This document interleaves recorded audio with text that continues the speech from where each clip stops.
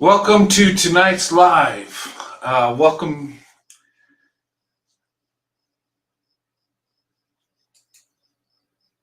All right. Okay. Welcome to tonight's live.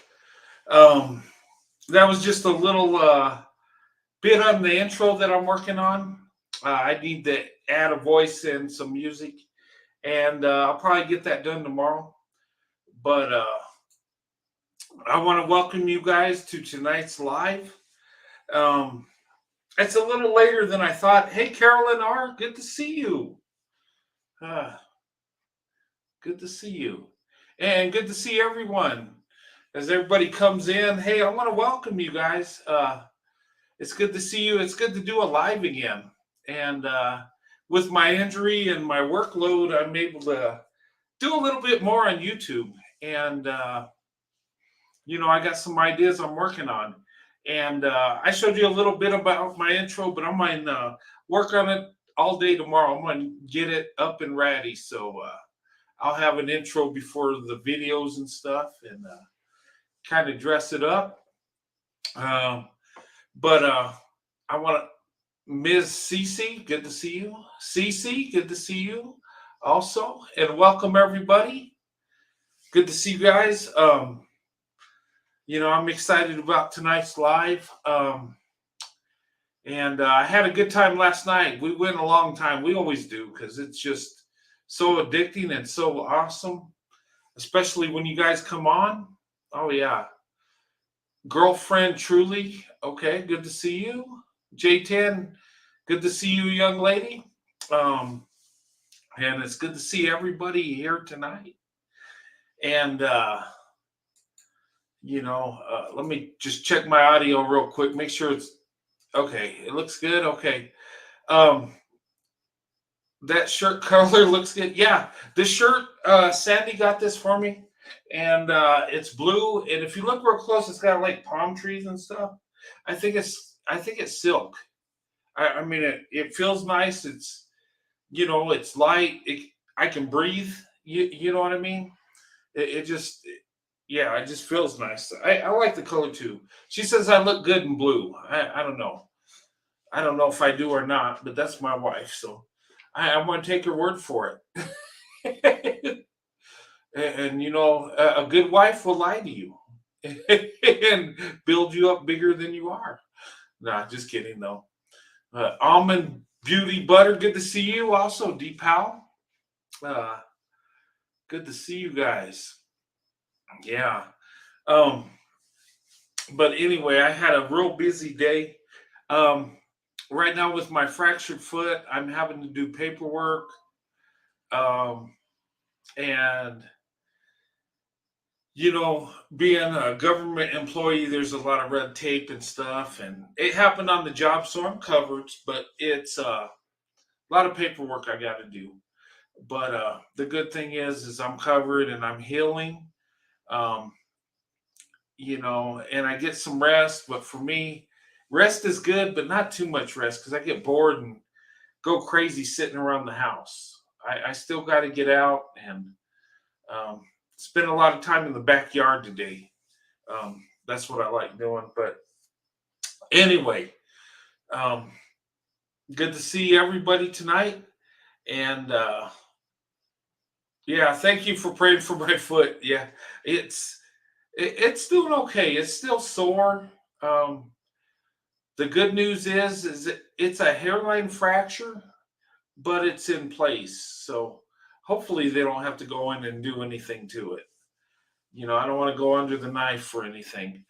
Um, but unfortunately, I got to wait till orthopedics looks at it and does their analysis. I'll probably have some more X-rays. Probably have an MRI. The crazy thing is I broke the same bone on my other foot, so um, I don't know what's going on. I feel I have to have matching broken bones on each foot.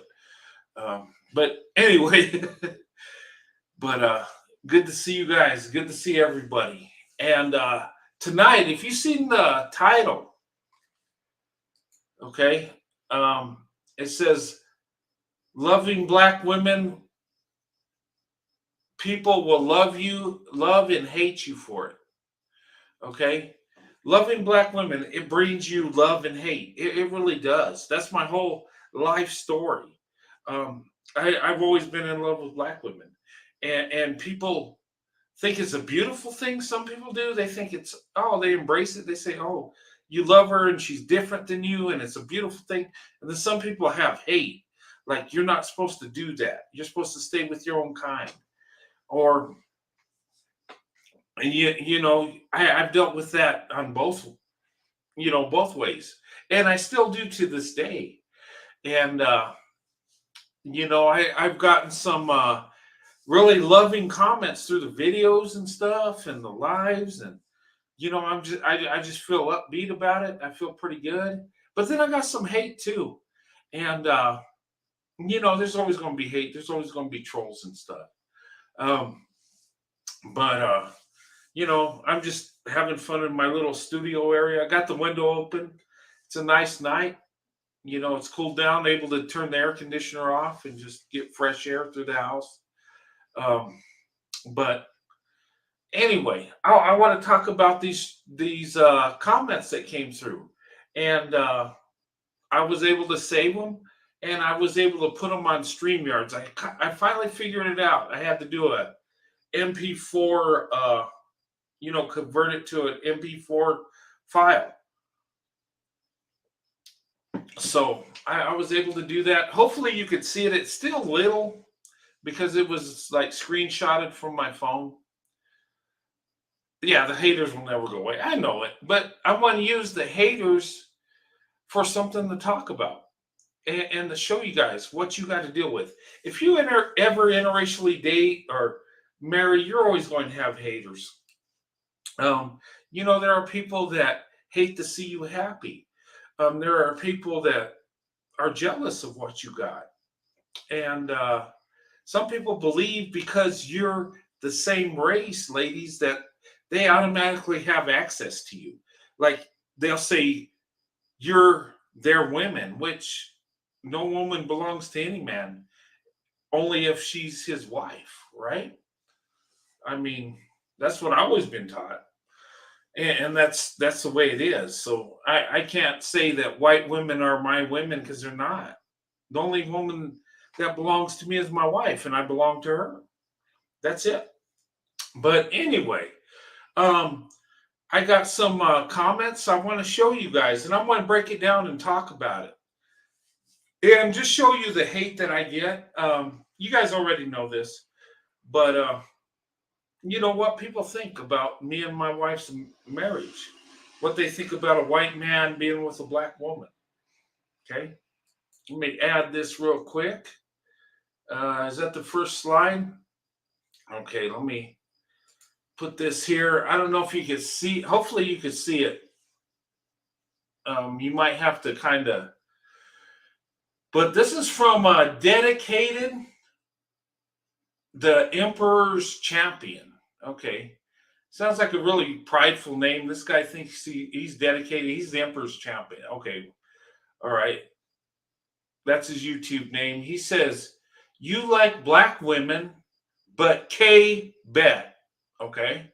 Black man dated a white female member in your family. We both know you would have a problem with it. Okay. I guess he's saying that I would have a problem with a black man dating a female member of my family, right? Here's the deal. Honestly, now that's kind of a loaded question, right? It's subjective. Now, what kind of man's trying to date a member of my family, right? Is it is he a good man? Does he love her, or is he trying to sleep with her? I mean, and that has nothing to do with race. Now, if he's a good man, he's black. Hey, welcome to the family. I have no problem with that at all. That's just stupid. This guy has a problem with me dating black women, but if my cousins want to date black men, I don't care. I mean, really, seriously. As long as they're good men, the only time I'd have a problem is if they were trying to abuse them or use them. But anyway, okay, whatever. That's kind of silly anyway. Okay, and this is the same guy, dedicated the Emperor's Champion. Okay, um, this guy is, he's really emotional. He's really hurt by what I'm doing. It says, "Hey, Mister White Man, did your grandfather R our women?" I'm not going to say the word "ard." Did they ard our women during slavery? Is that why you have a fetish for them? Okay, first of all, my grandfather, on my father's side, came from Northern Ireland.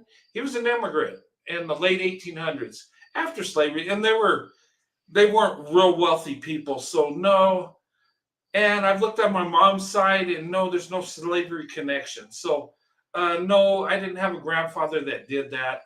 And honestly, sir, how I feel about black women is true love. You might try it sometime. It's not a fetish. Okay, a fetish is looking at a woman as an object, a body part. Um, no, actually, what I have is true love. Okay, and by the way, the only reason you like black women is because everyone knows black women worship white men. Okay, I don't agree with that. I don't think black women worship white men. I mean, what do you guys think? I've heard that people saying that black women worship black men. Is there a double worship going on? Um, I mean, if you worship a man, you need to stop and think about that. You need to get therapy. You shouldn't worship any human being. You should only worship God. But yeah, so he thinks that black women worship white men. Okay, can you guys see this? Okay, I know it's little. Can you make out these screenshots? Let me know if you can see it. No, you can't. Okay, all right. I don't know how to make it better. Um, but anyway, I'll just read it to you. Maybe if you can. But anyway, this is what the guy said, and then he said, because black women worship white men. That's what he thinks. And they want light skinned babies. So black women are with white men because they worship white men and want light skinned babies. Um, I don't know. I don't buy that. Maybe there's some people that have a weird way of thinking that way. Okay, whatever. Okay, and this guy is Delta Oliver Alpha. And he says, this is his comment: a white man married to a black woman, no hate from me, but the slick talk about black men of a white man trying to degrade black men. I'm not trying to degrade black men at all. Anything I speak is the truth. Would have black women think he's the next white Jesus. So, yeah, that's just stupid. Um, but anyway, this guy thinks that it's okay for me to be married to a black woman, but because of my slick talk, I'm trying to degrade black men. No, sir, I'm not. I mean, I just love black women. Uh, all right, and this here he said, most white men prefer their own kind because it's natural. All right, most white men will marry white women because we're both the majorities. So, I mean, is it natural to be attracted to your own race? I think it's natural for men and women to be attracted to each other regardless of race.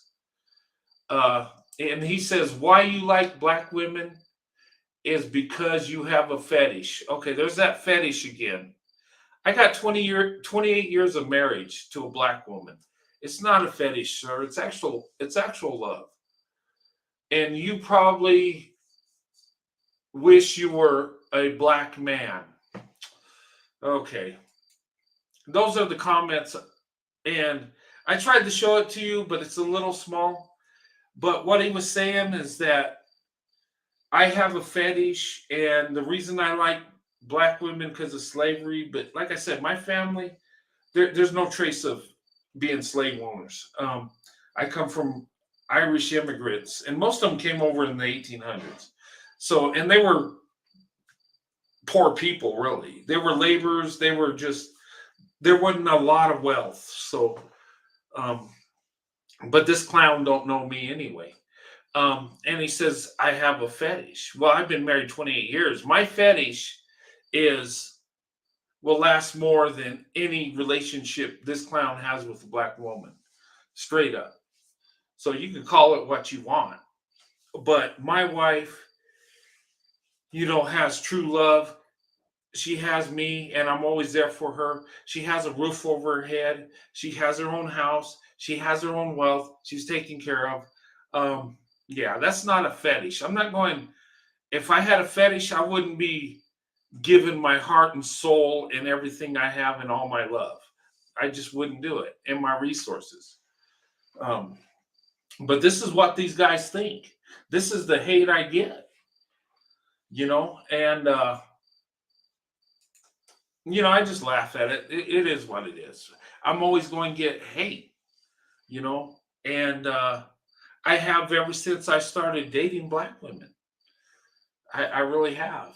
Um, it seems kind of weird that it was more on the white side. Now black men are coming in at me. I don't know. It's bizarre.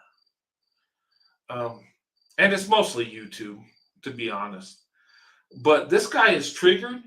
This guy is emotional. He is so upset that I speak highly of black women. He is so triggered. And like, why? He tries to go to, generational or ancestral sin and tries to throw that at me and talks like I actually did these evil deeds and um but the bottom line is if you love the women in your community, you'd want them to be happy. And I would ask these guys that come on, these black guys that come on and go in on me and say I'm fetishizing. But if I have a 28-year marriage, is that fetishization? And I would ask them, okay, you say it's a fetishization, but and I say I love black women. Do you, when you see a black woman do something awesome and is successful and happy, do you have a warm feeling in your heart? I tell you, I do. I do, and I don't even have to know her to feel love for her because I think black women are amazing. I think black women are doing, not treated as good as they should be in society. It's true, and I bet he don't even care if he sees black women doing good things. He's probably looking for a woman to take care of him, to, serve him, to be there for him. And you can tell when they come triggered like that, when they come emotional and they want to hit you with generalization or generational sin, they want to hit you with fetishes and they want to attack you on this and that. And something's missing because I'm a middle-aged guy on YouTube married to a black woman. We're middle-aged people, but we're living our best life, and maybe that's what it is. He's jealous. And here's the thing, and I would speak to men, black, white, whatever. The way you compete is showing you're the best option. The way you compete is showing what you have to offer. When you don't compete by trying to point out other men's faults, it makes you look weak. It makes you look unstable. It makes you look like you're insecure, jealous, all this stuff. You're not going to win by that. And today's world in 2022, men are going to have to compete for women of any race. And I'm telling you, things are going to change. things things are going to shift. And I'm telling you, more men are going to compete for black women. And us as white men or other races of men, we're coming with resources, we're coming with love, we're coming with everything. And you can't be jealous anymore and, come at us and call us fetishizers and all that stuff. That stuff's played out. It ain't going. People are starting to realize that it's a bunch of crap. And black women I talk to are saying, you know what? I don't care what the man color is. A lot of black women say this. As long as I find someone that loves me and that's going to be there. And this guy is weak. This guy is in his feminine, his feminine his feminine, he's acting actually like a woman. He's emotional. He's upset. He don't like what I'm saying about black women. He thinks I need to shut up. He thinks that I'm so evil and this and that. I'm just a fetishizer. That fetishization's played out. And a group of men that's so focused on light skin and big butts is going to call me a fetishizer. I'm just saying, really? I mean, every group of people has fetishizations. Yeah, his feminine energy. He's coming in his feminine energy because he's probably had women tell him, starting from his mother to the women in his life, tell him he's special, he's great, and trying to lift him up, trying to hold him down. And now he sees white men out there, probably in his community and surrounding, with beautiful, successful black women, and he cannot take it.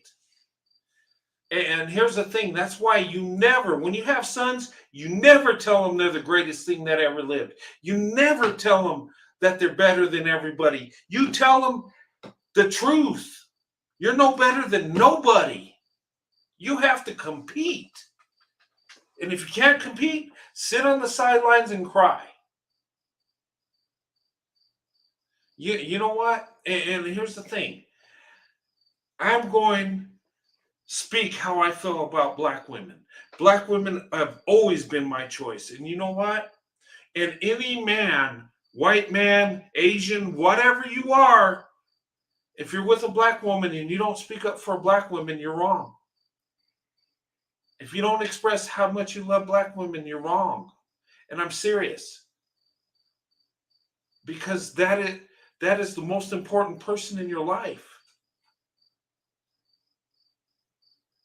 And don't be afraid of these haters. Don't be afraid of them. They're going to say awful stuff. I don't care. This Emperor's Choice clown, whatever. Hate me all you want, guy. I'm living my best life. And I guarantee you, I'll run circles around this guy. I don't even know it, just by how he talks. And I'm not all that. I'm just an everyday guy, but I'll run circles because I got more to offer. I got true love. I got passion. I have hard work. I have, more to offer. I have resources because I work hard and I put my wife above myself. This clown cannot do that. I guarantee the woman that this guy is with, she's probably working 2 jobs, and she probably got 2 jobs and a double shift to take care of his crazy self. But go ahead and bring the hate. It just motivates me more.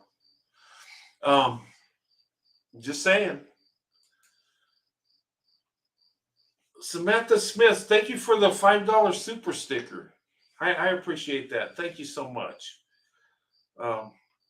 But seriously, why are other men coming to my channel with emotions and hate and talking about fetishizations and all this other stuff? Why are they so mad? What is it? It's because they know the truth. They know they're weak. They know they can't compete. And I'm telling you, and I would speak to other white men, if you date black women and these men come at you and they talk about racism, they talk about sins of the past, they talk about stuff you have nothing to do with, just know they have nothing else to offer. And you can stick a fork in them, they're done. They have nothing to offer. They're throwing mud at you and they're just seeing if it'll stick. And they're trying to win by default. Straight up, they are. Because why would another man go to another man's platform that has a wife and complain and get emotional and get crazy? You know, I see YouTube, I see black men with white women. I give them the respect, I leave them alone. Why would I go into that platform and say, oh, you're fetishizing her because she don't look like you and I look like her? I mean, seriously? This clown said our women. And I would say to men, women do not belong to you unless it's your wife. I don't care if you're white, black, or whatever. You do not have automatic access. These clowns think they have automatic access. And maybe it's because people have told them they're so great, have uplifted them, trying to hold them down, but this guy that I was talking about with the stuff he was saying to me, how triggered he is, I tell you what, you don't want to date a man like that. Because if you turn him down, he'll punch you in the face in a heartbeat. Because he's emotional, he's triggered, and he's jealous. And that is dangerous. More so to black women than white men. This guy probably wouldn't even have the courage to stand up to me as a man. He'll say stuff on the internet. But I tell you what, woman dates him if he feels insecure and she's not giving her, if she's not giving him all he thinks he deserves, he'll go off. Hey Corey, how's it going? But seriously, and I wish you guys could have seen these comments, but gosh, man, this is ridiculous. I got to find a way to blow it up so you can see it. But this is the stuff I get. I get stuff from insecure dudes telling me to stay with my own kind. This guy also called me a caveman too. That's, I hear that all the time. But the cave I came out of, this dude's headed for. So whatever. And you know what? I get the hate all the time. But it's funny. You're going to call me a fetishizer, and I've been married over 28 years. But this dude probably wasn't even married. He probably, if he has kids, he's probably not married. But he's so triggered, so hurt, so angry that how dare this white guy express his love for black women. I'm like, wow, really? But you know what? This guy is weak. You can tell. Because he's so emotional. He's probably gotten turned down by the women in his community. He's probably been turned down by Becky, too. He probably, nothing's going for him, so he's triggered. He's upset. And I'm telling you, in my marriage and through the years, I've had guys like this in real life that hated me because I was with a black woman. Hated me because I had the audacity to fall in love with a black woman. That I had the audacity to marry one. Because a lot of these dudes, and I don't know what it is, have been catered to or pampered, and they think that everything should go their way. And I'm telling you, and I've seen it. And you never tell a boy that he's better than anybody. You do not do it. Because he will grow up, he will become a man, and the first woman that turns him down, he'll lose his mind.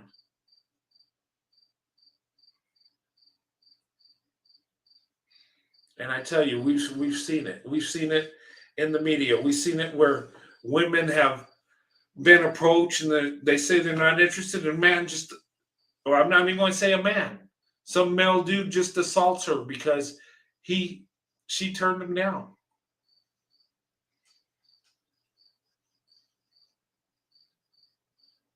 Most want to be black women themselves. Yeah, I think this dude wants to be a black woman. He said, I wanted to be a black man. No, I do not want to be a black man. I'm happy being the white guy that I am. I don't think I'm better than nobody by no means, but I'm happy with myself. I love myself. I'm not trying to be something I'm not. No, sir. I just happen to love black women. Okay. I happen to be married to a black woman. I never tried to turn into a black guy. I would never do that.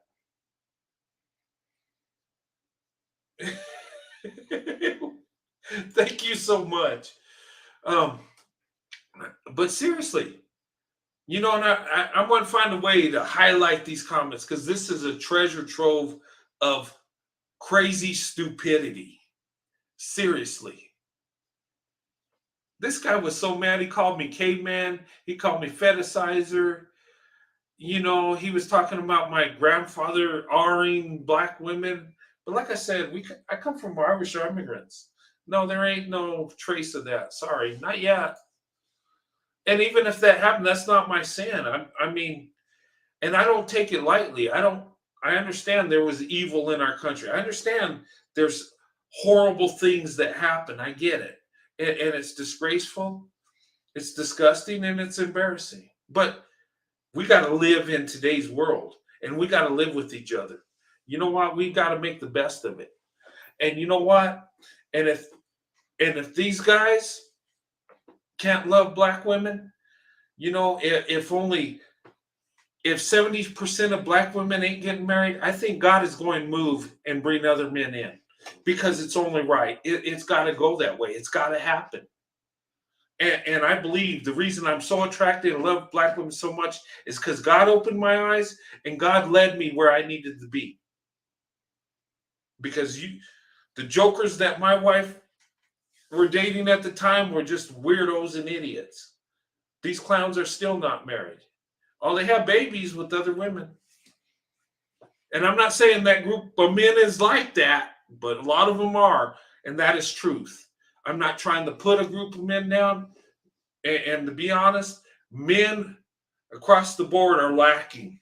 And we need to straighten it up. We need to tighten it up. We need to be better.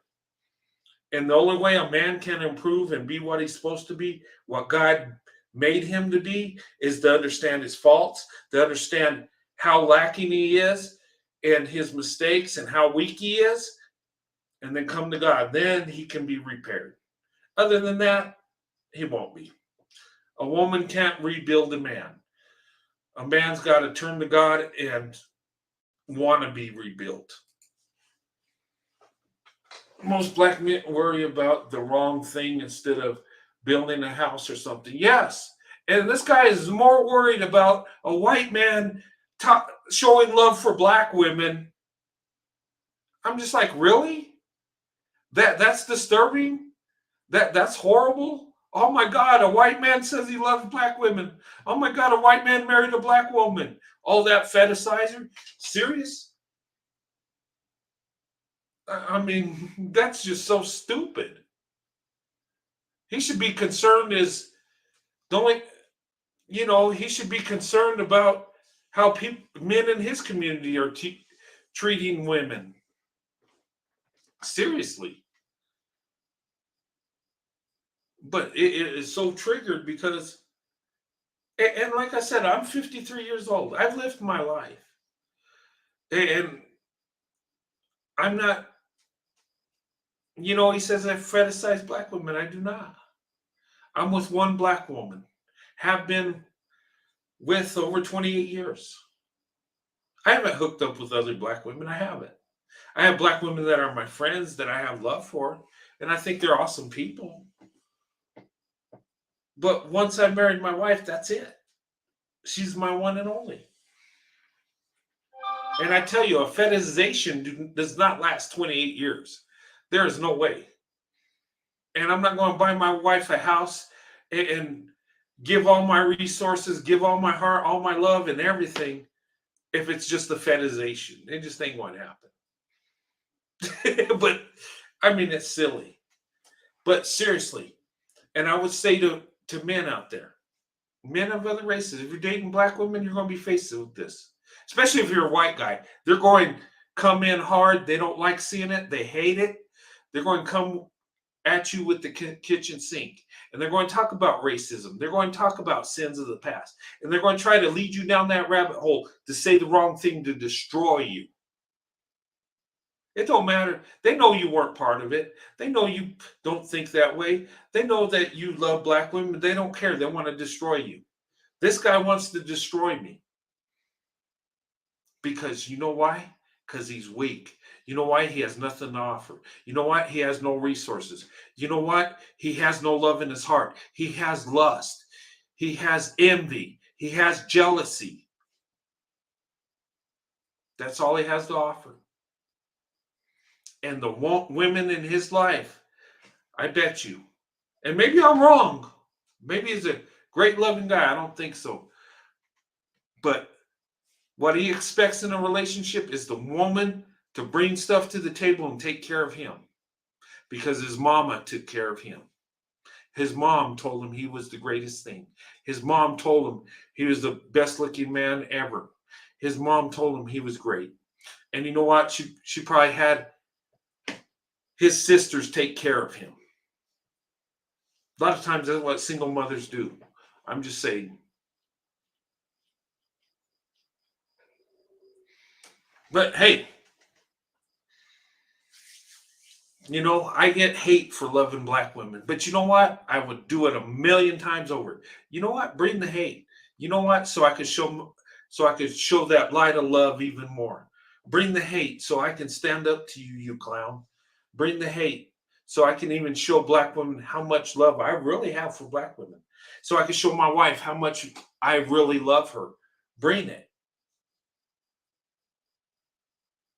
Because that's only going to make me stronger. That's only going to build me up more.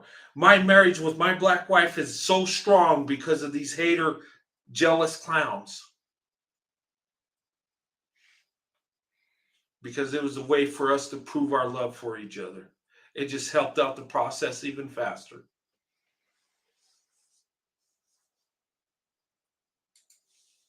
That's a mammy that spoiled it. I think it was a mammy that spoiled it because I see men like this, and a lot of times they come.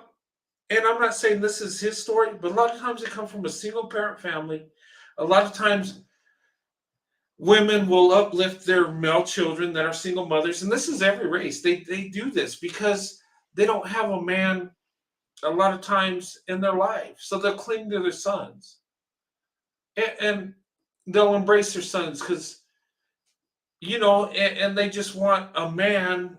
They're trying to have their sons fulfill the man in their life, and you can't because that's just your son. He's not going to fulfill a husband's role. I mean, he'll love his mom.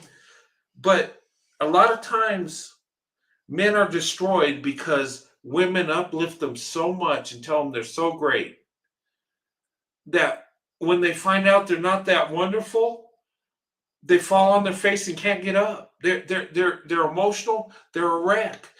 This guy is an emotional wreck. He really is. Yeah, they'll blame black women, and you know what? Black women have poured out their heart to these guys. Black women have given everything. But the thing of it is with a boy, and I would tell you, I would tell if there's single mothers out there, you're raising a son, do not lift him up above the girls in the family. Do not make him be a man, a young man. Make him look out for his sisters. Do not put him above because you're going to destroy the man. Us as men, we're not supposed to be lifted up and told we're the most wonderful thing ever. No. Now you can show them love when they do good things. Yeah, reward them, give them a hug, tell them he did good. But you never tell him he's better than nobody. You never tell him that he's so special. You tell him, you know what? If you want to be successful, if you want to be special, you better freaking work for it. Because us as men, we're supposed to be knocked to the ground. We're supposed to have our faces rubbed in the dirt. We're supposed to be tough. And if we're not tough, we're idiots. I'm serious. And in today's society, we have so many weak men, it's not even funny. A lot of men are looking for women to carry them.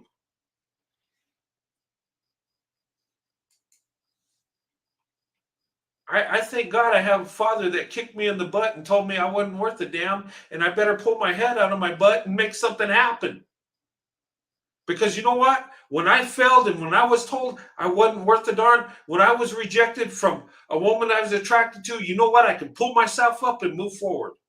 Yeah, it hurt my feelings, but you know what? I can move. I can recover from that. This clown cannot. This clown, looking at him, he's like, oh, well, you're a fetishizer. Oh, you're this and that. Oh, really? You're getting triggered on the guy on YouTube. Seriously? This guy's going to really have his feelings hurt as time goes by. Just wait till them white guys, just wait till these white men start opening up their eyes even more and finding out that black women are amazing. And just wait till black women start saying, you know what? We're not going to be the most race loyal. We're going where the men love us. Wait till that happens. You're going to have some Tom Cruise looking guys running through your neighborhood, and you ain't going to have a chance. And it's because you got your feminine energy, because you expect women to lift you up. You can't lift up a woman when you're waiting for her to do it.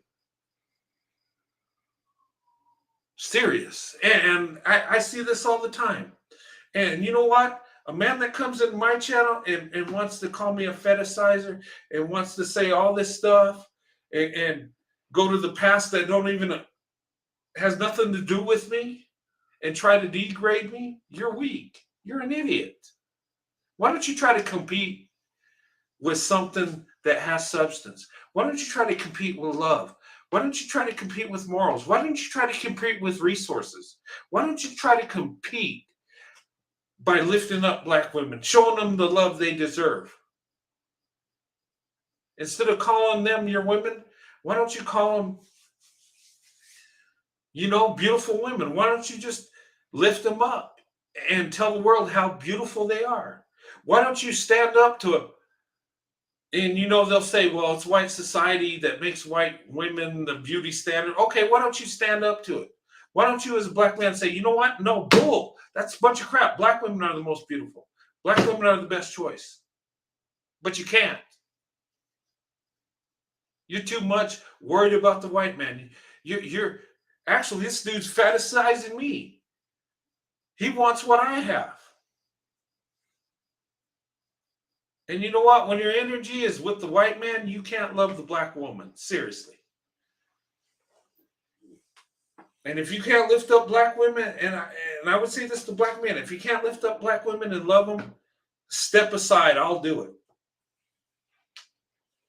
Just step to the side. Other men will come through and do the job you failed to do. And I'm not saying all black men are like that, because there are good ones, right? But what I'm saying is, weak idiots like this, step aside.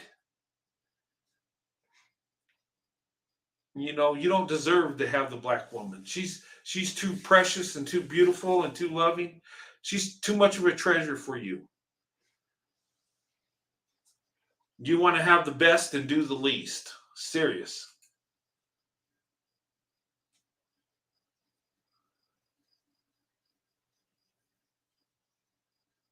Yeah, and here's the thing. This guy's so insecure, and I looked at it And black women are showing so much love for black men, and you got jealous idiots like this. Maybe black women should just kick a few of them to the curb and make them earn your love and respect. Make them earn their place. Ladies, you're the prize. The man is not. And I would say this to all races of women. If in your community they treat you like garbage, go somewhere else. Kick them to the curb. It's about you.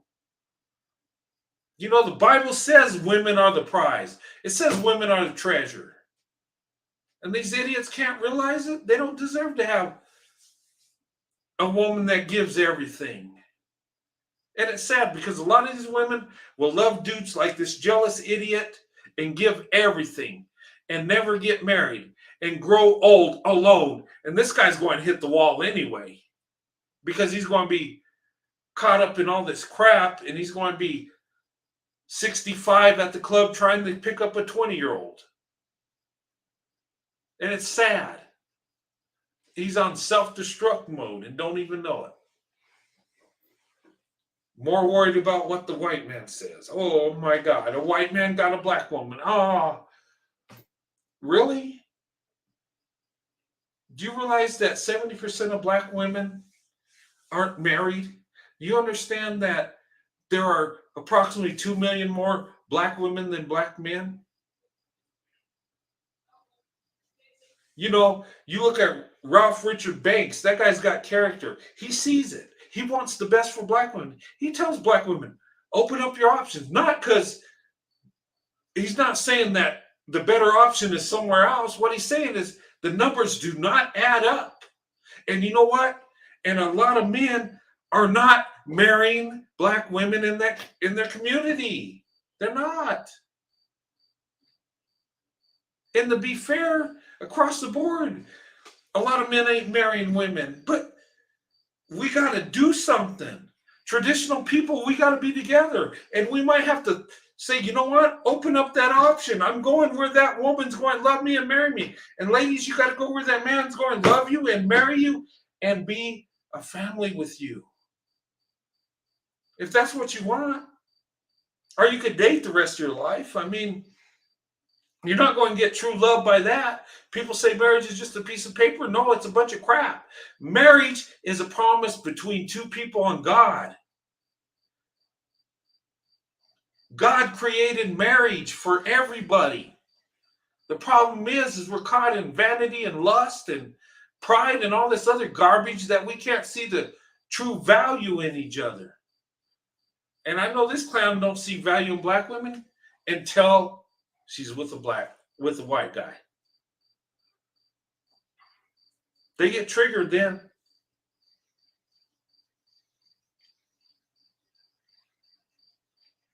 They lose their mind. Like somehow it's overpowering because, you know, and the way I look at it is I was attracted to black women because I love black women. I think they're beautiful. That's who I wanted to be with. I wasn't thinking about black men and what they thought. I didn't care. It wasn't about, but this guy, it's weird. It's like some of these guys think that if they get with Becky and have a sexual relationship, somehow it's hurting white guys. Like white men are sitting, oh, dang, Bill, damn it, Tyrone got another Becky. Oh, what are we going to do? We're losing power. Really? Nobody cares. You can have all the Beckys you want. In fact, I'll show you where to go to get them. You can bowl for Becky's all night long. But do you love her? Do you want to be with her? Is that your preference because you love her? Or is that your preference because you're actually the fetishizer? Or you're trying to get at the white man? Go ahead. You're not going to affect me by being with Becky. Go ahead. I mean, I would just say, you know what, though? If you're going to be with her, do it because you love her. That's the right thing to do. Because you're just going to hurt her, you're going to hurt yourself, and you're going to look like a fool.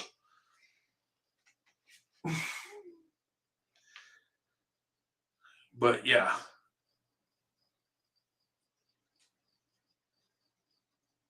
Yeah, why would we think about them? I don't think about black. The only thing, here's the thing. I would never have a thought about black men if I didn't have the trolls or if occasional woman would come in and vent about how a black man did her wrong. That's the only time I have any thought about it. Seriously.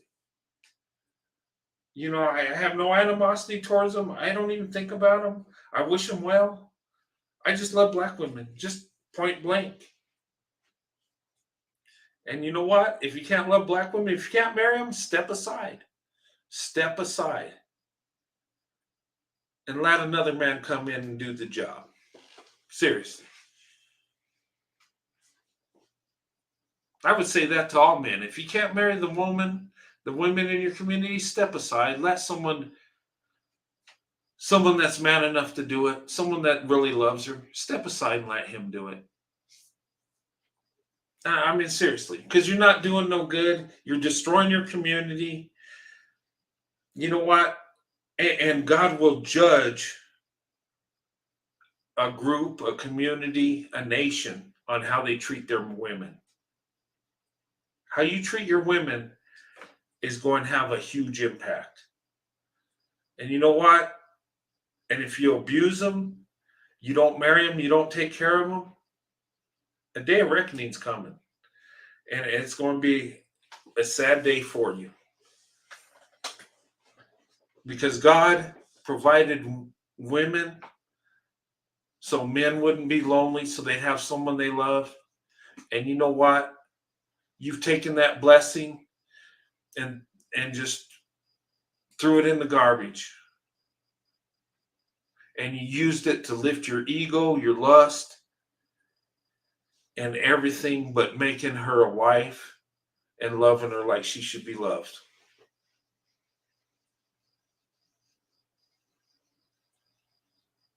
Yeah, they still talk about black women. Yeah, it's they do. It's the weirdest thing. But seriously, I just this thing. I mean, I laugh at it, but it's disturbing because this guy has wasted so much energy making all these comments to my channel, calling me caveman, calling me fetishizer, saying all this stuff that, and getting so triggered. I'm just thinking, what's his life like? I mean, what is it? Why is there so much anger? I mean, is he thinking, is he worried about how I would treat a black woman? Or is it just the fact that I'm with one? Is it just the fact that I show love to black women and you have black women that show some love to me? I think that's what triggers it. I think they can't stand that. But let me tell you something. When you show women love, you get it back. When you give them love and respect, you get it back. And with black women, you show them some love and respect, you're going to get it back and then some. And these guys, these beta males and their feminine energy getting jealous and getting triggered and all this stuff don't even realize that they have the most beautiful group of women in the world, the most loyal group of women in the world, and can only marry 25 to 30% of them. It's sad. But you have energy towards me because I'm married to a black woman. Yeah, I guess that makes sense. We're not going to marry them, but we're going to try to destroy other men that do it. I guess. I guess that makes sense. I mean, seriously. And I'm not saying all, because there's good men in all groups. Seriously. But when I see these trolls come in and get so triggered over my relationship, I've seen these clowns come in and try to degrade me, my wife, and say the most heinous stuff. But you know what? I married my wife. I've given her everything. And she's given me everything back. And we're happy, we're stable, we're secure. Our children are. Our children have done good things. And our grandchildren, I believe, will do good things because of the foundation we set. And you can have that too. And I would say to this Emperor's choice, dude. You know what? Stand up, be a man, fix what's wrong in your life, love the women in your community, uplift them, show them love, marry them, and take care of them, provide for them. That's what he needs to be doing. He don't need to be talking to me because I'm a white guy with a black woman. No, he needs to be fixing his life, his community. But this dude can't because he's so focused in his ego. He's so focused in lust. He's so focused what the white man's doing. I mean, really, it just so it's so ridiculous. It's beyond feminine energy. Women, with feminine energy have brains and would do the right thing. But I don't know. It blows my mind. But I had a lot of comments like that. A lot of people calling me the caveman, the fetishizer, the racist. And me being racist married to a black woman, how does that work? I don't know. It would just, okay, whatever. If you want to believe that, live your bigoted fairy tale, go ahead. The interracial dating police, yes. Let me put that up there. He's part of the interracial dating police. He don't approve, so you can't do it. And you know what? And here's the bizarre thing. Ladies, as black women, when you interracially date, why should you ever have to explain to anybody why you did it? It's none of their business. You don't have to explain it. You ain't got to explain that he's a good man and you love each other. You just say, that's what I chose to do. You don't like it? Be dismissed. I don't got time. You should not have to explain anything. And I say white men that date marry black women, you don't have to explain why you did it. You love her and that's it. It's your life. It's your decision. And I'm telling you, these guys will not get much out of women. They'll use them. They'll milk them for all they got, but they'll be left alone. Because when it comes to love, when it comes to marriage, to have it all, you got to give it all. If I want my wife to love me with all my heart, I got to do the same for her.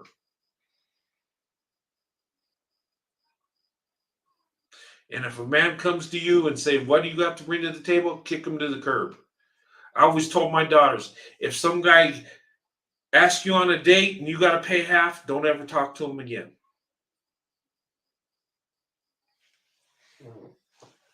Because that's not a real man. That's somebody that's trying to get the best of the situation. But they end up getting the worst of it. Seriously. Kick them to the curb, kick them hard. If you see some guys that, like this guy that come on in his emotional feminine feelings, getting triggered, stay away from those guys. Because those guys, they'll tell you they love black women, but he's so triggered and jealous, he'll probably assault the women he's with. Some white guy, probably be an old guy, says, hi, how are you doing, to the woman he's with, and he probably get triggered and lose his mind.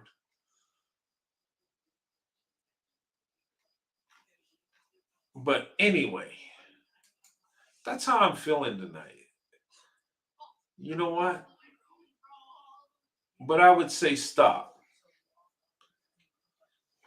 And excuse me, guys, let me close my window. I got people.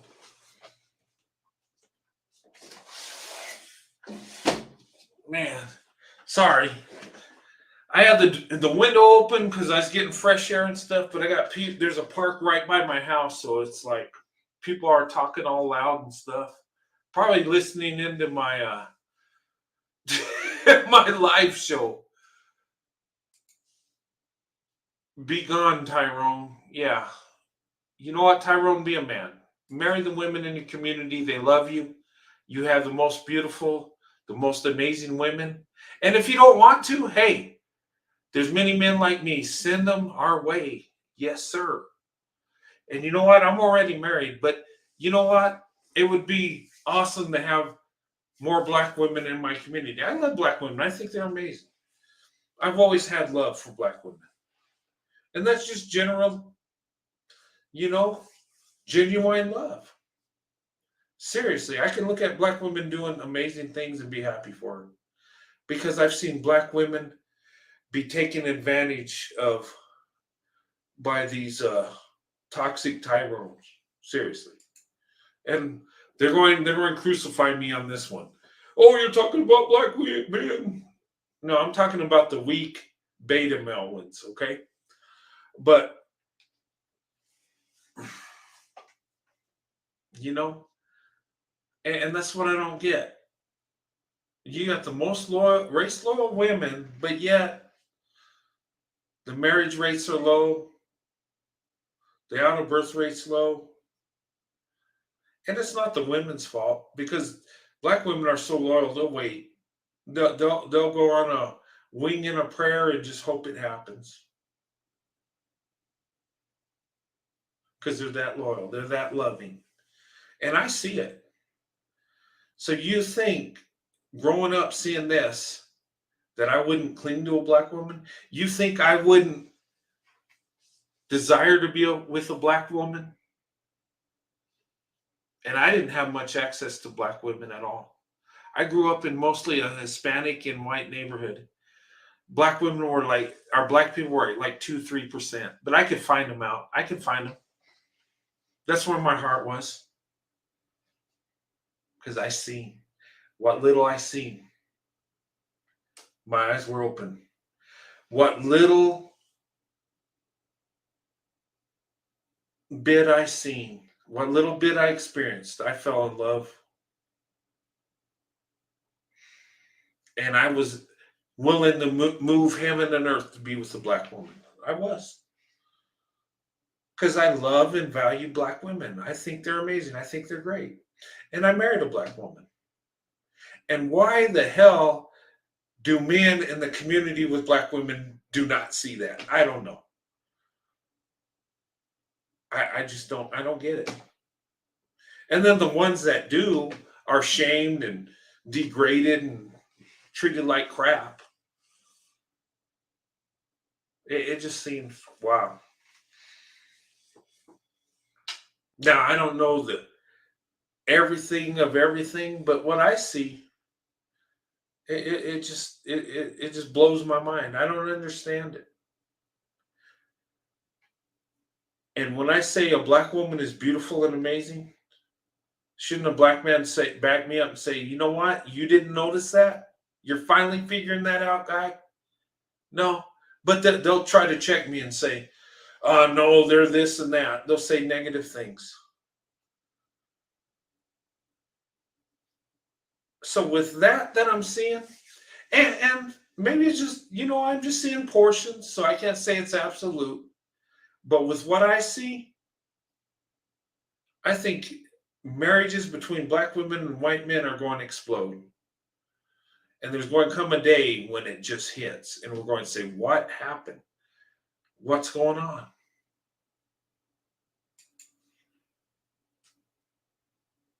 Because at the end of the day, what's really important is not what the man's skin tone is, or woman's. It's that you find true love and you see the true beauty.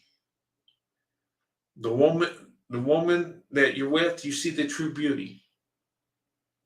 You see the character. You see the love. At the end of the day, that's what it's about. It's about us finding love. It's about us having a family together. It's about building a legacy and passing it on.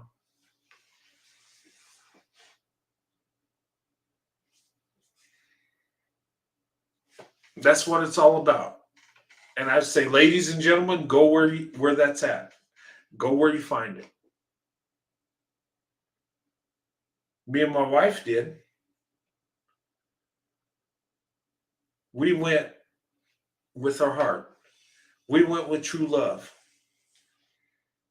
And we're blessed because of it. And you know what? I was never focused on the black man. And, I could care less. Neither was my wife. Or she didn't even, she wasn't focused on the white woman, what she thought. She could care less. We were in love and we just lived our life. But when you peel away the color, then you find the character.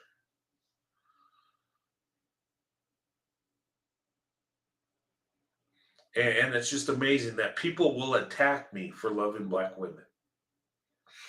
It's amazing. I think I'll get more hate saying I love black women as if I went online and said racial slurs all night. I think I would get more hate for loving black women than that.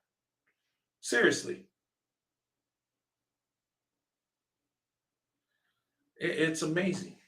But, in turn, I do get love too. There's people that, you know, see where I'm coming from. There's people that understand my love. They understand I love my wife. They understand what I see in black women. It's not a fetish. It's not, oh, I just want to be with this group. No, I see true character. I see true love. I see something that's special, that's amazing. And I am not going to stop talking about it. And it's truth, it's facts. And no one could debunk me on this. Nobody can tell me I'm wrong because they all know I'm right.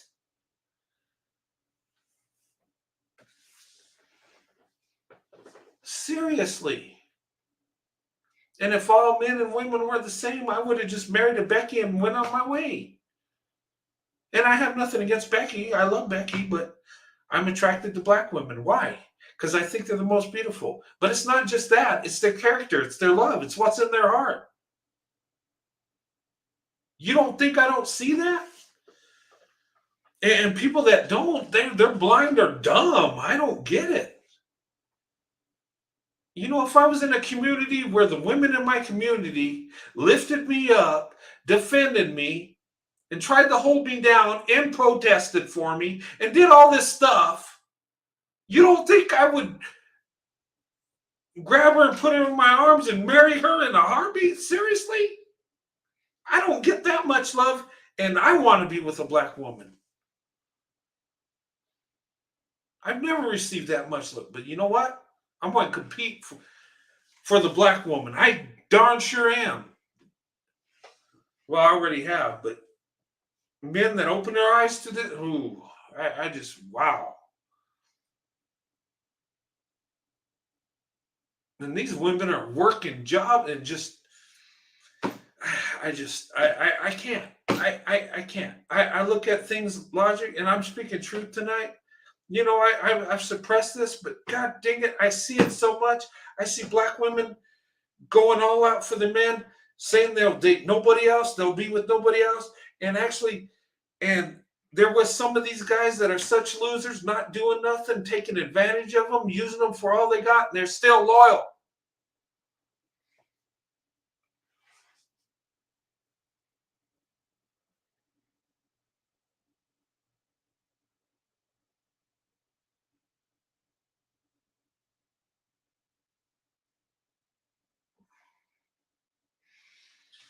I mean, seriously.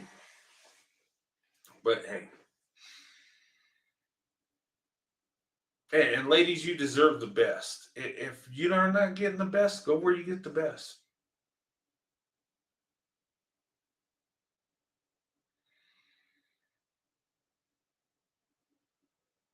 But anyway, I just, it blows my mind from what I see. And people say, well, I'm attacking black men. No, I'm not. But I've seen black women go all out for their men. I have. These women are amazing. These women are giving their heart and soul, and you just trash it. You just use it for your own benefit, for your lust, for your ego, for your image. Wow. You know what? If you don't love black women, step aside. Let men like me come through and love them and marry them and provide for them. Because I tell you what, I'm not. I see my blessing, and you know what? I acted on it.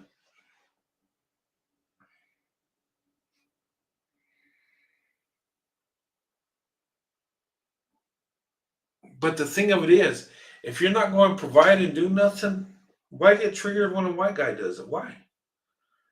You trying to outdo the white guy, or why? Why don't you try improving yourself? You know, the best man never tells everybody he's the best man.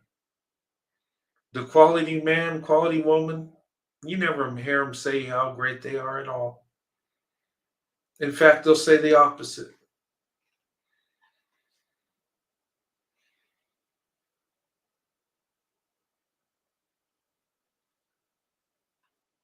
I know two women in their 50s.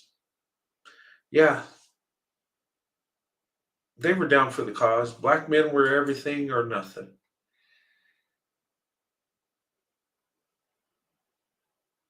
And these are highly educated, beautiful women. They're not unattractive at all. Very beautiful. But they held out. They were race loyal. And they're alone. And you know what? They had relationships and stuff, and yeah, but it just never worked out. And that's not every black woman's story, but from what I've seen, it's a lot of their story. And it breaks your heart because you like, wow.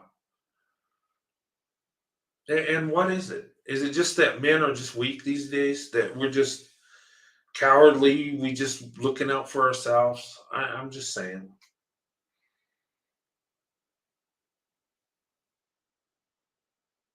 You know, I got married at 24. My wife was 25. And for me, I couldn't wait because I wanted a wife. I wanted a family. I wanted someone that was there for me, that loved me for who I am, that I could love. I wanted a best friend. I wanted, someone that I could do stuff with, have fun with. And I got that.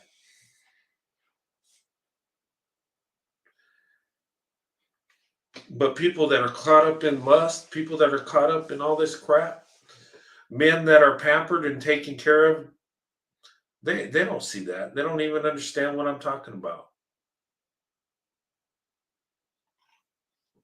But anyway, sorry guys, I'm just a little passionate tonight. Stuff I'm seeing, my observation, and like I said, I'm not saying this is true for everybody. It's not. This is what I see, and this is what black women tell me. Black women that I'm friends with tell me this stuff, and it's heartbreaking. It's disturbing. It really is.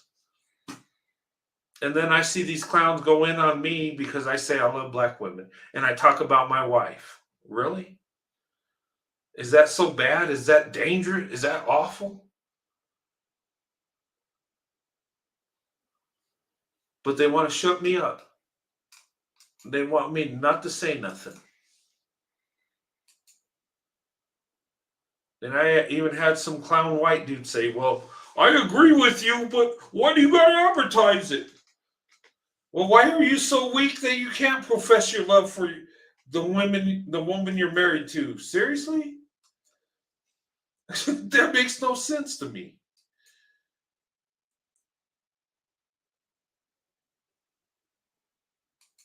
Yep, there's a shift coming. Get ready. Because I'm telling you, black women, I think, are tired. I think they're looking for men that love them. And they're going to cling to the men in their neighborhood that step up. And then they're going to step out of the neighborhood and cling to men outside that step up. And you know what? There's going to be a shift. It's coming.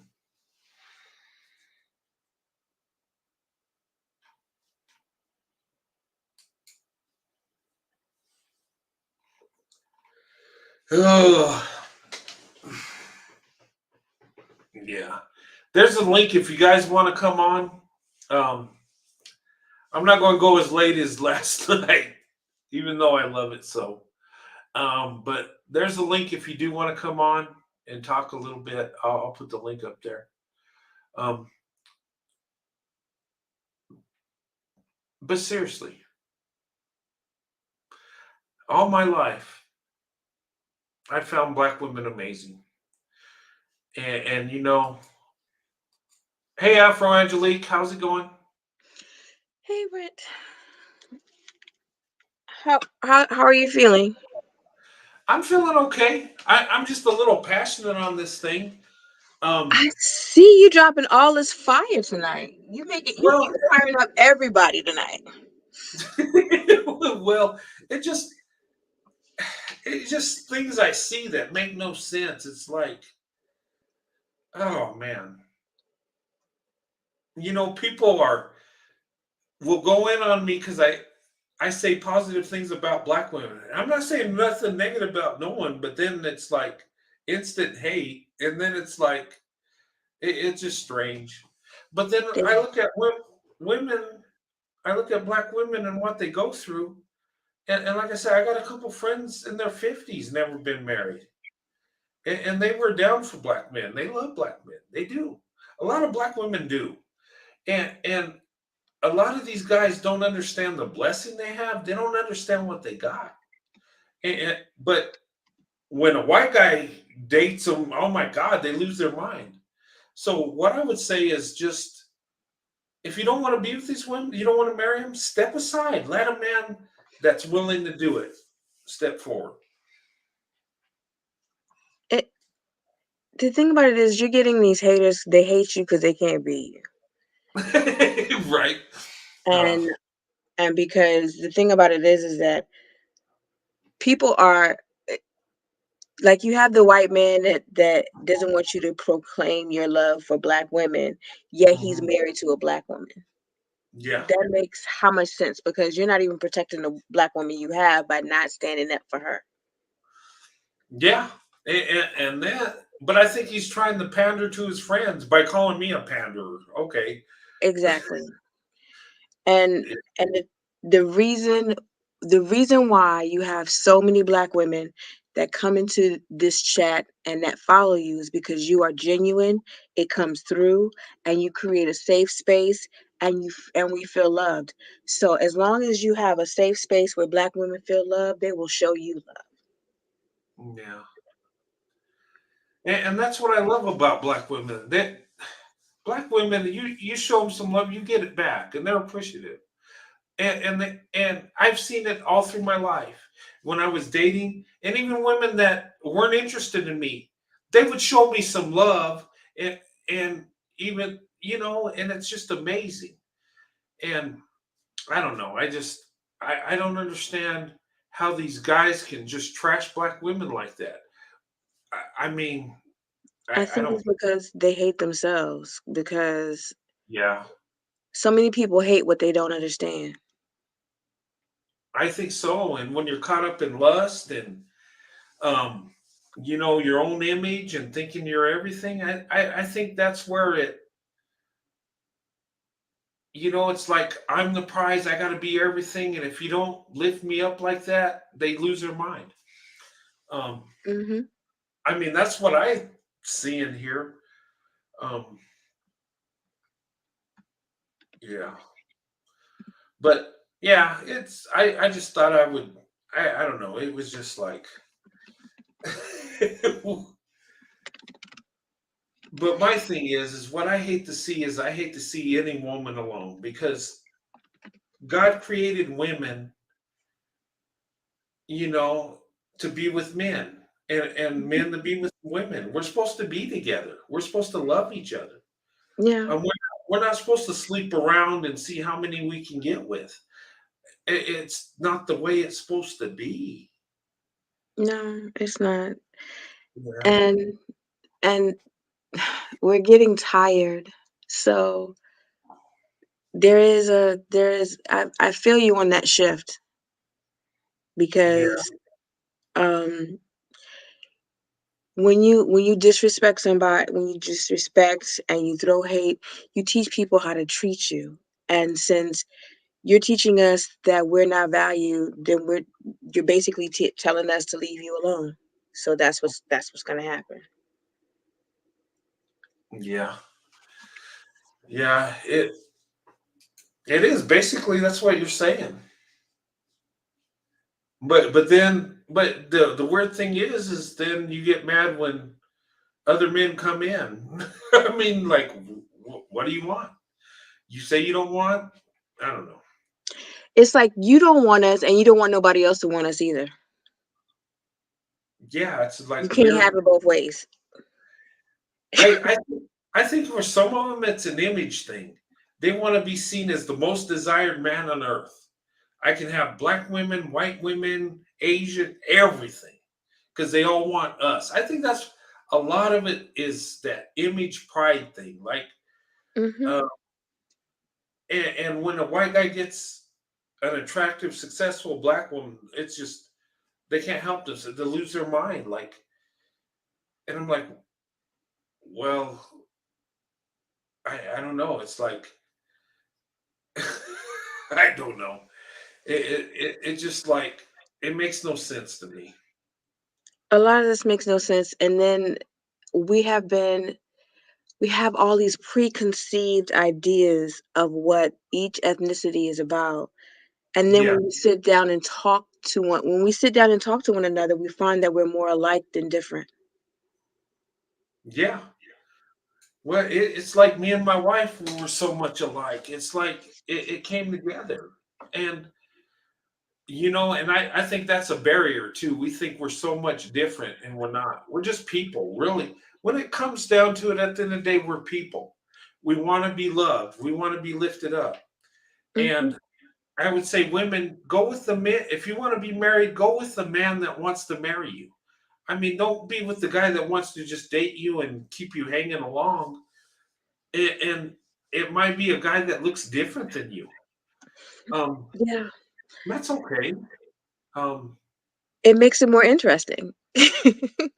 and like I said, I've seen so many amazing things that black women do, and I'm just like, wow. And I'm just like, I'm like, these men don't see this. They don't see it.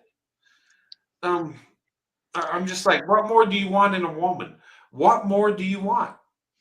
it's And it's that syndrome. You don't know what you have until it's gone. yeah, and it's like, and I've heard YouTube channels say, well, black women, you need to do this. You need to improve. You need to do better. You need to, and I'm like, oh my God, black women, just come as you are. I'll take you. I just, Yeah, but the thing about it, that's I find that to be hilarious because they must be high if they think yeah, that they need that we need to improve when we're the ones that's been holding it down. When they're the ones that go out and do whatever and expect us to just sit there and take it. It's only going to be so much sit there and take it before stuff starts happening. So you can yeah, sit there and say, "Oh, what do you bring to the table?" I bring emotional stability to the table. How you about bring you? love. You bring a big heart. You bring love. You bring nurturing. You bring your beautiful self. That's all that's needed. As long as you got as long as you come with love and loyalty, what else do you need? I mean, I'm serious.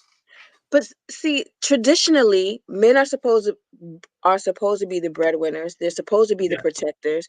They're supposed to be all of this, and we are just supposed to, whatever it is they bring to the table, make it a little bit better. yeah, So if you're not doing your job, how am I supposed to do my job? So instead of asking me what am I bringing to the table? Why don't you do your job and bring what you're supposed to do to the table so I can just make that better. yeah. Um, but yeah, serious. That's yeah. Yes, J10, bring your butt up here. J10, come on up, J10. Who, who said is J10? I seen her earlier. She's still She is. she's in there, dropping all this fire tonight. yeah. Come up, J10. Let I'll put up the link. I'm not pressuring you. You can if you want. But I'll put the link up there. So if anybody wants to come on, but ABB, come on. oh, here we go with the troll. Here we go with this the robo trolling. Yeah, here we go. Here it is. YouTube, can you stop that? You know what? YouTube's so quick on other things, but the robo trolling they can't control it. Mm. I can't even block that stuff. We Um, try to block it as fast as it comes in, but it comes in fast. yeah, I can't even. I used to be able to time it out and it'd go away. Oh, there it goes. It's gone. Yeah. Usually timeout works because it puts it in timeout and it disappears. You can block it too, but it's not an actual person. It's just It's it just a just bot. spams through. Yeah. So, I don't know if you saw it in the chat yesterday, Uh huh. but everybody's like, we need to have some a convention of sorts. A convention. Yeah, but look, for everybody on your channel so we can all meet up. I'll meet somewhere. Yeah. One look, we said three, one on the East Coast, one on the West Coast, and one in the middle. And where do we meet? Somewhere in the middle of the United States? Well, I mean, somebody threw out Texas, but Texas is somewhere in the middle. Because you have people that are all across this country, actually all across the world, according to your demographics. Yeah. So I'm quite sure whatever coast somebody's close to. But Yeah, we could all meet in Dallas. I love Dallas. I love that place. Uh, maybe we can meet at Cowboy Stadium. you probably would have enough followers. We'll meet on the Star. Well, yeah, no, but yeah, I mean, I would be up for meeting people. I mean, I would be up for that.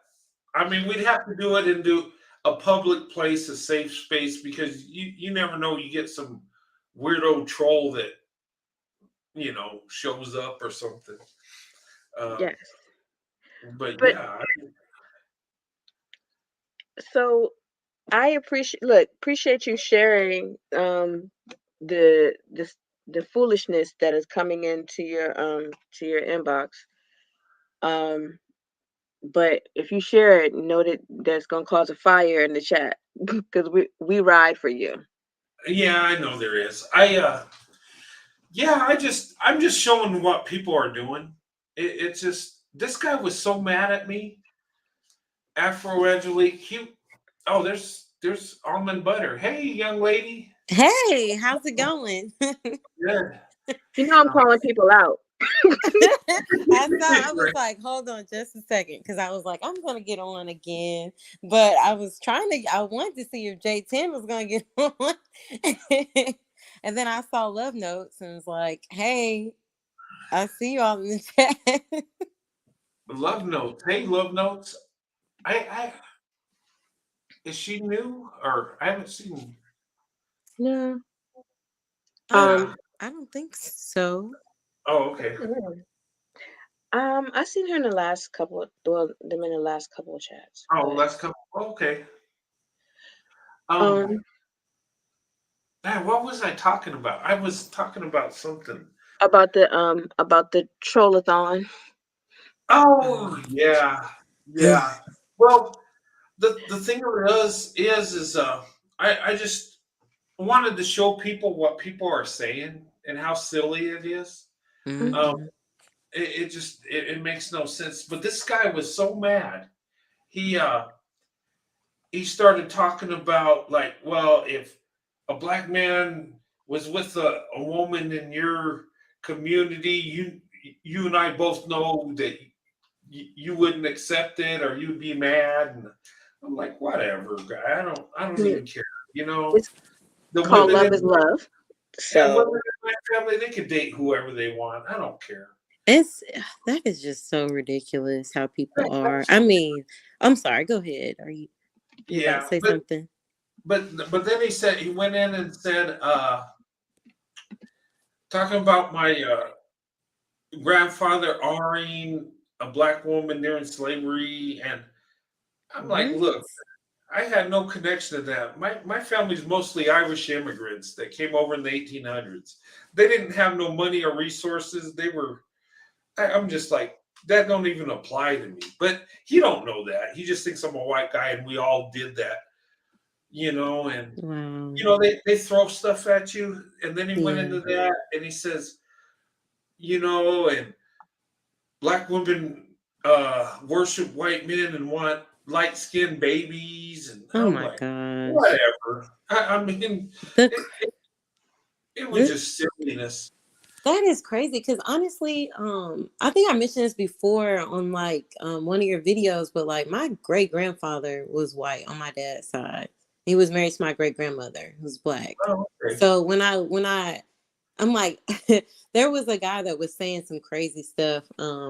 Kind of, it's been a few months ago, but there was just this whole discussion going on in this organization I'm a part of, and he had the gall to say, "Oh well, I don't date black women that mess with white men or whatever." And I looked at him and I said, do you know whether or not these black women possibly have like white relatives? Or he's like, he just kind of froze. And I'm like, my great grandfather was white. I'm like, I'm trying to mhm. figure. It's just interesting because I'm like, I mean, I have a lot of different things in my family, but that was really directly, you know, it- Yeah. related. And that I have great aunts that, they're biracial. Hmm. Yeah. You know And what? and nowadays you can't tell unless you got the ancestry. You know Right. what?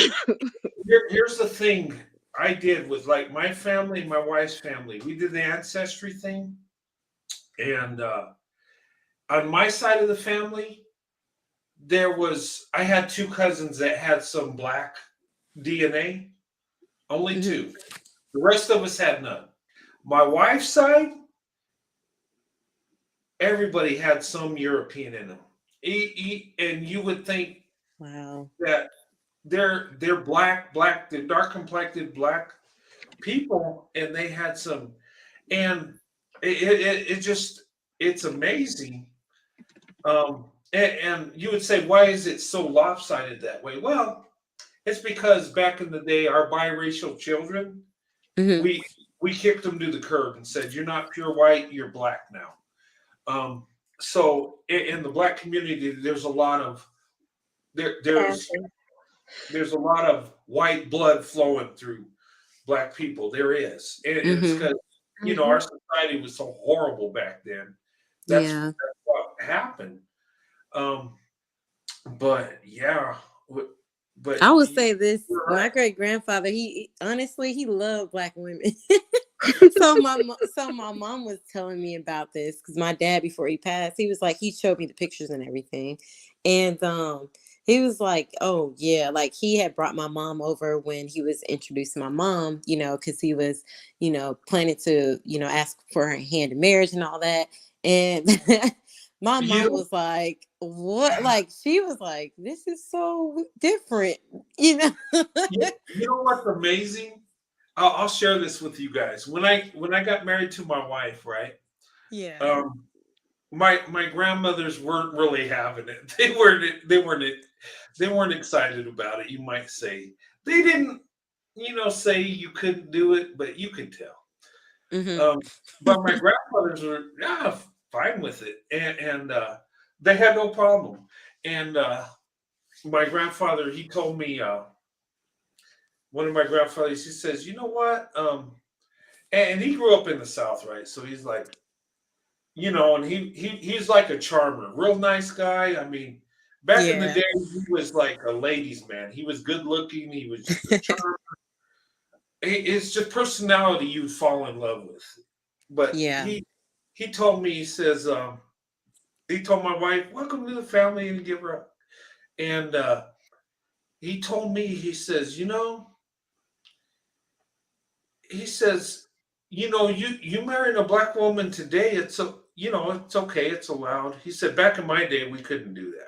He said we could be friends with black people, but he Mm-hmm. says, you know what, with women, we couldn't have nothing to do with it. It was like it was cut off, right? Wow. What was like black men, yeah, you can be friends, but even that was limited. Um, Mm. but he says, he said, I seen black women, and I always thought they were really beautiful, but Wow. you just weren't allowed to. And I was like, wow, why did he tell me that? I'm just like, Wow. and and it's and he was a ladies' man back in the day, and I just wonder maybe I don't know, but but when he passed away, he was 99 and a half, right? Mm-hmm. And he had a shoebox with pictures.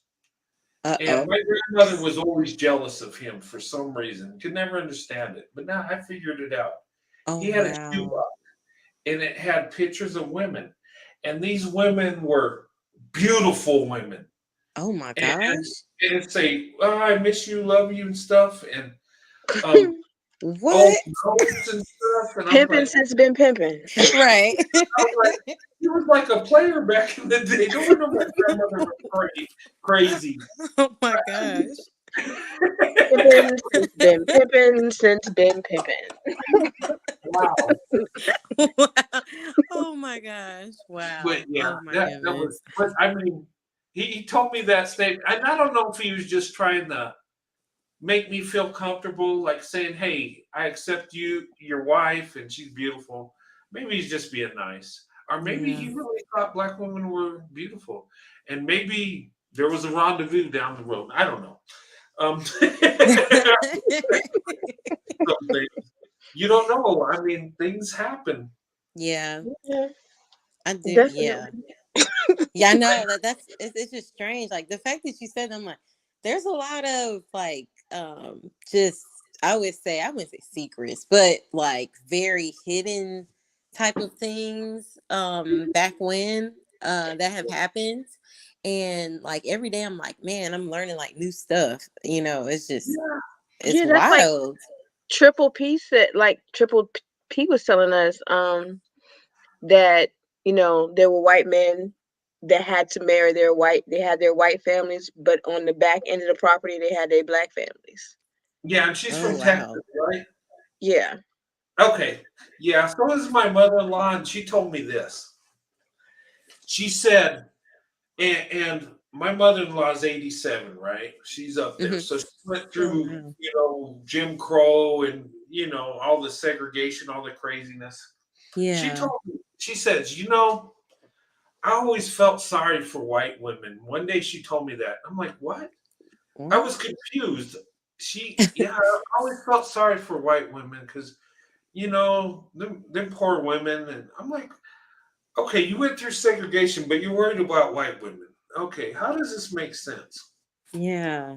But I What? listened, and what she said is where she lived, there was black and white people, right? They lived together. Even though segregation was going on, they lived together, everything was okay. They had neighbors, they just um but she said that there were white men that had black women mistresses and even had children with these women. And their wives just had to deal with it. And a lot of them spent more time with their black mistresses than their white wives. Wow. That's Mm. that's And different. And she felt bad because she thought, well, how could you be married to a man that's messing with another woman? That ain't cool. That ain't right. Yeah. Mhm. Wow. Wow. But yeah, she said, yeah, that was going on. She said she had friends she played with, and some of them looked white, but they had black mothers. And when they were little, they would play with them. And then later on, she said some of her friends went away to school or whatever they did.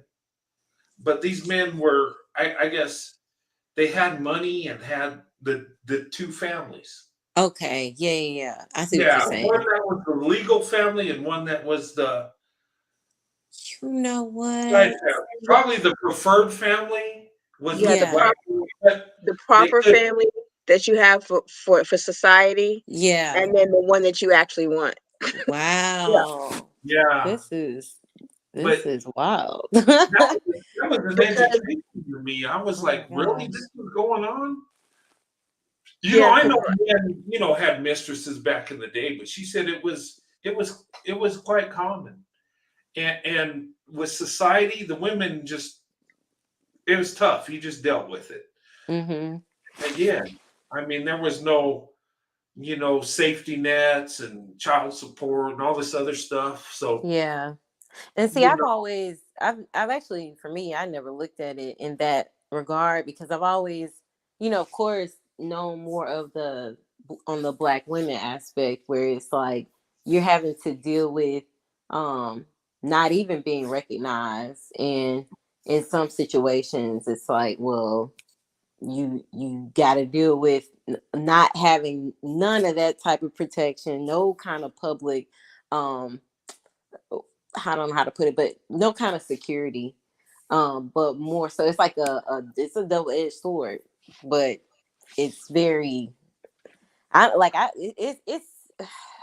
it's just complex because, like, from what you're saying, I'm like, I never even thought of it in that regard because it's very like black women have done a lot, have to do a lot of stuff and not even be appreciated on either end because you got in that situation, you've got, well, one, you're getting mistreated by both, black and white men, and then you're also getting mistreated by your own black man in the mhm. home, and it's like, whoa, and then you're having to raise the children of those that of white men or women, and it's crazy because wow, like Yeah, so we get it on both ends. yeah, yeah, I'm like, oh, yeah, okay. black women do. And then, you know what? It's like, mm, It's like it's we just, can't win for losing most days. Yeah, it's that's Hmm. interesting. it would But make sense that black women are the most resilient, the most successful. If you break it down, black Look, women are. I think And what is that poem? And still I rise. yeah, so yeah, still And still I, no matter what comes at me, I'm my still gonna Angela. rise. Yeah. I'm gonna do the best that I can. I'm gonna make it look easy. Yeah. And see, that's the thing. The what Brent just said too is that, and I don't know if you were saying this, but what I heard you saying too is it's more like at that time you had some white men that their love interests or the love of their life were black women, but then you had white women that suffered by not yeah, having that same type of love or the love that you would expect a wife and a husband to have within that like legal and covenant relationship. Um, yeah. that's very oof, that's strange. That's disturbing. I'm just like Yeah, that just looks like a heartbreak all around.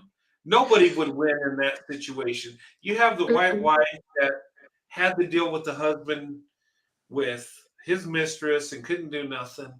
Then yeah, you had the black woman like, well, I'm on the sides. That ain't cool either. She's heartbroken.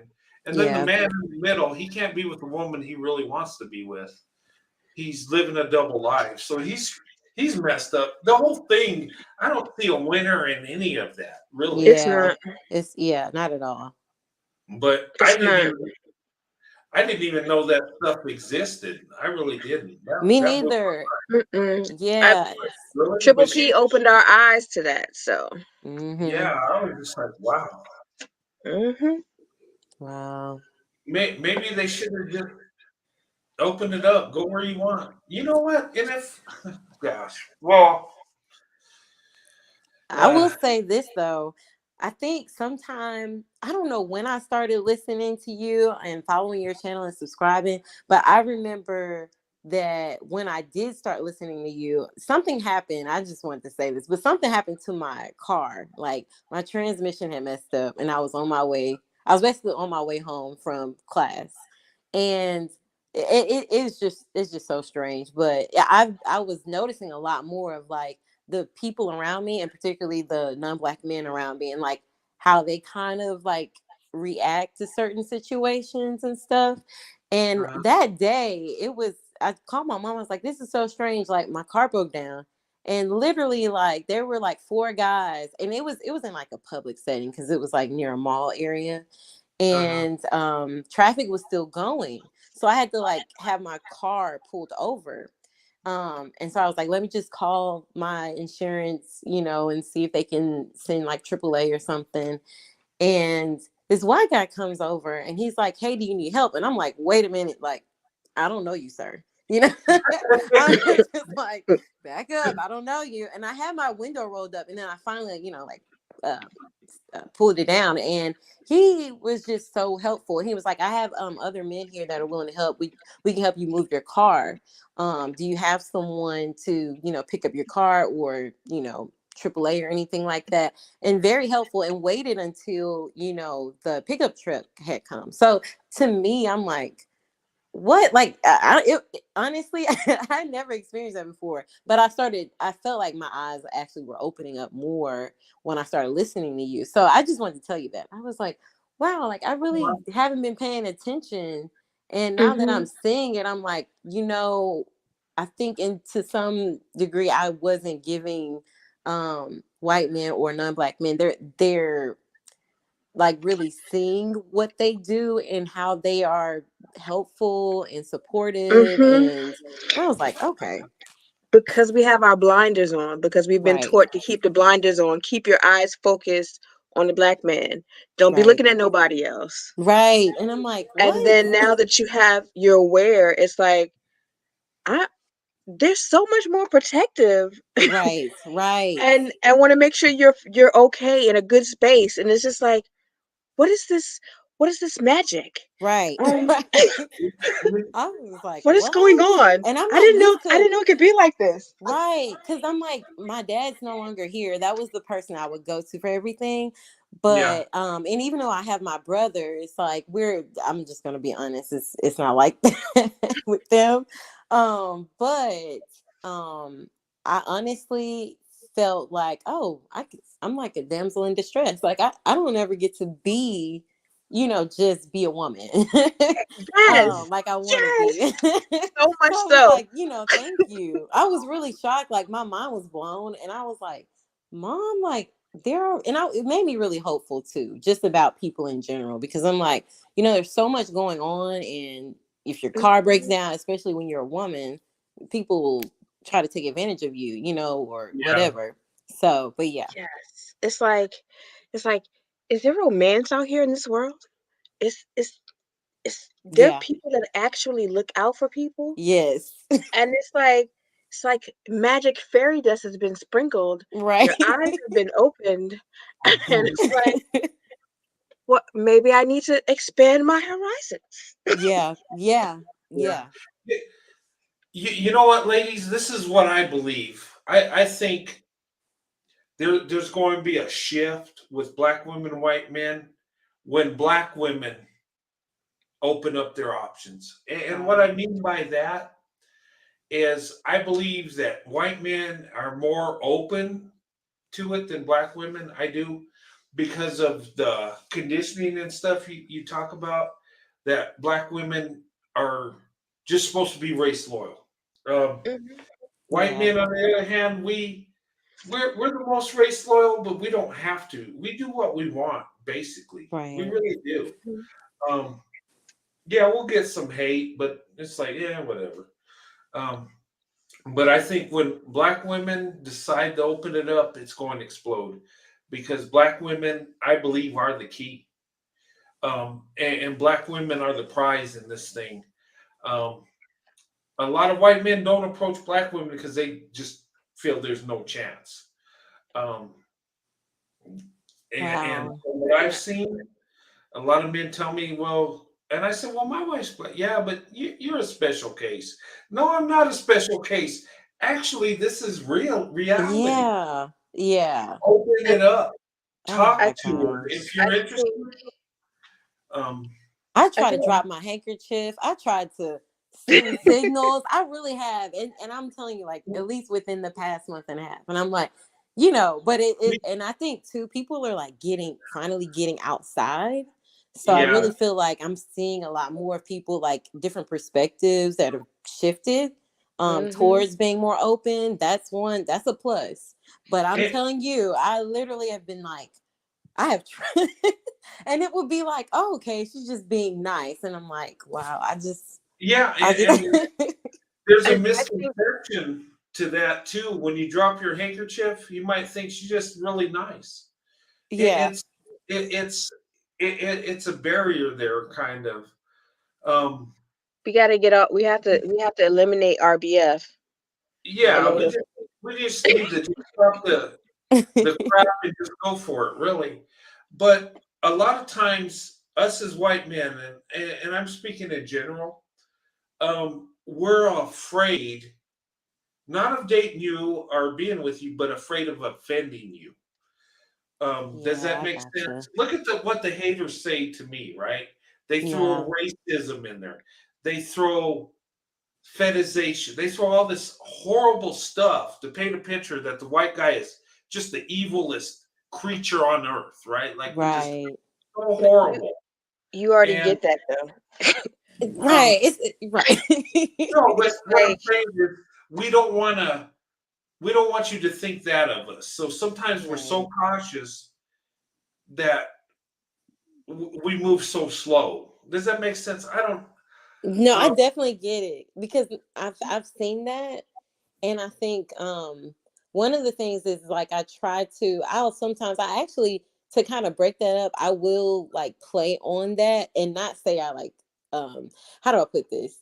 Like I will say like a joke, I'm like, I promise you it's not gonna harm you. Like I'm not I won't be the angry black woman. Or it's just I try not to like, make people feel uncomfortable, but sometimes I'm putting a little bit humor to let them know, like, look, I mean, especially yeah, as a person of faith, I feel like the more I'm noticing more of us that are in, I would say maybe the black church space, a lot of us are mhm, learning a little bit more to be like, you need to go beyond like where you're at and just being around that black space and really like venturing out and getting to know people. And I think a part of it, I have to look at it spiritually, as in I have to extend grace, or understand that they don't come where I come from. They don't know me. And I mm-mm, think if I come from that like perspective, it's just liberating. It's not as like, but I do feel like because of the tension in our society, and even recently with just so many different political views, regardless of how people feel or their stance on anything, I've yeah, noticed that too. Kind of, it can trigger people. They're like, oh, you say one thing that I don't like, and I'm you know I, I yeah, won't give you the time of day. And it's like you have to be a little bit open and just being able to talk through those things. But yeah, I yeah. don't know. And, and another thing, like you said, like the angry black woman. Sometimes us white guys will feel like when you turn us down, you're going to kick us to the curb, yell at us, and make a big scene, and that's never happened to me. I've been Yeah. rejected, but usually, and maybe it's just my approach. Maybe I come as respectful, and you know, maybe Yeah. that's what it is. That's No, probably it's yeah, refreshing. It is it not refreshing? Honestly, Angelique, it's refreshing when like Brent is saying, like when people are being just respectful and nice, when white men are doing, honestly, Mhm. I like that. But I It is think, it's so much better because they're slightly yeah. dorkier and it's so cute. It's so cute. But like Brent is doing his part because Yeah. what you don't what Brent you don't realize is that you have a lot of sleepers on your on listening to your programming, and then it's just and that you being the way you are is just it starts to open up the mind because Yeah. just like the first time I ever had one came watch one of your videos, it immediately gave me a sense of safety and acceptance. Mm-hmm. And Mm-hmm. because that's what the immediate vibe was, it made me want to come back. And Mm-hmm. then I was like sleeping. I was observing. Eventually, I started talking, and then I shot up my courage to get on the panel, and I've been addicted ever since. Nice. Yeah. Um, No, that's I love that. I love that. It's true. I want to tell you, when it comes to black women, it's not the acceptance for me. It's like I feel like I want to embrace black women. And I don't mean physically, like I want to just go hugging every black woman. But yeah, just it's being around them, like I want you to know that I love you. I you, mean, Yeah. and I mean that you in, you create know, a safe space. Right. You you don't and it's like, understand the importance of a safe space because Mm-hmm. there are so many spaces out there that are not safe for us, that we Yeah. mhm, have to be on guard. And when you have to be on guard all the time to go to a space where you don't have to be, uh-huh. it's like a level of peace you just can't Mm-hmm. understand. Right. And so it's like I can come in this space, I can say something and know I'm not going to get attacked for it. Yes. That that in itself is so freeing. Yes. Like being able to reason too with people and not just like, oh, okay, like I'm just gonna, like I talked about the other day, is like listening to respond and not like giving the opportunity to really let stuff sink in. So yeah, I like it is very um and I will say this too. It's something about being able to just communicate with people. Like I think sometimes people think it's just women, like we only want to talk and stuff, but actually having an actual conversation with someone where it's not a arguing back and forth and well, I'm going to make my points and I'm going to say what I want to say and I'm not going to allow you the opportunity to actually explain or to you know give your type of experience, or to just make people aware about where you come from and what you deal with, and but it's just oh my gosh, it's so refreshing to have No, that. um, J10, when was the point you realized your channel was a success? When did you feel that milestone?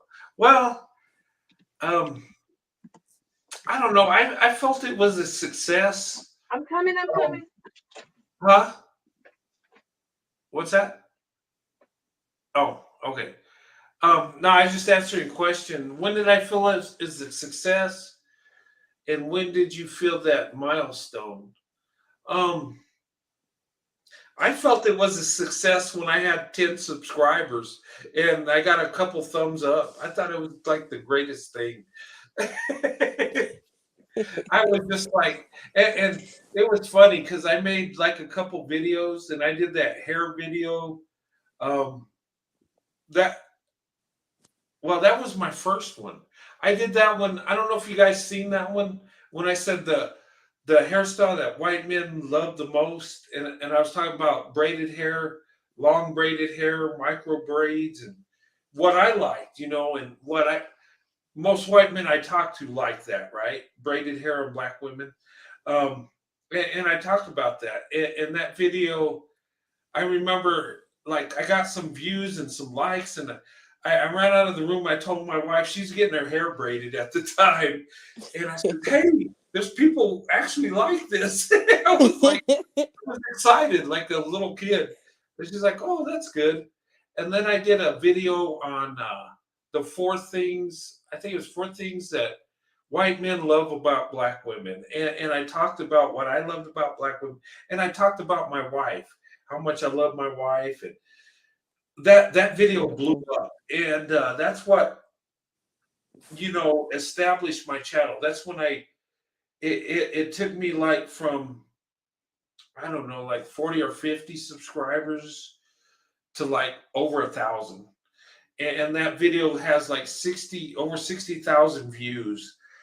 People like that video. And that was such a good, awesome feeling. It was such a rush. It was like, um, and I appreciated that.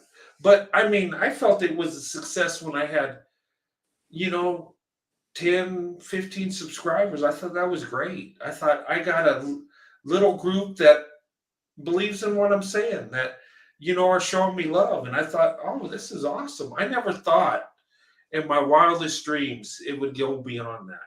I never thought that it would get to 6,000. I didn't, and I'm just amazed.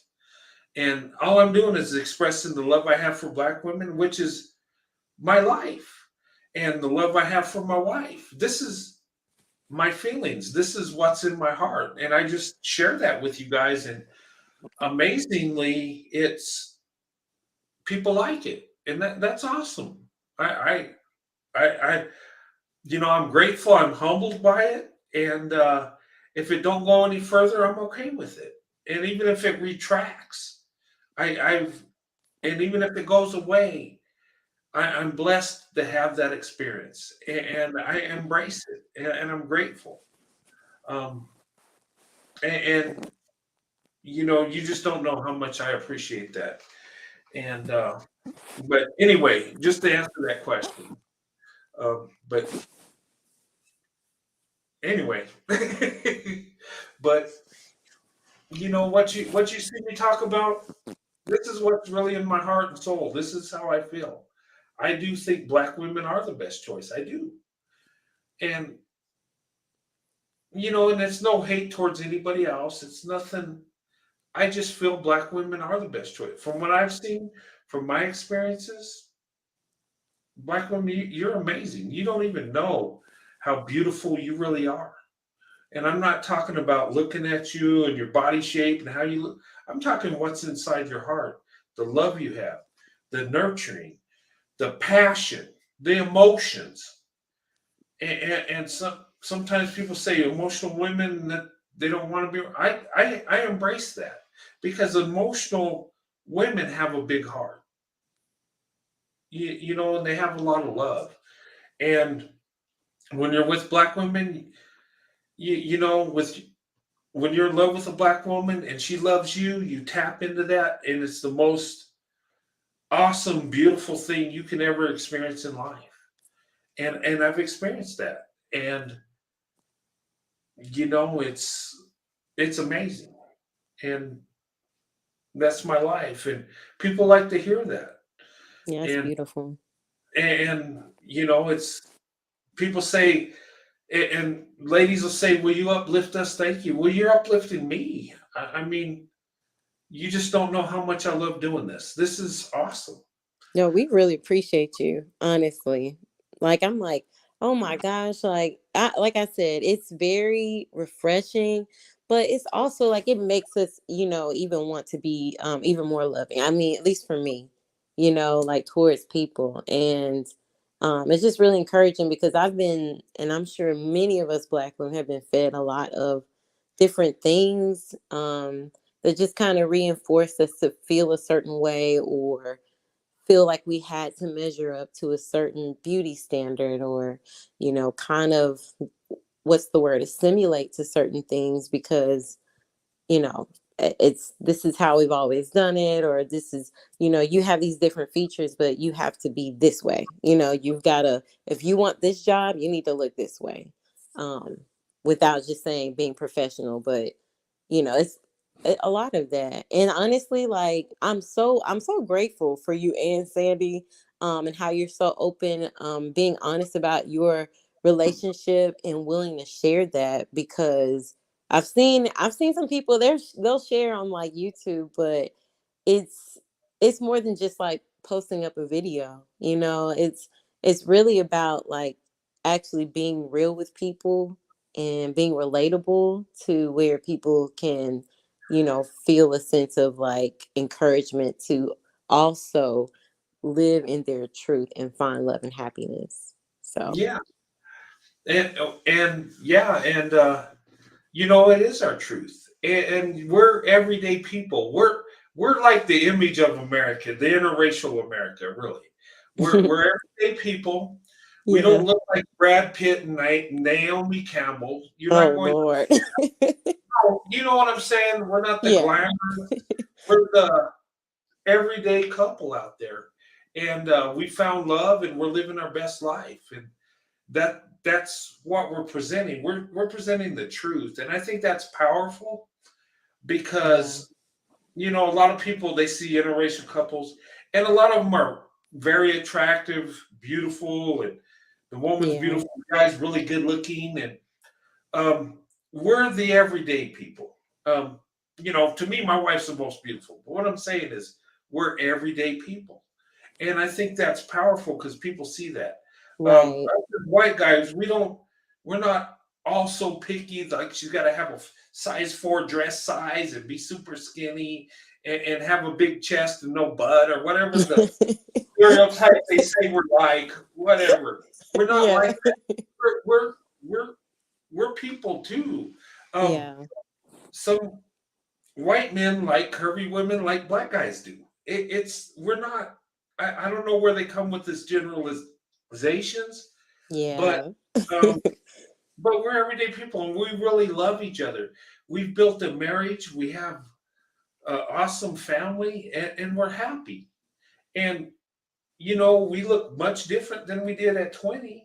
And when we get 70, we're going to look much different. That's Yeah. But we have a story. We have a foundation. We Right. got 28 years of marriage. We're in our 50s. That's So it's not like beautiful. we're just dating um but I think that's what it brings something to it.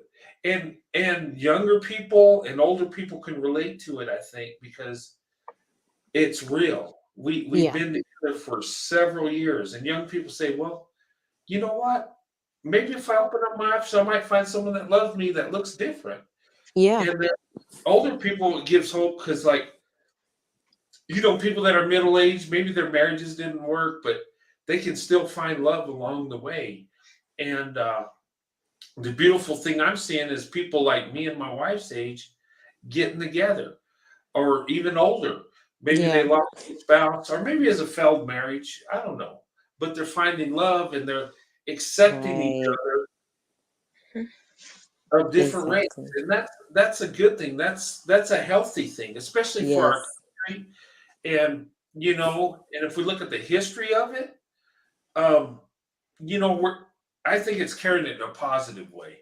So but anyway, but that's it in a nutshell. I mean, that's just our life. We're everyday people like everybody else, It's so but we beautiful.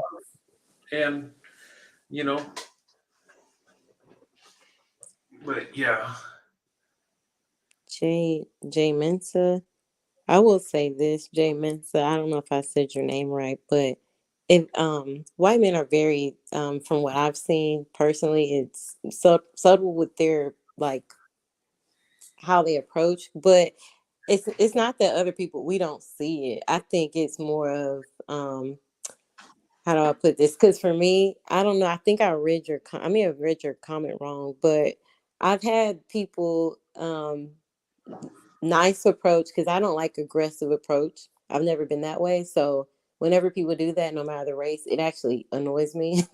But Oh yeah, it annoys me it's too. yeah, and it makes me, yeah, like to the point where like, yeah, I've actually been going to the gun range, so I'm not playing games. But um gotta make That sure, could still carry, girl. exactly.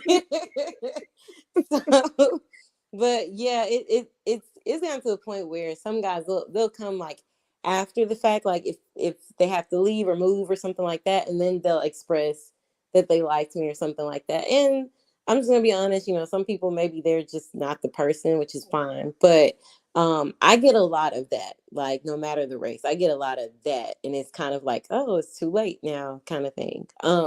So I will say that it's noticeable, but at some point, there's only so much. I think Leno said there's only so much anyone can do. After you've presented yourself friendly and wanting to talk, or that you show your interest, if that's not being reciprocated to get past, then to go to the next step, which is going on a date or something like that around that, then I mean, there's you really, I don't know what else can you do at that point. So, but yeah. Approach is everything, because it's like they not only are the words aggressive, but the body language is aggressive. So it's like they invade your personal space, and just like, well, can you back up? Like you're in my bubble. Can you Yeah. just back up Yeah. out my Okay, sorry, ladies. I had to step out a minute. I just You're fine. I had to go Yeah. take care of my mom, so yeah. okay. Um, for Jose, drop the link for Jose. Someone asked me. Come For on up, Josie is J Mensa. Yeah. Jose. Jay Mensa. Yeah, Uh-huh. that's how you say it. That's Okay. Josie. Josie. Okay. Okay. Because I was like, I've seen that name before. Okay. So look, so we letting you off the hook tonight, J10, but we are gonna harass you. So you can come back. We're going cyber stalk you, Jay. Hi. Yeah, Hey, you guys wouldn't believe how many times I am called Jose. You just see so many work emails. It's like, dear Jose. It's not Jose. Oh my So it gosh. doesn't happen. But Josie. Oh, I'm so sorry yeah, about it looks that. like Jose. I'm sorry. You know No. what? I was thinking of that one guy that was on. It was Jesus. I thought that's who it Yes, was. I said Jose. Jesus. Sorry, yeah. I Jesus apologize. was getting all the advice from all the ladies. Yeah, good advice too. He needs to come back. I Yeah. He came back the next day for the prayer meeting, but we haven't seen him since. yeah, he was Oh. and he was dropping some good stuff too in the prayer meeting. Oh wow. Well, thank you so much, Brent, for dropping the link. Yeah, I was typing in the comments, but also Almond Butter Beauty, to kind of clarify what I was saying. Mm-hmm. Yes, so I don't know. It could be, I guess it's across North America. I'm in Canada, right? So maybe this is also a Canadian thing. But what I've Oh, okay. noticed, yeah, what I've noticed with the white guys that I've come across is almost like it's very subtle, and it's almost like it's very general, and then it becomes flirty, right? So Gotcha. it seems like a lot of small talk, and then you're like, oh, Mm. they're just being nice. Oh, they're just being friendly. And Yeah. then like it's happened to me where it's been like other coworkers or something, and someone will, yeah, they will finally leave the company, and then everyone around me is like, didn't you know he liked you? And I was like, what? Yes. Oh my gosh.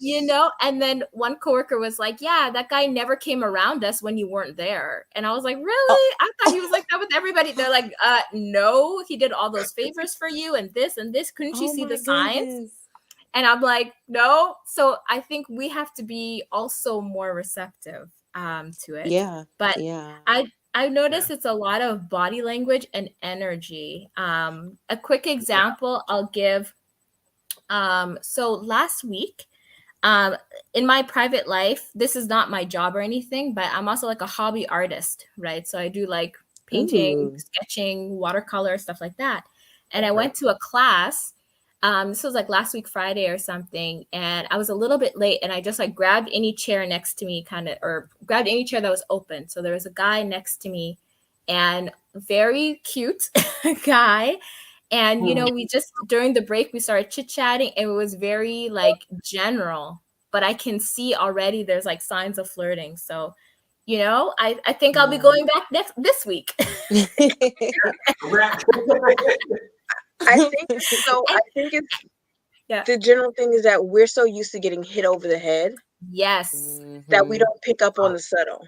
Yeah. Yes, that's it exactly. It's a regional thing too, because you were saying you're in Canada, in like I said, in the southeast, and particularly like Tennessee. I would say from the areas I've been in Tennessee, I'm not Michael Ray. I haven't lived there, but like whenever I travel in that.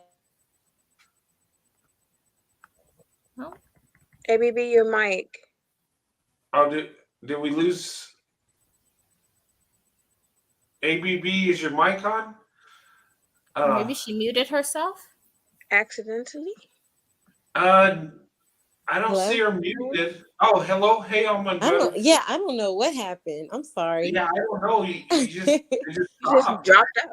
I'm like, what? I'm like, I know I'm not on mute. I was trying to like respond, but yeah, like honestly, it is a regional thing here where it's like, okay, and this is what I'll say, because maybe Michael Ray or even Brent could talk about this as well.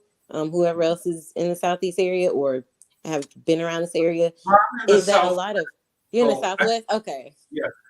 A lot of like I've noticed that because it's very much so how like people have grown up here and they stay here and they don't travel typically at all, and they're very much so like hometown, and it's like, well, this is what I've always done, and it's almost like a club, so to speak. So it's like very looked upon in a negative light versus like the area that I'm in right now, just for the summer.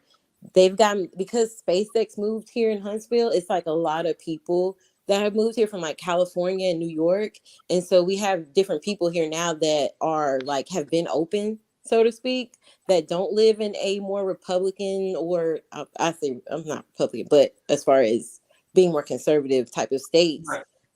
That like live here. It's a huge difference versus like if I were going to like rural Alabama or like somewhere in like maybe Mobile, Montgomery-ish or something like that. But that's why I say like regionally is different, not unless you're in Atlanta or something like that. So it is very like not the same versus like when I went to Dallas, it's completely different. Oh yeah, Dallas would be different. Yeah. Hey J10. Hey J10, good to see you, young lady. Welcome. Glad to see thank you. you. Oh thank my you. gosh. I gave in to the peer pressure. Thank you. We appreciate it. Yes. Sorry about the harassment. Yeah, I'm glad you did. I saw all those messages. Jade said, I was like, we're gonna like cheer you on, but I'm glad you hopped on. Yes. Yes. Yeah, I won't say much, but I wanted to make an appearance just to say that I did. You did. We appreciate it. It's awesome. By the way, Brent, I would say on your future men's panel, I think maybe talk about that. I would really like to hear more about like men and why they approach in a subtle way or not so subtle or something like that. I think that could be really good. So we can hear about it. So that's me submitting my question, but something like, how can Black women be more receptive to the signs that maybe a white guy might send her that we might not be used to? Because as Afro Angelique had said, sometimes it's like beat over the head. You know exactly, what the guy's gonna say. Ask you for your phone number in the first 5 seconds versus somebody who would maybe talk to you in a reoccurring way or have a conversation like a human. and then ask at the end. Sorry? Like they talk to you like a human. Yes, like, yes. So you're not used to it. It's like, does that mean you're interested? Like there was a guy at my job and I didn't realize that he was interested until he outright asked me one day. Yeah. So no, you know what you're saying, ladies, is such a good point, and the approach, and and I seen it more clearly because I'm like a weirdo. I'm like a different animal. I kind of went my own path, and I got the courage to approach black women, and I found it more successful when I was honest and just went for it than beating around the bush. But I did that early on. But um, talking to my daughters, me and my wife, and they grew up in pretty much a white culture, you might say. Most of the people in our neighborhood are white. Um, and there are black people in our neighborhood and stuff, but they're a minority. And so they grew up in pretty much a white culture. So, and both of them are with white guys, and it's not that that's what they want. I think it's more of their environment. But my wife asked, my daughters were sitting there and talking, and asked them, "Are you attracted to black men, or is it just?" And this is what they said. They said it's like black men are the black guys at school that they were dealing with were so aggressive it scared them. Like they would just go after them. Like it's like whoa, whoa, whoa. Because and I think it's a cultural thing. I don't think it's a bad thing. I think it's just how we do things. But them, it scared them. It blindsided them. Like they like it's weird. You get hit over the head. It's have no doubt exactly what they want. They spell it out. Exactly. Yeah, man, we're used to that. And for you ladies too, I wonder, like, have you noticed sometimes it gets very sexual right away? Yes. Yeah. Oh my Yes. gosh. Yeah. It's just And like that's something. Yeah, that's something that right away I'm like, that's not husband material. exactly because No, you yes. know exactly what they're going for, and I'm just like, Mm-hmm. I'm sorry, I'm not interested in that. Yeah. But thank you for applying Yeah. Yeah. and be about my business. Or sometimes, I just kind of say, oh, I've already I started seeing this guy, or I already have a boyfriend or something, just slink out gracefully. I used to wear a wedding ring just so I wouldn't have to deal. Like Wow. I would I put did my the same thing. my finger on my ring because I was just like, when I knew I was going to be in spaces where it was a higher likelihood that I was going to get hit on by people I didn't want to get hit on, so I would. And oddly enough, it would be, oh, well, if you don't tell him, I won't either. Yes, Really? that happened to me. Oh my Oh gosh. my god. This guy asked me, he said, There's he no was like, respect there. Oh wow. it's crazy. Like a guy, I know someone that he asked me, he asked me if I was in a relationship, and I actually was. I was like, yes, I'm in a relationship, I'm taken. And he goes, is he loyal? And I'm like, what? I'm like, yeah, he's loyal. He's like, are you loyal? I'm like, yes, I am. Like, why are you asking me these questions? Like, it was so, I was just like, he was trying to figure out a way to get in. And I'm like, what? Yeah. Like, Yeah. Hey Rodney, when I say weirdo, I'm just being funny. She said, "Don't call yourself a weirdo." Yeah. So Yeah. it's like you can't win for losing sometimes, and it's just like when you don't want to be bothered, and you make it so that you have your little force field, they still penetrate and act a fool. Yeah. And then But unfortunately, if that force field is there, right? Like, yes, it keeps the bad guys out, but maybe it could also be keeping the good guys out. this is oh true. my gosh. Yeah. You just preached the whole word. Well, Yeah. it's something I've noticed over the years too, right? Even there was one guy, I remember we went on a couple of dates, and he had said, oh, I didn't think you were even single because you act very like content, so like I didn't even think that. And I was like, oh, am I giving off I'm not single vibes? Oh, like, wow. am I hurting myself with that? No, Oh my because goodness. most men expect us to be on the hunt. We should be drifting. We should be having like that sense of desperation. Oh, wow. But like if you're happy in yourself, you're not gonna have that scent. Exactly. Yeah. And so when we're content, it's always like whenever you're in a relationship, that's when they hit on you, and when you're not, when you're single, they ignore you. Oh yeah, they will ask, "Are you happy?" I'm like, "What? Oh my gosh!" It. I just saw somebody put that in there in the chat. Michelle B. Yeah, Are people are you very. happy? Like they try to catch you in an unhappy situation, or It's like, Yeah.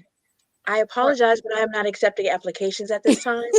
Yeah, Circle back later, but not at this time. Right. exactly. I Well, don't even want them to circle back. I just. Look, circle back in about 50 years, yeah, and we'll chat then. they go into the no pile, right? Yes. Exactly. Yeah. It's like, yeah, Creating one in the chat says people assign contentment with committed. I get that all of the time. So yeah, maybe if you're very content, it's almost like, oh, they're not open. Well, like, they might be mistaken as not open. yeah, But because I get maybe. you're not, I get I thought you had a man all the time. It's like, wow. no, Yes. because it's like, no matter, it's like, I could be at work, I thought you had a man. Why would you think I had a man? Yeah. And Yeah. oh, because you just have yourself together. I have to be busted and acting like a hooker if I'm single. I think they expect us to like be desperate because they think Black women are at the bottom of the pole, and they expect us to Mm-hmm. run around being desperate for a man to feel desired. Mm. Yeah, I Yeah, can see that. or it's like, what is it? I forgot what I'm sorry, I was about to say something and That's then went okay. away. It'll come back. It'll come back. But I guess for Black women to think like, for the wrong kind of guy, I'm already taken. But for the right kind of guy, then I'm open. I'm single. Right. It depends on the guy which direction. Yeah, exactly. Exactly. But all Um, to say, with the approach thing, I think like I'm starting to get it. Because before I just kind of thought, oh, guys are so weird, they're so silly, or whatever, like how these white men approach. I always thought it was like, what are they doing? But I'm realizing that that's their what are way. they doing? Yeah, because sometimes Brett is like so silly. It's like I can't Yeah. even describe it. Like something ridiculous. I don't even know. But like you're at an event, someone will make a silly joke or And whatever, and you're just like, what? But now I'm starting to understand. here's the thing, ladies. A lot of times, and honestly, white men that hesitate to approach, a lot of times they're really into you, and it's like the pretty woman's, what I call the pretty woman syndrome. It's where the woman is so beautiful that men don't approach because they know they don't have a chance. Sometimes us, in general, as white men, we feel that we don't have a chance with you, but we want to be with you, but we know we don't have a chance, so we just don't do it. A lot of times that happens, and That's what gets me, yeah, because it's like, I thought you had a man because you're too pretty to be single. Wow. But Yeah, okay, I get that too. I get that Yeah. too, and I don't understand. It's like they assume we get a hit on all the time and get approached all the time because we're good looking. yeah, and that has a negative effect. I've seen very beautiful women that men don't approach because they're like, Mm-hmm. maybe it's intimidation, maybe they think, well, I'm just a normal guy, I don't have a chance, or but you know what, you never know, and if what's you're a man, funny is people will go see a man with a beautiful woman and be like, how did he get her? Because he Mm-hmm. approached. Right. Nobody else approached. because you just talked to her. He said hello when you couldn't. Yeah. Yes, Look, shoot your sometimes it's just shot. that easy. Sometimes it's just that easy. It's true. Yeah. Yeah. It's like, shoot your shot. If you shoot your shot, you will be surprised what the answer will be. Mm-hmm. But Oh, I think. Oh, sorry. You go ahead.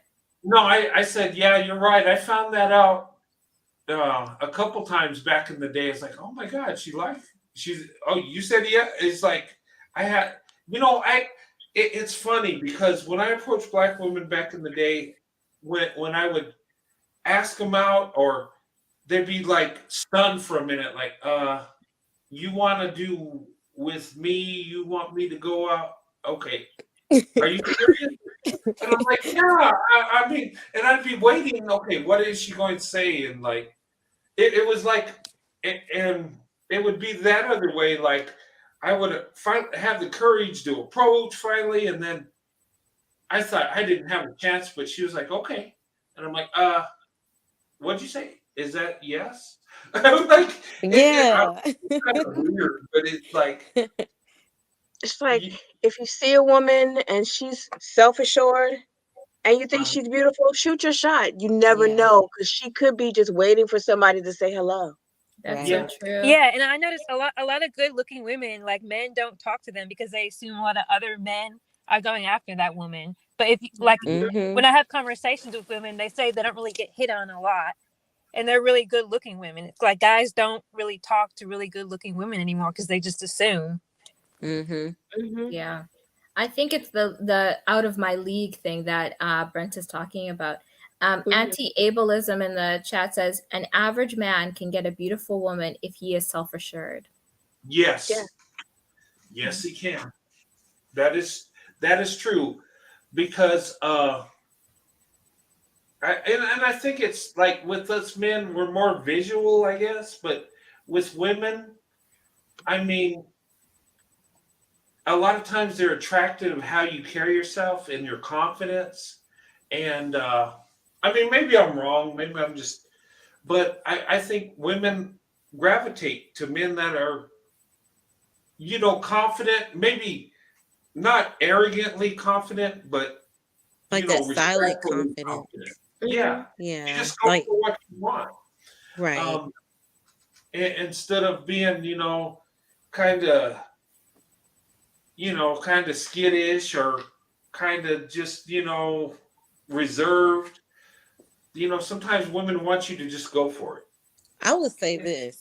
You touched on y'all touched on a lot of great things. Honestly, okay, so it was pretty recent that I was like, oh, this guy is handsome. There is no way like I would talk to be able to talk to someone like him. It's a white guy, just very handsome. He almost like he was off GQ. I'm like, wow, But the thing was, there was this older black woman, and unfortunately, every time he would make conversation with me, she would jump in. And Oh, it was like she was blocking so hard. And I was like, no, like inside, I'm like, no, like this is a great opportunity, Excuse at me, do least I to know you? right. And it was like, because it was in a professional setting kind of thing. And he actually complimented, like I had like a headshot or something. He's like, oh, like you have a beautiful headshot. Like I really like this, and I'm like, thank you. And then he said another compliment. I'm like, oh, two compliments in one day. Okay, this Like, guy, ooh, I'm about to yeah. And I mean, like, and he has a career, he has everything going for him. But anytime like it was like he would start talking, it was like she would get in the way and be like, oh, like, well, this person's doing this. And it would be like to throw it off. shade, throw it shade, Yeah. And throw I it was shade. just Yeah. like, She was cock so blocking. It yeah. really And was. It really was. this is what I want to say, because some people, they may seem like they mean well because they're like your friends or your family or like people in your network. But like, I think for me, the hardest part that I've had, in addition to like not knowing how to receive that type of approach the best way possible, is that I would have people around that, like I had to remove myself from that environment. Like it was like, you're in the way here. There's a flow going. And you are Yeah. in the way, but people will do that. And that's something I've noticed, like, at least from my experience as a black woman, is that I've been around people that if a white guy is talking to me, he's complimenting me, and I'm like kind of catching on that he might have an interest, blocked. Like people would be like just blocking, and I'm like, oh my gosh, like Because it's not like you can turn to them and say, excuse me, can you have several seats, please? yeah. I know, right? Now I know. Yeah. Well, hopefully you still swap details with him and like you can do that, offline kind of thing, off Right. to the side. Yeah. A similar situation happened to me a couple of years ago. So we were at this time, it was like kind of a club sort of. And there was a white guy that was interested in me, and he was like Irish, right? Oh. And I wasn't interested in him. I don't know. It was nothing about being white. It's just I wasn't so attracted to him. And there was a black guy there too, and he was like a friend of a friend. And both of them were smokers. Oh, what happened to J10? I don't Oh, know. Where'd she I hope it's go? not StreamYard. Yeah, let me put the link because sometimes, hey J10, let me drop the link. I seen you dropped off. I don't know if you wanted to or it just happened. Yeah. But And yeah. and so we were at that club, and both of them were like cigarette smokers, right? And so that's a hard no for me. No. Yeah. Oh God. And Yeah, and I so can't take that. no, I couldn't. And so they both went outside for a cigarette, right? And the white guy had talked to the black guy like, hey, I want to meet your friend. And he was like, oh, well, I don't really know her so well. She's a friend of a friend. And he was like, okay, well, hopefully you can introduce me. That was the conversation. So then they came back inside and, they told me this and whatever. And the black guy, oh, yeah, this guy from Ireland who wants to meet with you, da da da da, this and this. And I'm like, okay. And I'll tell you guys, that whole evening, that black guy didn't look 2 seconds at me. But the moment he saw that the white guy was interested in me, then he's like, oh, let's dance. Let's do this. My And he was gosh. chit-chatting with me, all that. And I was like, exactly. And I was like, wow. That's so annoying. You guys, Hey, it's like, let me Oh, say sorry? something, J10. Hey, J10, thanks for coming on. She said I dropped down the chat. LOL. I told you I didn't want to say much. Okay. Well, I'm glad that you came up though. We love you, J10. You're awesome. okay. But thanks for coming on. Sorry, I just wanted to No, show that's some okay. love to J10 because That's okay. But it was just almost saying that, like, sometimes as Black women, it's like we're not considered valuable till somebody says it and openly, and then you're considered. It's almost like the kid that didn't want to play with the toy, and then another kid wants to play with it, and then the toy is the most interesting thing ever.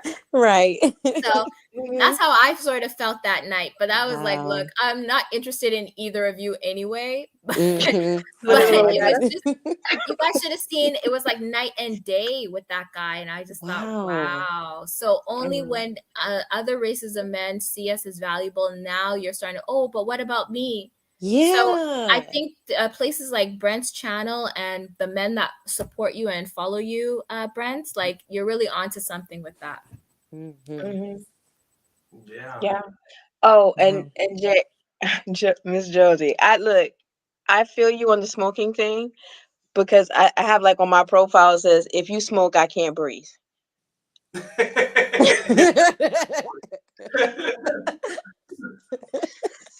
So you eliminate yourself with that one. Yes.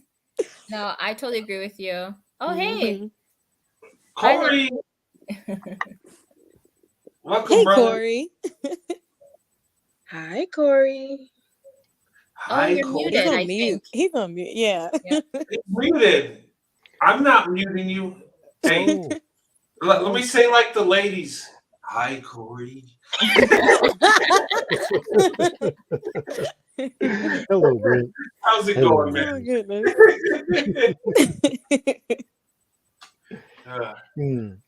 When you get around your girlfriends and they, they run blocker for a guy that you like, you need y'all do the same thing. You need to. Y'all just call it a wingman. Well, what you need to do is you need to get some business cards that just have your name and phone number on it. Yes, because you don't have to minus talk. to that because then you come off as a player. Yeah. Not when a woman hands it to a man. Just don't let them see the rest of the deck. Just let them see the one. It all depends on your delivery, though. I mean, if you hand it to him and said, "Hey, baby, call me," no, I can't do that. But just say, just make it sound like a business transaction or something. Okay. You might think somebody is a lady of the night. You messing with. Lord, Avatar. and It's how you do it. Like, I think it's Yeah. how you you don't do put it too. big pink sparkly lips on the card,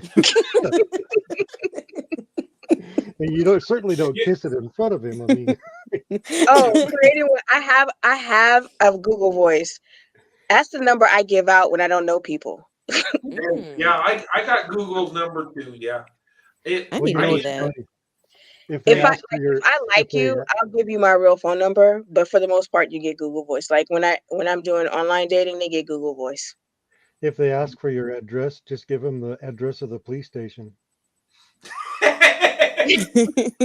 Seriously. I should have did that. This is great advice. Well, is I there a mean, chance, Almond Butter Beauty, that you'd run into that guy again, like in another professional way, or like at one More than time? likely, yes, because he's in the field that I'm in, basically. Okay. But the thing the I have to be very, I guess, strategic with that particular individual because of the fact that like the community is so small in the area Yeah. that I'm in, that it's like I know for myself, I'm always very private about relationships, like for a while, because I've only had to learn one time, and I will never do this again. But being public a little bit too soon, kind of thing. But I'm very like private, so even if I'm just talking to someone, like, so because it's so small though, it's like anything. Like if someone has an inkling, like it's like, I mean, in that field, Everybody you'd be so knows. surprised. Yes, you'd be so surprised about like the tea that goes on in that Yeah. arena. Like, I'm like, oh my God, like what? Because people always want to be up in everybody else's business. Mm-hmm. mhm. Mm-hmm. That's true. I Many can't believe I industries was are, getting, are that way. yeah. Like I couldn't believe that I was getting blocked like that. Like I have never seen it that hard. Like it was so obvious to the point where I was just like, okay, let me try to figure out what I need to do. Or I was like, maybe I should just let it go. It was kind of You also uh, need to figure out if that person is a person that likes to drop the tea.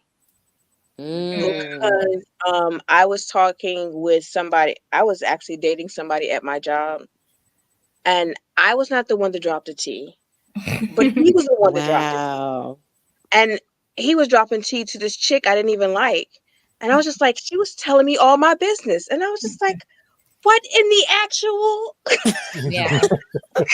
Because you know stuff you're not supposed to know, and you dang sure know something you're really not supposed to know. So I had to, like, what are you doing? Yeah, So, yeah. so she didn't want the dude, but she was throwing you under the bus.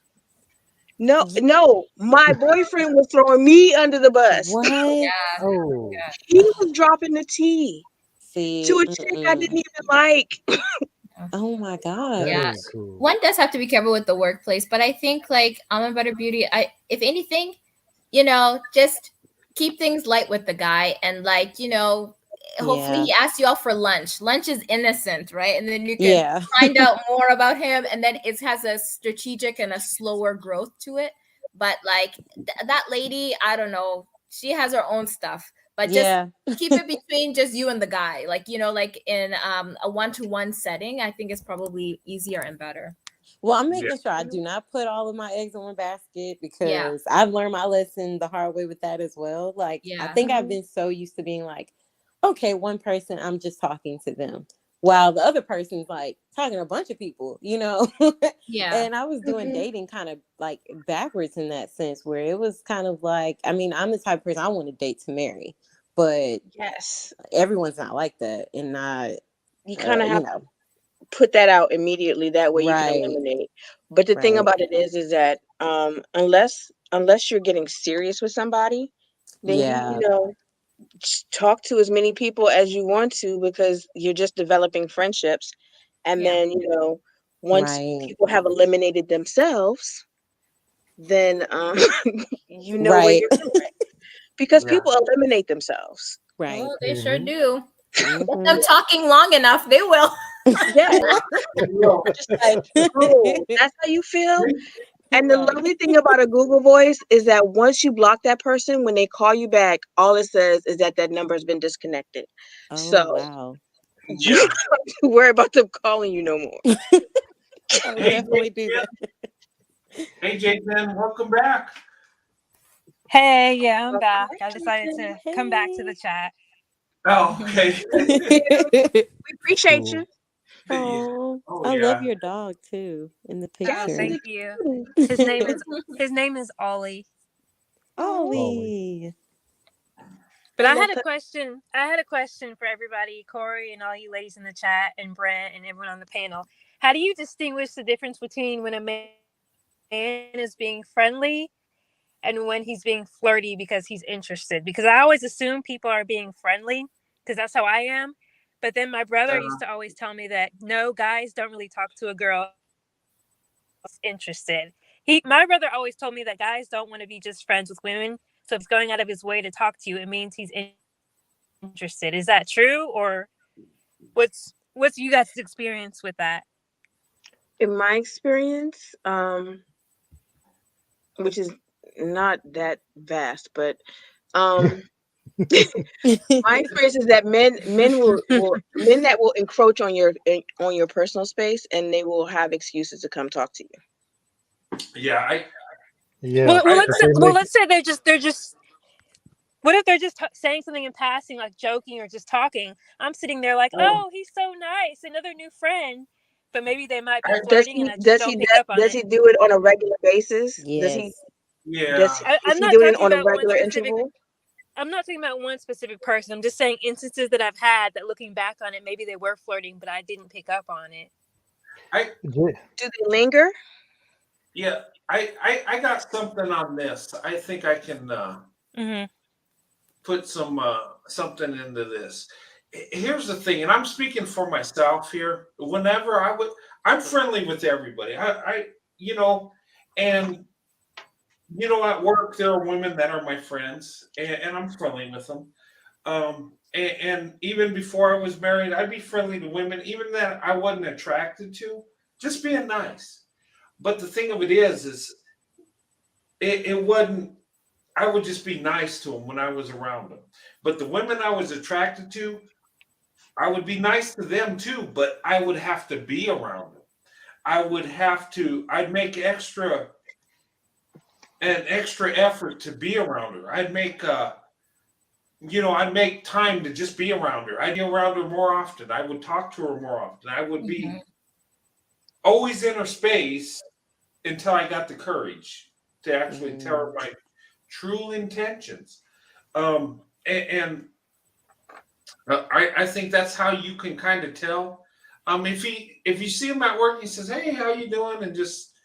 But if he makes a point to come to you and he does it in a consistent way, he's probably interested.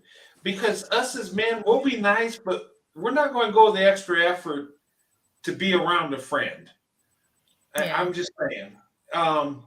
But if we're interested and we want it more than a friend, we're going to be around you more often.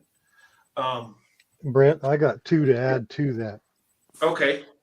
Okay, so are you noticing that the reasons that he strikes up conversations are dorky reasons? He's just trying to talk to you. I mean, Yeah. when it's painfully obvious, there's no validity to why he brought this up.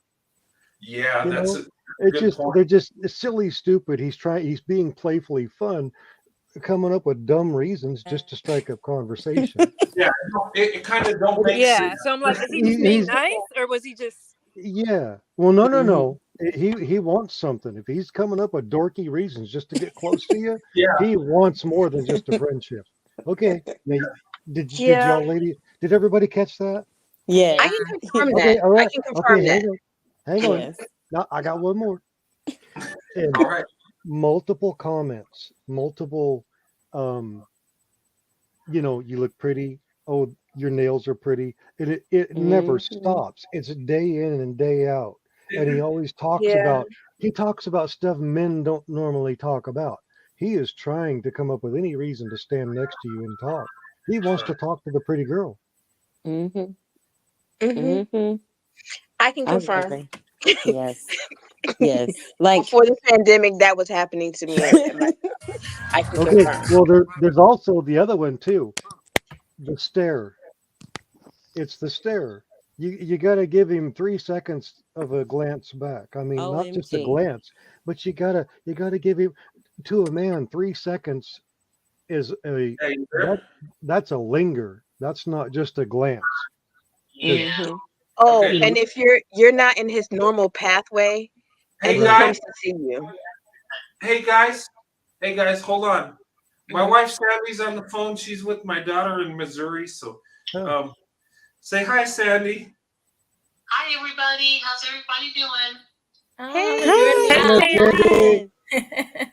Yeah, there she is. Oh, that's my wife. She called to check on me. She says, "Are you live?" I'm like, "Yeah."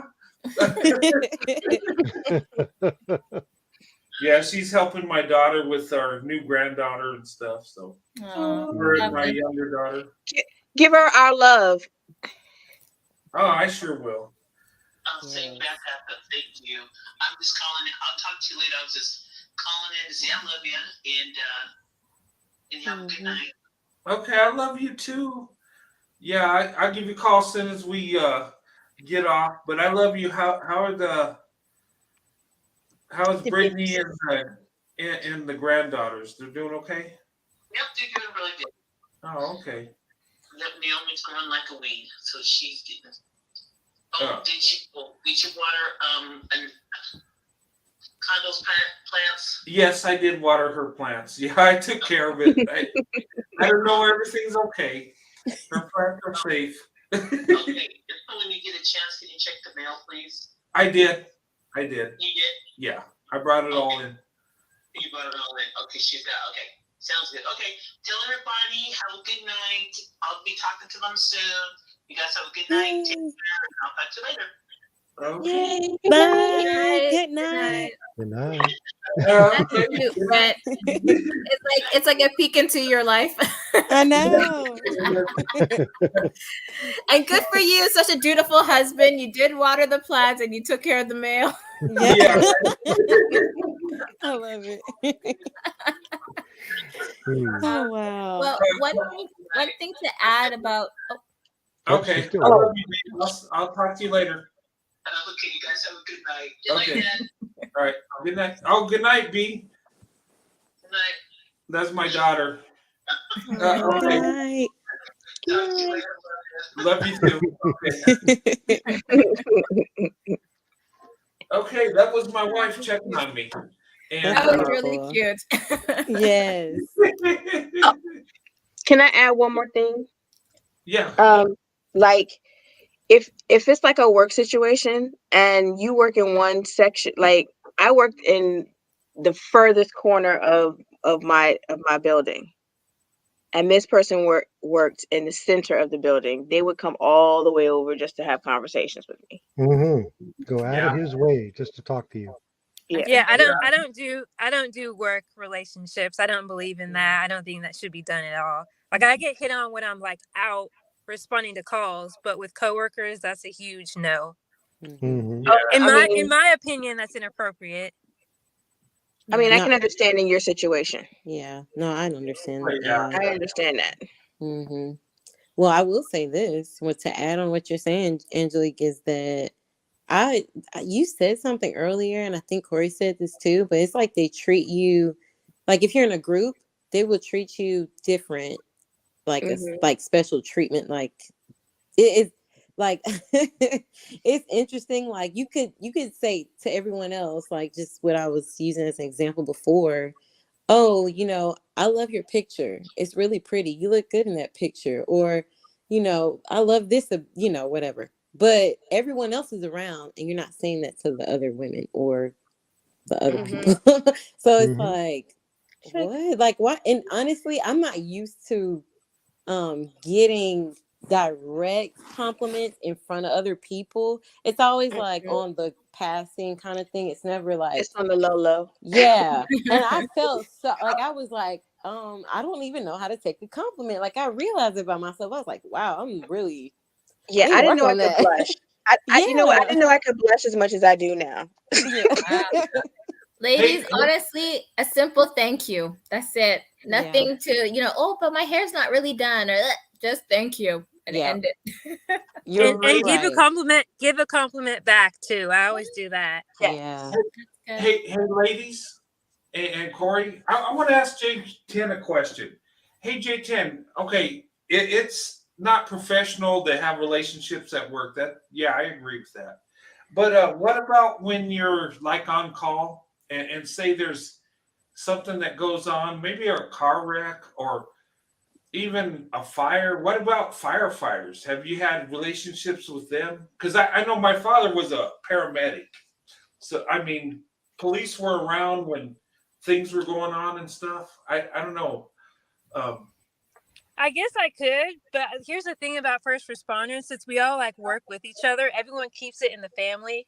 So everyone there kind of like gets around with each other, and I don't want to be involved with that because people talk, and it's just oh, yeah. yeah, there's just a whole web of people there in the field Yeah. doing stuff with each other, and to me Oh, that's just disgusting. So I try to remove myself from all that. okay. Wow. I completely understand that because when I was on the set, when I was in a social club and like on the social club and the motorcycles, it was very incestuous. They were just crisscrossing, and I was just like, I'm not even about that life. Yeah, So, even the married people, there's a lot of infidelity that goes on with yes, people in that field. Whoa. So yes, yes, I don't yes. touch that. Mm. I can't even. I can't. I'm just You know like what? I'm watching all the drama unfold. You Because know I what? was like, Probably got a good point because, but no, I was just looking at it like on that show 911. Where Yeah. it, an interracial couple, Angela Bassett, she's a police officer and her husband's a firefighter. I don't know. I was but that's Hollywood, right? Interesting. Mm. But Huh? another thing to J10, and I guess for everybody, like a subtle sign, maybe not so subtle, is also a guy who tries to have you notice him somehow, right? Yeah, like there was one guy, this happened to be in the workplace, but it's also happened to me like just socially and stuff. It's like maybe he'll get a new haircut and then might say like, what do you think about my haircut? Or Okay. that kind of stuff. Like, why are you asking so specifically, right? If I was Yeah. a friend, you would just be like nothing, right? Or just like, oh, whatever, got my haircut. But he says specifically, what do you think about it? Or what do you think about the Yeah. presentation I did? Or that kind of stuff. Another thing I noticed too is also asking more about your life too, right? Like Personal how Brent, interest. I'm sorry. Personal interests. Yeah, like personal interest and personal inquiry, kind of like, oh, so, most people would just say like, hey, in passing, but this guy is like, oh, how do you spend your weekends? Or what did you do this weekend? Or, hey, did you end up doing that thing you said you were going to do this weekend? And like, oh, I should come out and check it out too. So already kind of trying to bridge the, like Mm-hmm. the social aspect and the personal aspect, right? I noticed that Right. that's a flag, a green flag, I guess. yeah. The green flag. Anytime the conversation gets extended and it's just extended for like little things. Mm-hmm. Yeah. Well, I notice, I've said this before, I notice we'll meet someone in real life and then we'll add each other on social media or exchange numbers. And that's where they'll ask all those questions, but not like in real life when we're talking face to face. And to me, that's just like a turn off. That's backwards. Mm-hmm.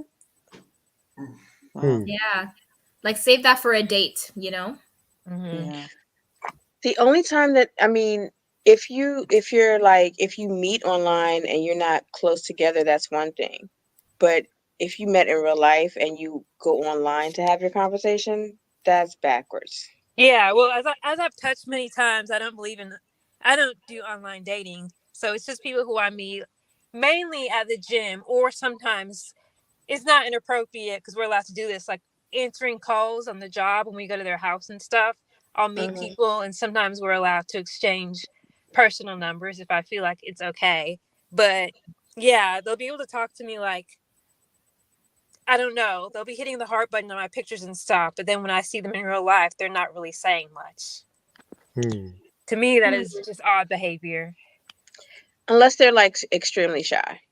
But well, if they're extremely shy, then I don't know. To me, that's not. I'm the that's not what quiet you one, need. so I need them to be the talker. Oh, I see. I've had a little while to think about how I would like to approach or get to know a little bit better, a lady when I find her. We have a duck pond here in Roseburg, and maybe get a cup of coffee and get like 6 loaves of bread and feed the ducks. And if the conversation's not going right when you run out of bread, then you can leave. Or if you drink all your coffee and you got to go, use the restroom, then you can leave, if it's not going the right way, or you just stand there, just keep going. I But mean, I like ducks. They're cute. We got like a 3-acre pond here in town, and they that's swarm you too. yeah. But like You going know for a what? coffee is always a good idea because that's gonna have an easier exit strategy. Oh yeah, yeah. You can just get up and use the restroom and just leave. I've never strategized an exit strategy, so that's funny when I hear you ladies talking about it. I've never thought about that. I Oh, always just sometimes you Always need have to. bear through the bad You need days. that exit strategy.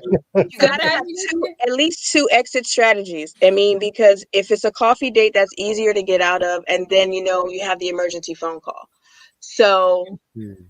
if you have the emergency phone call or the emergency text message, it's a for them, they know what that is because people do it all the time. But at least you have it. Oh, I Yeah. must be too nice. I'll just sit through a terrible day and act like I had a great time and then go home and never talk to them again. Oh, that's No, torture. No, you got to save don't your torture, energy. You got to save your energy. Oh, no, don't I find, torture yourself like that, and don't torture them because you're yeah, giving them hope. yeah. You gotta protect your peace, J10. exactly. Well, I mean, this was. I don't know if I would do it now. I haven't been on a date in a while, but I know like that's what I would do because I Yeah. was scared to hurt people's feelings. I don't think I would do that now. Oh, don't do that. No, Yeah, I think. Oh, you go yeah, ahead, Brent. no, yeah. Don't be afraid of hurting men's feelings. They, us as men, hey, actually, when you hurt our feelings, sometimes that's a good thing. And in fact, all the time it's a good thing because you're not interested. Hurt his feelings. That way, he can pick himself up and do even better next time Yeah. around. But So when think you of it do it, that you way. have to be careful because some men get salty real fast. Yeah, I was Yeah, gonna say. I was gonna say, given the Mm. field I work in, I know what hurt men are capable of doing. yeah. Mm. Well, maybe that's not. Um, it yeah. But there's always a polite exit, you know what I mean? Yeah. Like I Mhm. like what Corey's saying too, like and I've had firsthand experience, gosh, where it was a guy that I had met at an event and then we had drinks, right? And so it's like we had drinks, it could lead to dinner afterward or it could just end at drinks, right? And at that time, it was great. We chatted for a while and I also realized like our values just don't match, right? And also he was like, let me get the bills, and I was like, the bills? And I was like, okay, that's Oh it, wow. that's the nail in the coffin. This was a few years ago. I was like, that's Oh the nail in the man. coffin, I'm out of here. And then he was like, oh, I was hoping Wow. that we would have dinner, and I was like, oh well, I'm hanging out with my friend. And he goes, oh, you double booked tonight? And I What? said, oh yeah, I double booked, those, it happens. And I just got up and left. So it was it's Reservation. it's okay. But that's the graceful Mm. exit, right? I didn't end in Mm-hmm. the middle of the date. I could have because it was starting to go south, right? But I thought, let me just finish this drink and then, gracefully. Well, it's great meeting you, that kind of thing. And then he texted me later on, like, oh, well, I'd love to hang out again and date again. And I was like, yeah, I didn't feel a spark. That's my new Mm-hmm. line.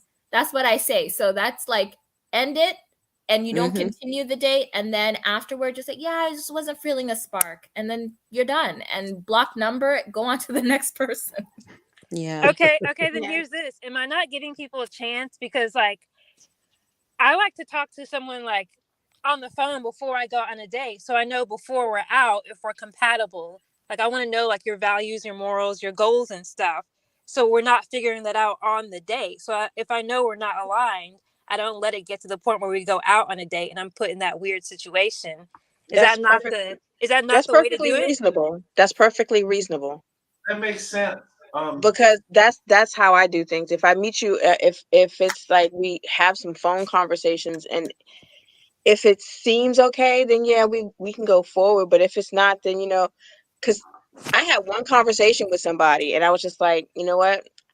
I don't think that we're going to make a good match. So I'm not what you're looking for, but I wish you luck in your search. That's Yeah, and I great. feel like that's how it should be done. So Mhm. you're not in that position where like you're sitting across from them and you figure out during dinner, like you already know beforehand, so you don't have to like waste time going out and doing stuff. You already know they're not for you. That's how I do it, So Yeah. I don't have to worry about an awful date. You kind of already know how they are.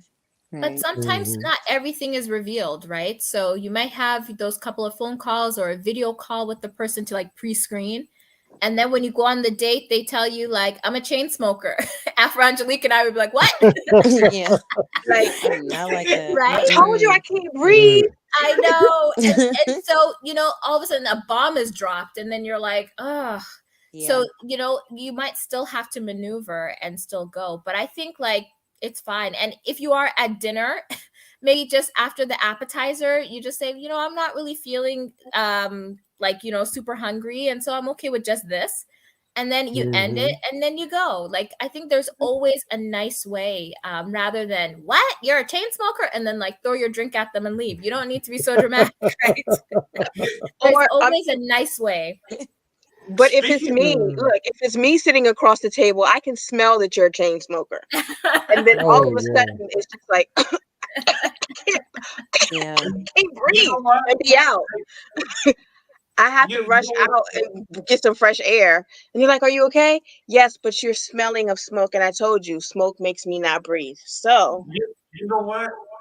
That's a big turnoff for me too. I dated this one woman. She was beautiful. I thought, oh my gosh, I was in love with this woman, but she was a chain smoker, and I was like, and like one after the other, we went on a date, and I was like, I was so turned off. It was like it went from interested to I don't want nothing. I was so grossed out. I was so Yeah.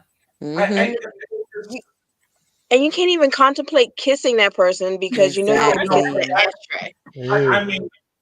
I mean, before I knew she was smoking, I would have kissed her all night. But when she did that, I was like, it killed It's an everything. ashtray. It's like kissing the ashtray. For It real. really is. Ugh. Oh my gosh.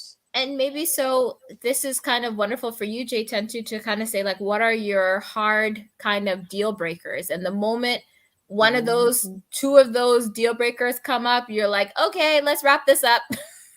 And then that's just easy. Because, smoking is, I like breathing. So yeah, smoking is not it's a deal breaker. Yep. And when they bring up their ex, that's like my number one turn off. I noticed a lot of people, men and women, will bring up their ex on dates, whether it's good or bad. Like, I don't want to hear about your ex partner. I don't care. Why would you bring up your ex on a date? Corey, it's common. People do that a lot, and I don't even think they notice they're doing it. Yeah. It's like you're not actually over that yet. So when you're over They that, shouldn't be dating. exactly. People do it all the time because they're just like, or some people actually are lining up their necks before they're done with their ex. So it's like people do not. I don't know what it is that people do not give themselves enough time to heal. Have you ever heard that old quote? When two people break up, the cheater always goes right to the next person, and the one that was loyal takes time to heal. That's interesting. Well, I mean, it's okay sometimes when people mention their ex or talk about their dating history, but they don't dwell on it, or they don't bash them, right? Right. Yeah, it's just kind of swift, and then this happened. It ended, and I'm more about the moving on part, right? There's one really good show I think everyone would like. It's called First Dates. If you guys have seen this, and that one is like reality TV-ish, but there's a restaurant where there's all these cameras and everyone there is on a first date, right? So I find that helped me become a better dater, watching other people date, seeing the things they do and don't do. There's a British version, a US version, and I think an Australian version as well. So you guys can check it out. There's clips on YouTube and stuff, but First Dates is a really good show. That's All cool. right. Corey, am I Like- breathing into the microphone? I just want to make sure I'm not breathing into the microphone. I was No. trying to behave, so I was going to bring it up. But look, if the person, if somebody actually, Well, you know, when I hear heavy breathing going on, it just kind of.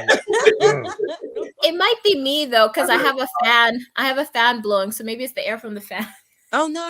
It's I was joking because I was like, maybe, hopefully, he's not like, oh, I hear you breathing again. But no, you're good. You're good. that was from the other live. But I'd no, be like if struggling trying to go to sleep, you know, thinking about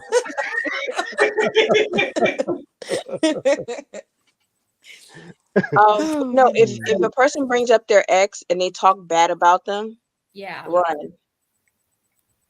run, just run. Yeah. I mean, Like, what reason is there to bring them up at all, though? Well, sometimes just let you know their history, just to say like, yeah, I've been single for a year. You know, I was in a 5-year relationship and then we broke up, and you know, it's okay to mention, but it's when it's like, oh my gosh, this is taken over like as a topic. Yeah. You know, and if they're bashing that ex too, everything is the ex's fault, nothing was their fault. That's not Nothing. completely true. Oh, you're Mm. preaching. Well, You are that's preaching. just a Yeah, lack 'cause of that- self. Go That's ahead. a lack of self-awareness at that point. Mhm. Yeah. Yeah, That's and then that lets you narcissism know at that that everything that goes wrong in the relationship will be your fault. Yeah, Yeah. and that's a version of them just telling on themselves. They're just showing who they are without you having to do anything. Yeah. Mm-mm. They got What- another word. It's Hey, what if narcissistic, is what it is. Hey, what if you ask the man if you're on a date with, do you have any children? He says, yeah. Well, my baby's mama still want to get with me. Oh, Hard yeah. stop. Mhm. Hard stop. Very much so. Very I much told so. you that story, right? Me and my wife Yes. were looking at each other like, oh my God, how dumb is that? And how many baby mamas do you have? Yeah, Let me tell you. Well, he said a couple of, he had two. You got a couple? Well, all right then. That's was something like, I figure out wow. before the date. That's something I ask pre-date conversation over the phone. Right. But some people lie, and I had to find out. This happened one time to me. I had to find out actually through the job that I worked at, because somehow, some way, this person became a topic of interest through. There's like a department at the company I used to work at, and this like the gossip, like in that area, and I'm like, oh, because it's like a small area, and the person worked in an adjacent company to where I was located. And yeah, I found that out the other way around. Like the person told me they had one child. That's what they told me. They had one child. I said, oh, okay. It's one thing. It's not to say, oh, okay, you got children, you know, but it's you're not being forthcoming with everything as far as that, because that's a big deal. That's a part of you. So if I'm dating you, you know, then that's. But I've actually been more of a, you know, like if I date someone that's like, you know, that has children, they have to be older or something, because I had to deal with like 2 different baby mamas. It was not good. It was not good. Man. Yeah, it was. And the kids, because I love children and they love me, and they kept going back to their moms about me. So it made it like even more crazy. Like That makes it worse, because then yeah. all of a sudden they got the scent, and so now they're going to. Yeah. They got the scent. You That's know way what? too much. Yeah. And I think people are more accepting. It's not, I don't think it's so much the number of kids you have, Yeah. how many relationships you had kids with. Like if you're a man and the marriage didn't work out, ladies, and let's say he had 2 or 3 kids, but he was married for like 20 years and it just went south. But that would be different than if he had 2 or 3 kids from 2 or 3 different women, right? It, Yeah. it shows like a character. Um, It's Yeah, that's that reckless. That's that reckless. and also the kind of relationship that they have with their children's mother. Yes. yeah, Because there are some people that are mature and they're very it's just, life happened. Right. And then there are people that are yeah, just toxic. they respect each other. You know what? Mm-hmm. I'll say this: my parents were teenagers when I was born, and my father raised me. But my father, he always had respect for my mother, even though um, there were times I was hurt because she didn't show. Um, but he never bashed her. He just tried to comfort me in my hurt. Um, Wow. Mhm. but the thing of it, but that was a maturity thing, It was like, but I see people that have been in divorces where they just trash each other, and even the kids, they get involved telling the kids how worthless each other is. That to me is Yeah. Ugh. They totally use the wrong. kids as weapons. It's Right. so Yeah, sad. and the thing of it is but then I see people that are mature. Their marriage didn't work out. They moved on. They're married again, and the kids, they have a good relationship. They're friends. They're actually okay with each other, and they understand that, hey, we didn't work, but we got children. Let's just deal with it and do it for some people are mature. They can do it and make it work. Where others got to they're just hating. They just want to bash each other. I don't know. Yeah. Yeah. And Hmm. my thing is that if a man will tell you, "Oh, she crazy," my thought process is, "What did you do to make her crazy?" Mm-hmm. Hmm. Yeah. Mm-hmm. Hmm. You just described it all too, right there. I was like, Yeah. Oh mm-mm. yeah. But that's the thing. People will say things and they don't expect you to catch them in a lie. And I'm like, it always, one, you're not going to fool God. Okay. And when you have a relationship Hmm. with God, I'm going to know. I'm going to Yeah. find out and I'm not even Yeah. snooping for it. Right. It just happens. Like, Hmm. Exactly.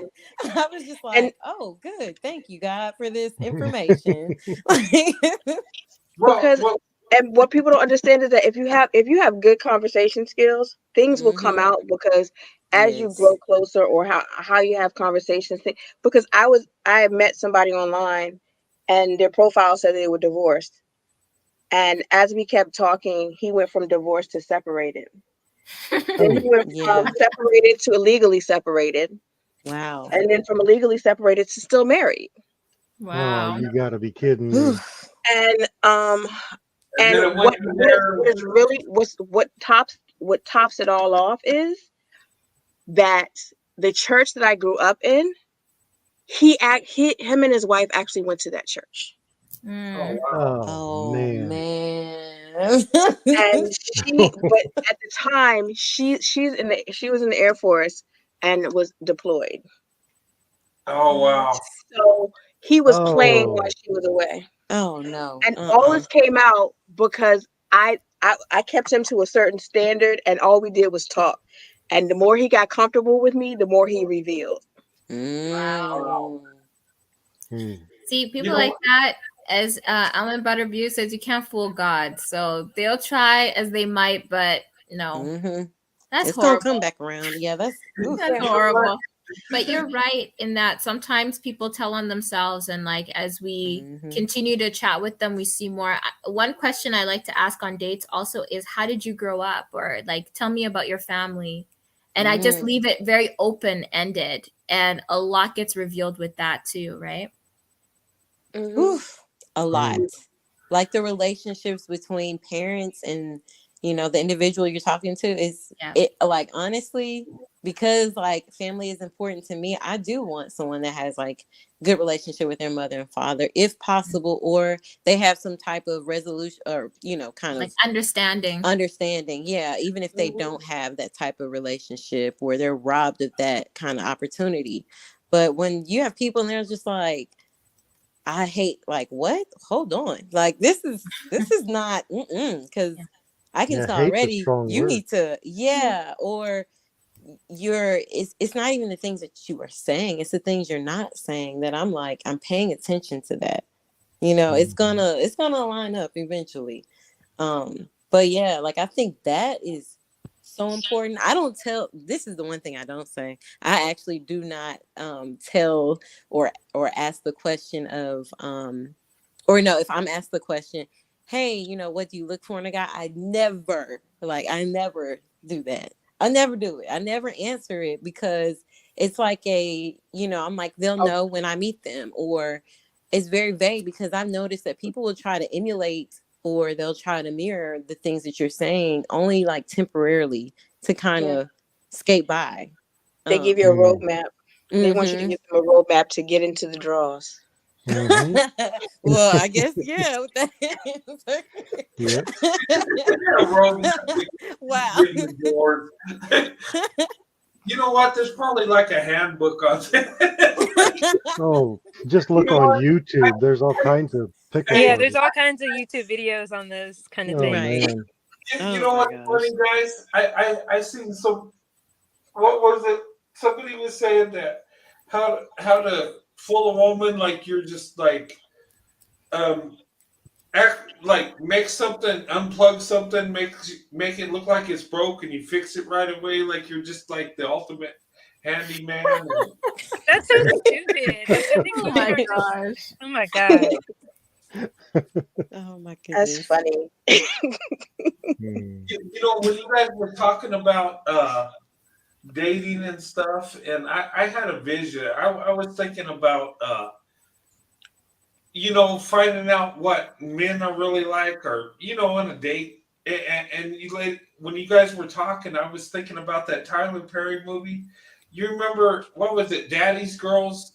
When Oh yeah. Mhm. Gabrielle Union was on a date with that guy, and he seemed like the perfect guy, and that woman drove up with the kids in that minivan. Yes. He's like, get off my daddy.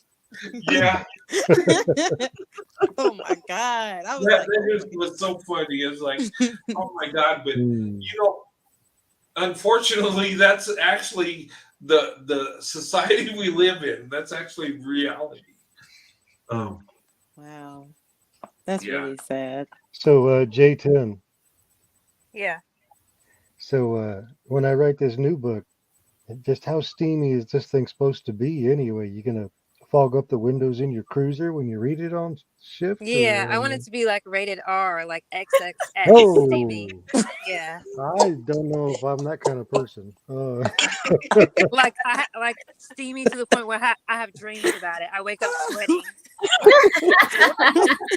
Okay, you need a timeout. Okay. She needs a Yeah, I glass need a of lot of cold things. water.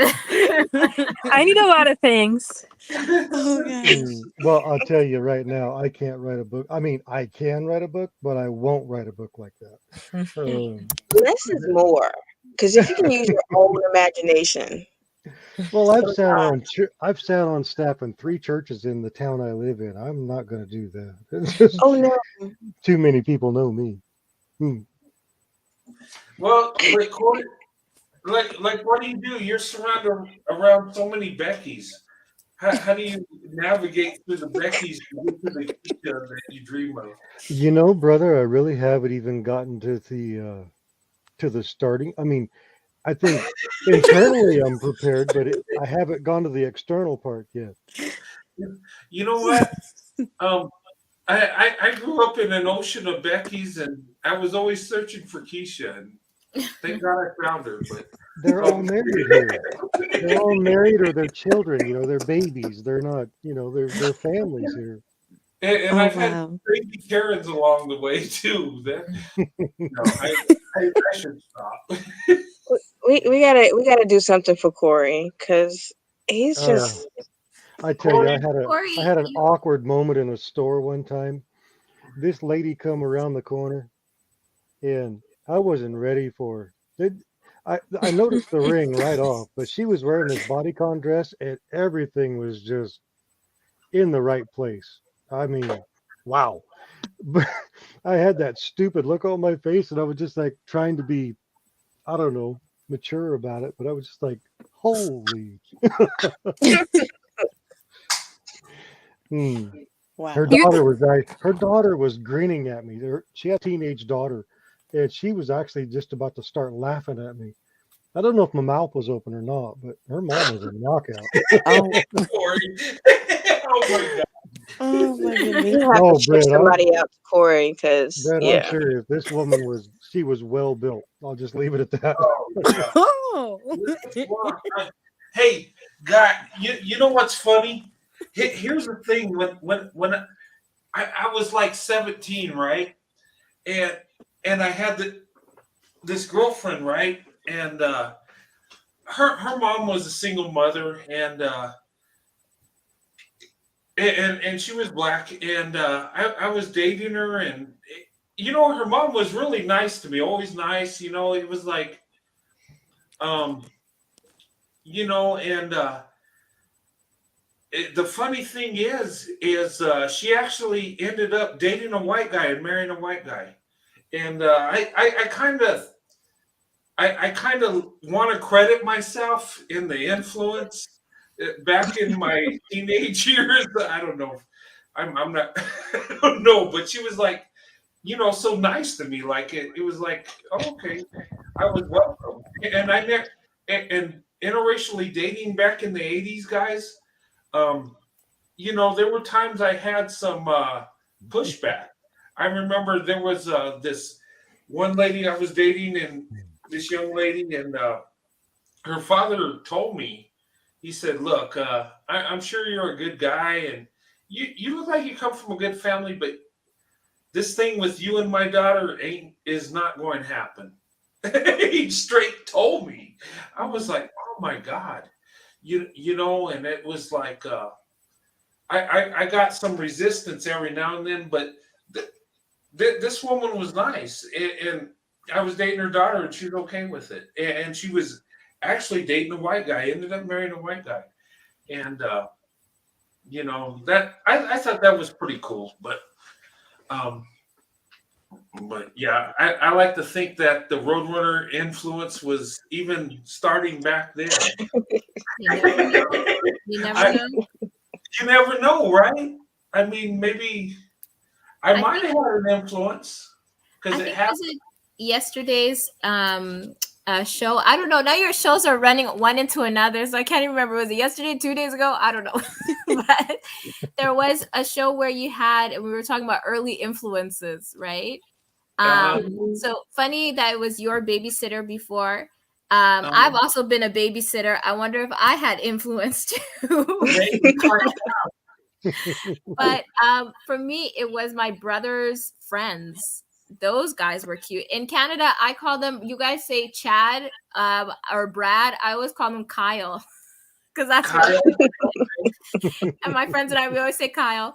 But there was one kid across the street, and that was my brother's best friend. Super cute guy. He had the 90s haircut and everything. And I remember the day that my brother said that boy was going to come sleep over. I was more excited than my brother. Right. And I was like, oh, I gotta wear my favorite PJs because I want him to see me in my favorite PJs. I'm like 6 years old or something. Yeah. But that had an influence on me very early. You know what? And here's the thing: there are early influences, and I think they actually set a tone in our life, or even direct our path. Because I remember I talk about the babysitter, right? And I remember I was little, I was like 5. I don't know what it was. I had to be around her. It was like I followed her around like a lost puppy, and I was a crazy, obnoxious kid. But when I was around her, I was good. And I remember we'd be sitting in church, right? I'd be hugging her arm. And when she hugged me, that was awesome. I was just clingy toward her. Does that make sense? As a little child, I don't know what it is, but she was filling a spot for you. Yeah. She was. It was an attack, right? I was attached to her, yes. Yeah. It was that maternal thing And that you were missing.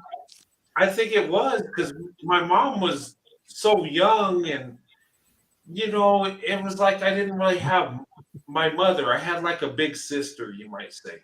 So I attached to that, and it was like,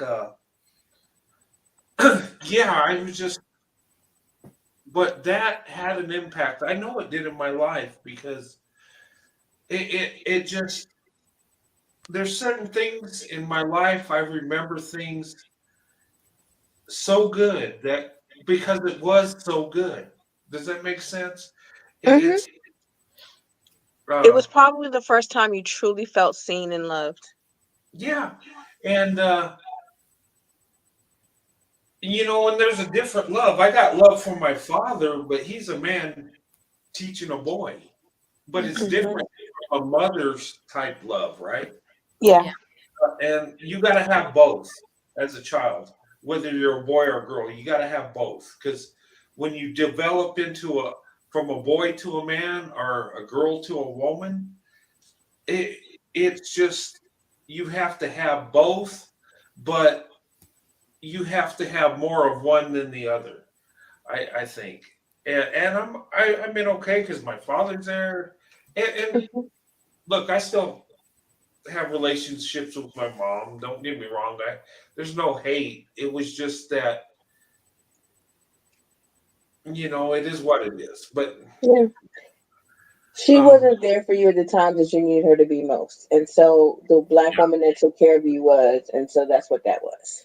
Yeah. and I think with that motherly love is where it directed me why I value black women. You know, in the beginning, and that's not the only thing. What happened is I really got to know black women when I started dating, and I really fell in love. It's like I seen something that was so beautiful and precious, that was amazing, and whether she would accept me or not, I had so much love for her. Does that make sense? Hmm. I'm in general as black women Mm. because I just seen something that was amazing, and I in my mindset, I don't understand why people don't see what I do. I don't understand why people don't understand what I understand. What is it? Why don't you see what I see? I And think you were able to frustrating. get you're able to get a unique perspective Yeah, it's because a lot of people, unless they have relationships with people of different ethnicities, they don't get to see behind the curtain, so to speak. yeah, And you got to see behind the curtain, and you like what you saw. yeah. Very well said. I think so. And there was nothing holding me back from seeing what's behind the curtain. Nobody told me I couldn't do it. Nobody told me stay away from her.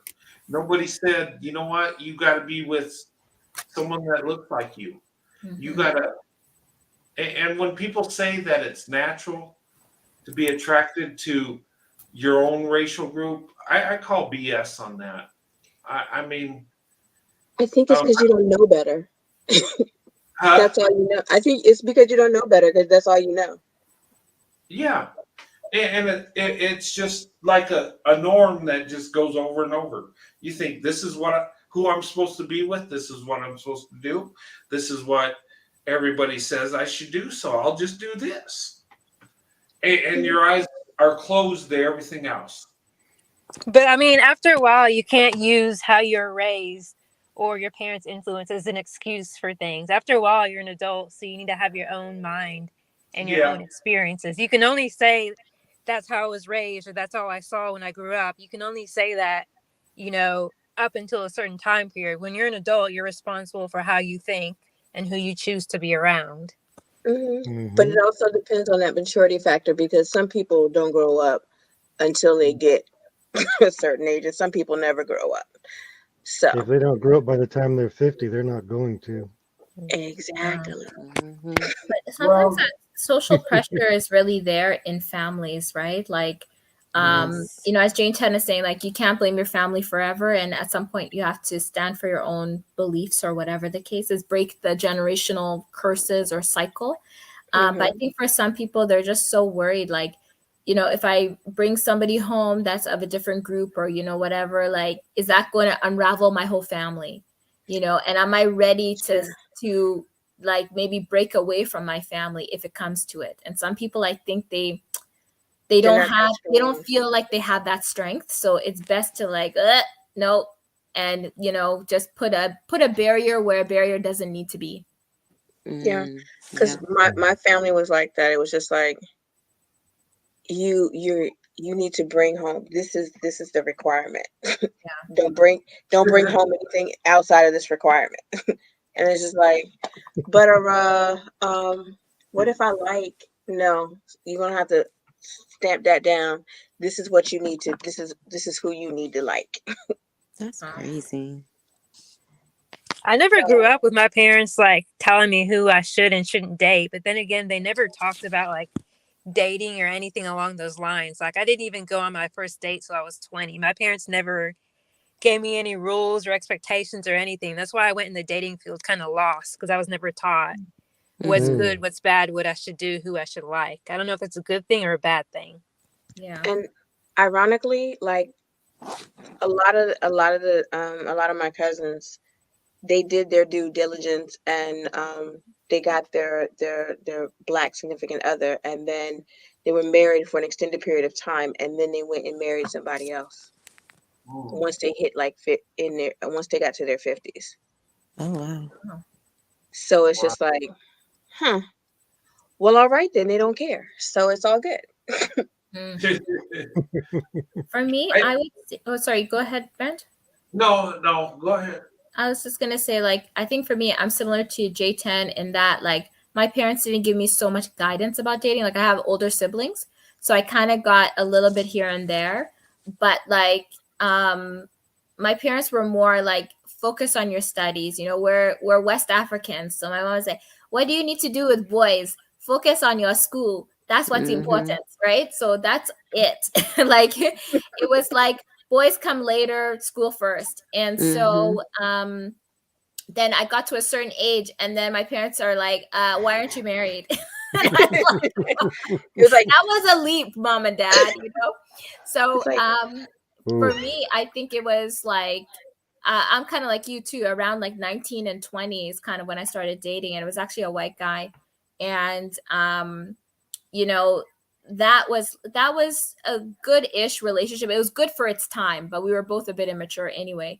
But I remember showing my mom a picture of this guy, and you know, and then she saw he was white, and then she was like, like almost like, well, I can't stop her, you know, kind of thing.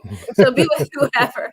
So then she just kind of eased up about it, and then was just kind of like, pick someone good though, you know, pick a professional.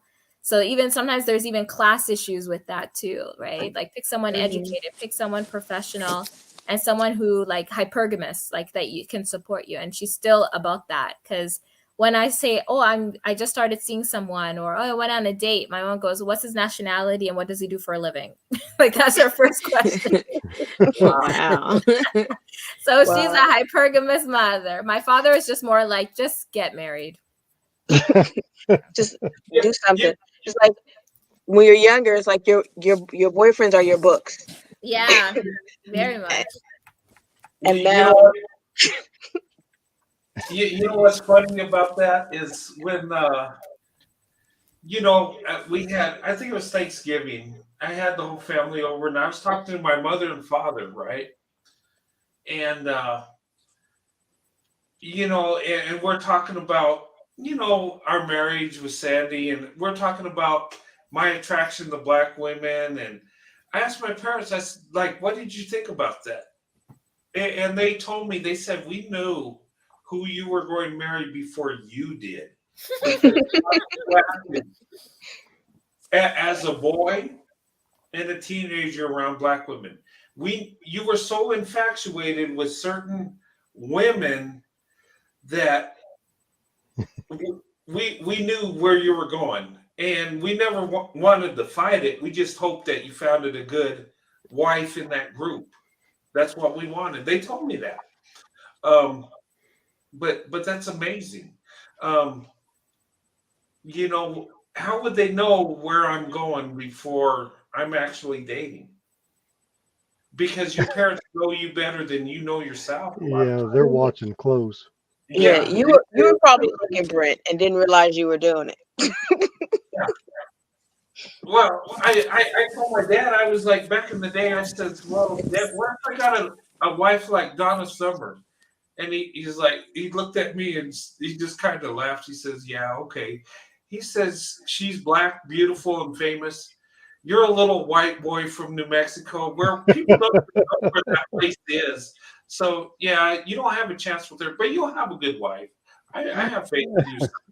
That's how my dad would talk to me, right? Wow. He'd be Mm. straight to the point, and it was like he would shoot my dreams down, but then there was a positive at the end. It was like, you know, yeah, but I think you'll be okay, son. I'm like, I guess then, Brent, your tastes were apparent, really, right? So they kind of knew. I think what would be really weird if you threw them off and had a white wife. I think they'd be like, "What? oh, What yeah, happened there?" they probably have me committed. It would be like that movie, that old movie.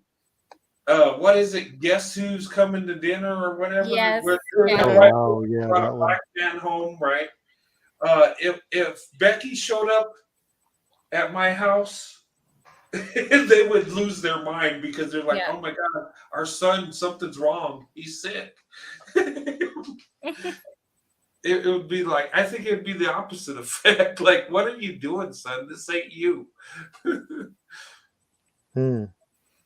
Corey, in your life too, like, did your family kind of, how did they navigate that, or how did you navigate that with them, or is it only happening now in your life that you're like opening your options more?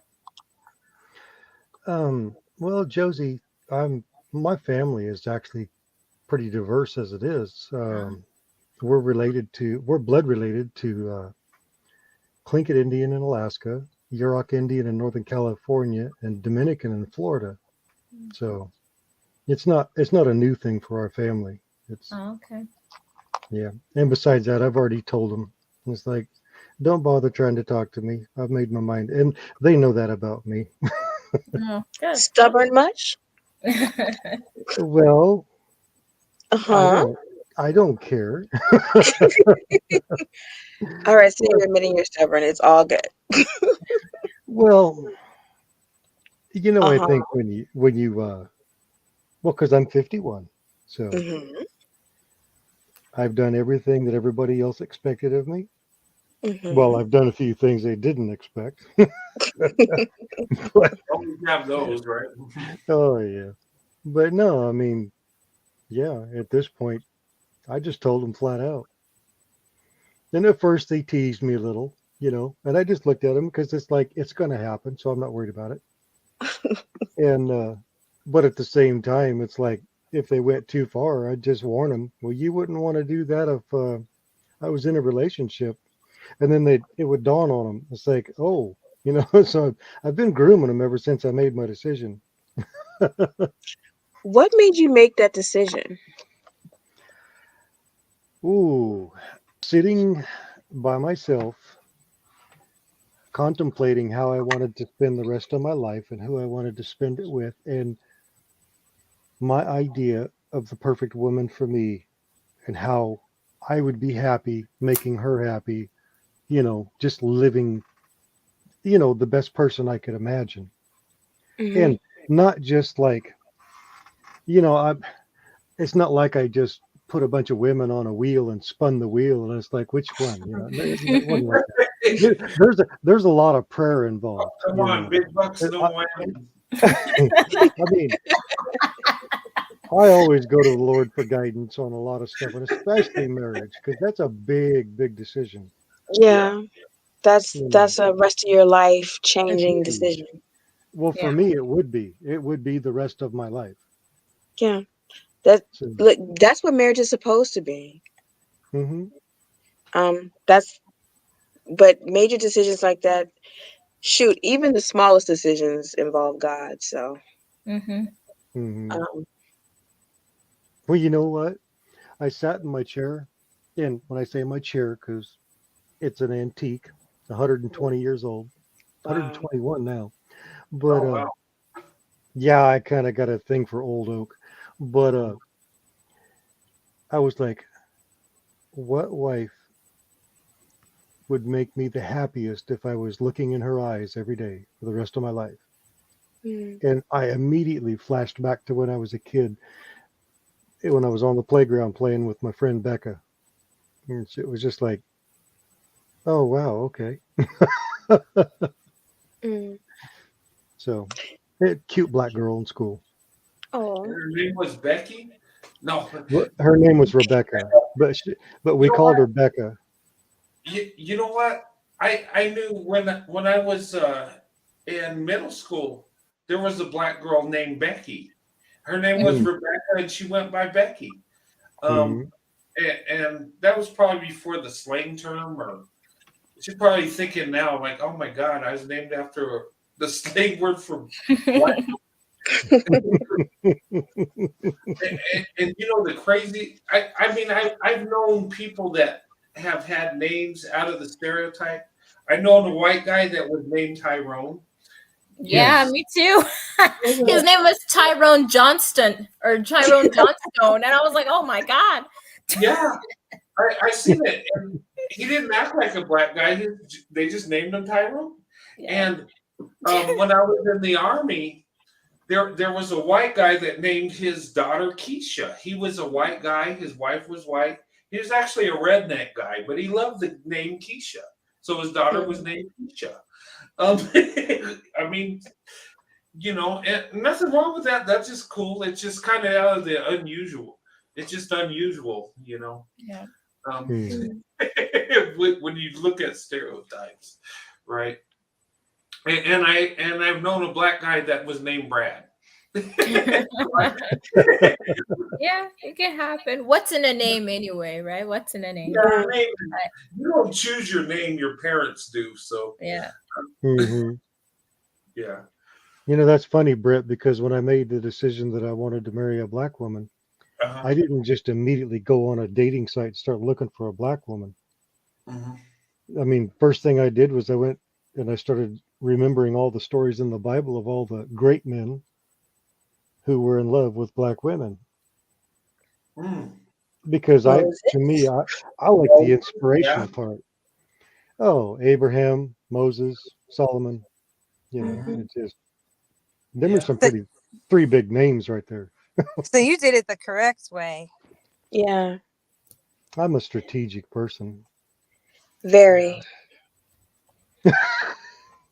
But I Uh, do pray that you find your wife and that oh, she will bring you, that you guys will create happiness together.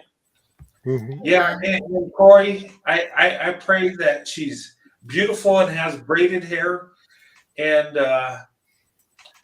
has a British accent. Oh Uh, no, I'm just Or uh, I can at hope she. least give you a reasonable facsimile of one. Yeah. Yes. oh, what? Or she can at least give you a reasonable facsimile of an English accent. Hmm. And, Don't and, start with me. and I hopefully did not Corey do anything. It's not my fault. Hmm. and Corey, hopefully she's got long braided hair. She's beautiful. She's got a British accent and likes country music. Oh, you know what's funny, Brett? The only country music I like is Alan Jackson. I don't listen to anybody else. Oh, really? You know And I what? You only know listen to that when I'm in the mood for it. you know what's crazy is all three of my kids, right? They have different taste in music. Me and my Hmm. wife, we would listen to like you know, like old '90s R&B, and sometimes we listen to like stuff like Journey and stuff, and um, but that's what we listen to, right? Well, my daughter listens to nothing but country, right? And we never influenced her to do that. She just that's what she likes. That's Hmm. what our oldest daughter likes. Our son likes like rock and stuff. He's got an electric guitar and he's into that. And then our youngest daughter's like into R&B. So they're just eh, the amazing thing is they didn't go with the influence they had. They went with their individual likes. They went where they wanted to go. And, actually, even though we didn't influence them that way, I think maybe because of our marriage, that me and my wife are individuals and we just chose our way. Our kids just went the way they wanted to go. Um, and, that's just amazing. I don't know. But they're all brother, I got 2 daughters and 1 son, and they're related, but they're different people. They're choosing their own path. And I think that's a beautiful thing. And when I joke, she has a British accent, I just hope who you find is a free thinking individual that loves you with all her heart and that just loves being with you. And I know, Corey, I know you choose your way because that's what you want in life. And I hope you get that same thing in a wife. I really do, because there's nothing more beautiful than someone living their life the way they wanted to, Well, Yeah. Brent, as long as for the amount of time you've been married, I receive that. I'm over That's here like, tearing up now. That was beautiful. well, because if somebody's going to give, if somebody's going to speak a blessing over you, I Yeah. want somebody that's lived that life. So, That's Brent, right. thank Yeah. you for that. Yeah, that's lovely. That's Definitely. beautiful. But Yeah, if you get what do you call that, ordained or whatever to marry people, we will come visit you. Yes. I Or let we'll me just give you and Sandy plane tickets and you can join us, one of the two. let me look online and see which is the fastest degree. I'll probably have to pay a little more. Maybe I can find a fly by night internet. You can always get ordained to perform ceremonies, but like I think that you have a greater calling than that. Oh, thanks. Brent Oh can man. be like a one-stop shop. You can get some dating, like coaching with dating, some premarital counseling, and he'll also be ordained to marry you. You That would know, be awesome. you know what was amazing? When me and my wife were getting ready to get married, we talked to my wife's preacher at her church, and this guy, he was a black guy. He was like, okay, why? He says, why do you want to get married? He says, and I told him, and then he talked to my wife, and and we started talking. We had such a good conversation. It was awesome. And I told him how much I love my wife. I said, man, she's awesome. And I love her. And I can't wait to build a family. And I was just, when I get to talking and when I get interested in something, I just go on and on and on. And he just looked at me and he just gave me this weird look. He says, you know what? He says, your marriage is going to last. You know what? You guys are going to have a blessed marriage. And years later, we came back and he remembered us. He's like, you know what? I remember you. You're still married. Yeah, I knew it was going to last. But that was kind of neat. But he said the way we talked about each other, the way we gave him the reasons we wanted to get married, he said it was like, he said he was dumbfounded. He said that at our age, he didn't expect all that. And we're I was 24, my wife's 25, but he was amazed. He says, wow, it will work. And he said he had faith in that and he knew it would. And, almost 30 years, it's like, yeah, I knew your marriage was going to last. And I don't know. How would he know that? I mean, I guess it was a good guess because we said the right thing, but They know for sure. Like I have a couple of friends, they're not pastors or anything, they're marriage and family therapists. This is two separate people. but they're in the same profession. And they told me, like, this is behind the curtain, but they said, like, they can tell very early on, even when people walk into their office, right?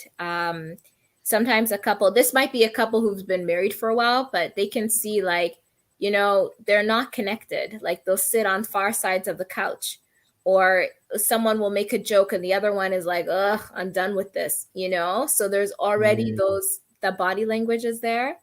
And so they said sometimes when couples come in, it's like, it's not even about staying together, but it's about being like amicable in breaking up, right? That's what they're really there for. They don't know it yet, but that's what they're really there for. But they say it's great that you guys did premarital counseling, but even in a relationship too, like, come when the problems are still small, when you're still in love, you want to do that repair. But if you've waited too long, like you should have seen them 2 years ago, 5 years ago, then it's like, sometimes there's not enough therapy that can be done, or the people don't have the willingness anymore. And so it is about breaking up. But those professionals, they can tell very early on, just with the subtleties, right? Yeah, and I guess how you act around each other. Oh, yeah. He told me, he was like, man, you are so motivated, aren't you? Yeah, Like, exactly. I didn't know what he was talking about, but then I looked, okay. And he says, and she's just sitting there grinning and smiling and holding your hand. He says, I knew this was a blessed marriage from the get-go. Yeah. Looking at you two going work. And Exactly. well, I did. But I guess they can tell, like, people's body language, how they react with each other, how they I mean, because you can embrace each other without touching each other. It's kind of like, Yeah. I heard somewhere that successful marriages, the partners know how to apologize to one another. Oh, very good. Yeah. Yeah. So And they also know about, like, bids for attention, right? When their partner wants their attention, or there's one, they are a couple, and they're both marriage and family therapists as well, the Gottmans. They're like subject matter experts when it comes to marriage and counseling. And for them, they're like, they can tell with just even like if someone says, let's say we're observing a couple, right? They're in a cafe, they're sitting together, and the one says, oh, wow, look at that bird outside. And the other one just goes, oh my God. They always point out dumb stuff, or they're done with it, or just whatever. Or does the other one engaged with the other? Oh, wow, look at that bird out there. Oh, I've never seen a bird like that before. And there's that interaction that's healthy. But when it's ignored, or just seen as ridiculous, or the person just gets up and leaves, or keeps drinking their coffee, then you can see there's a disconnect in communication. it's because they become indifferent to one another. Yes, very much. A relationship is constant work. So, and you have to fall in love with each other. And more times, maybe throughout that lifetime, you'll fall in love multiple times. Yes. Yeah. And it just increases. Because I tell you this, once I get married, I am not getting a divorce. We're going to work it out no matter what.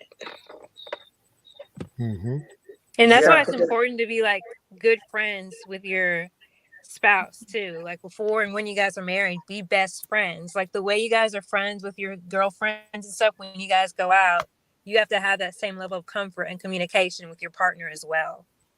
Yeah. But lady, want to be able to be silly with somebody and be able to be like, you could just do that look and you're making faces at each other or something like that. Or just being able to be silly with each other and knowing, that ebb and flow. Yeah. And ladies, be like the girlfriend, but don't get discouraged if he's not interested in going shopping at. See, you got to be strategic about the shopping trips, because it's like, you want to go with me to go pick out some lingerie? I'm quite sure you would go Oh shop. well. Hey, Okay. now Well. I'm a single guy. Don't start that. Okay. That's different. I don't Okay. like shopping anyway, so we could live without that. Yeah, I mean, I don't like shopping Well, either, but maybe that would you be interesting to see. What is your taste in this particular situation? I'm putting fire in my bosom now. I'm good. I'm good.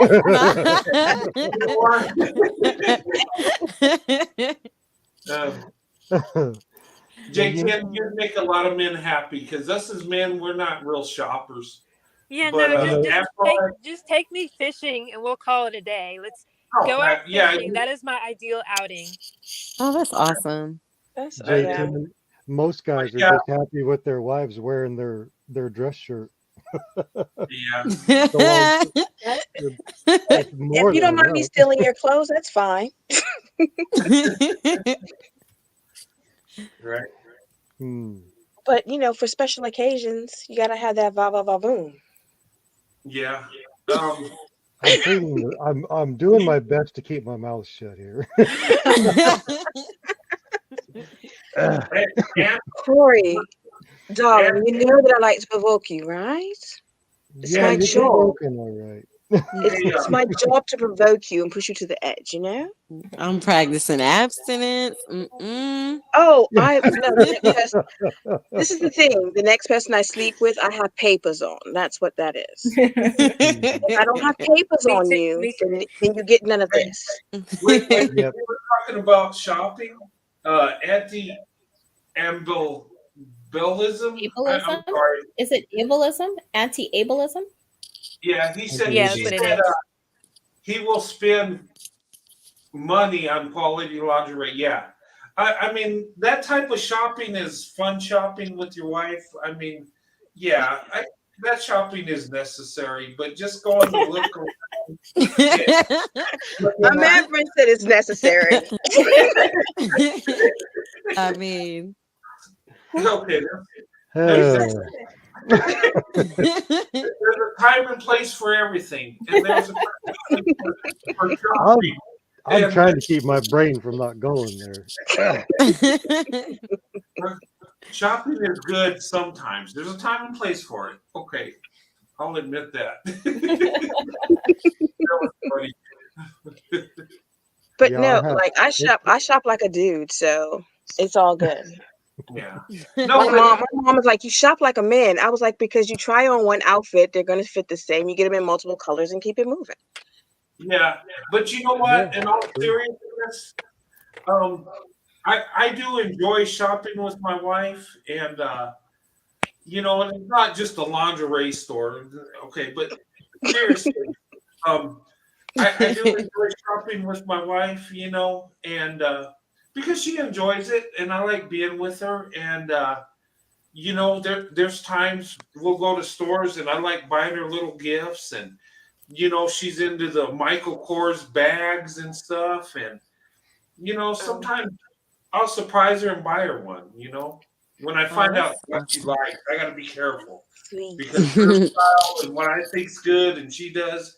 You ladies know, right? You know what? yeah. When it comes to fashion and stuff like that, yeah. Mm-hmm. But seriously, I do enjoy those times because, I mean, I like spending time with my wife. Just Men, spoiling her. huh? That's because you're getting to spoil her, and you like doing that. Yeah, I like doing that. Mm-hmm. And I need that in my life. Seriously, same. Oh my gosh. I'm serious. I'm serious. Like when you said that, I was like, how they say, make sure like when you're dating or marrying someone, make sure it's someone who you can have fun with doing anything, like even going to Walmart. Yeah. Like you guys create the fun, even though the place isn't fun. You guys have to make the fun, just doing little things. Right, because right. when you're in your own bubble, you don't care what other people do. You're vibing back and forth. Yeah, like going to Walmart can be an adventure because you're with the person who you love. Yes. Mm-hmm. That's awesome. Did you ever get in a store and they start playing like one of your old favorite classics and you got to get out of there because you're going to bust a move? No, you just start singing. Oh, Michael Ray, thank you for that compliment. I don't know how to respond to the thing while I'm on the panel, but thank you. It's like you gotta have your fun where you can have it, because if you don't know how to laugh together, it's gonna be a hard life. Yeah. Hmm. Jay And I'm Tim like, is this woman. Wow. Yes. Oh, That's sweet. That's awesome. that is There so you go, Jay Tim. Mm, sweet. okay. Because all she wants to do is go fishing. Right, right. Yes, I Okay. need a man who will just take me mhm. fishing. Like, I don't need makeup. I don't need a dress. Let's just go to the lake for like 12 hours. Just go fishing. Just Oh, drink water and, have sandwiches. And that's a perfect date for me. Because I've had it before Right. and I want it again. Wait a Yep. minute. You're gonna take your cute self and some white guy out there and expect him to behave himself for 12 hours? you know He's what? crazy. Yes, because I am Jay, celibate until marriage. So, yes. and you know what? If he loves you, he'll embrace the sandwiches, the water, and the 12 hours of fishing. Yeah. And the celibacy. Mhm. Yeah, Yeah. because all he Hmm. wants to spend is time with you. So Yeah. that's all Well, that I was matters. thinking about Mhm. that you were already married, so he didn't have to control himself. Oh. Oh, he done skipped. All right, If I'm He married, then skipped. it's game over. all right, now. Corey If done I'm married, skipped there's that no whole. limits there. whole All section right. of dating. Or You might come back with wet hair. That's all I'm gonna say. I thought you were just going Well, fishing. Oh well. See what well, had you happened know, I was know.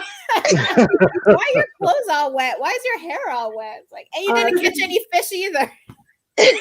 see what had happened was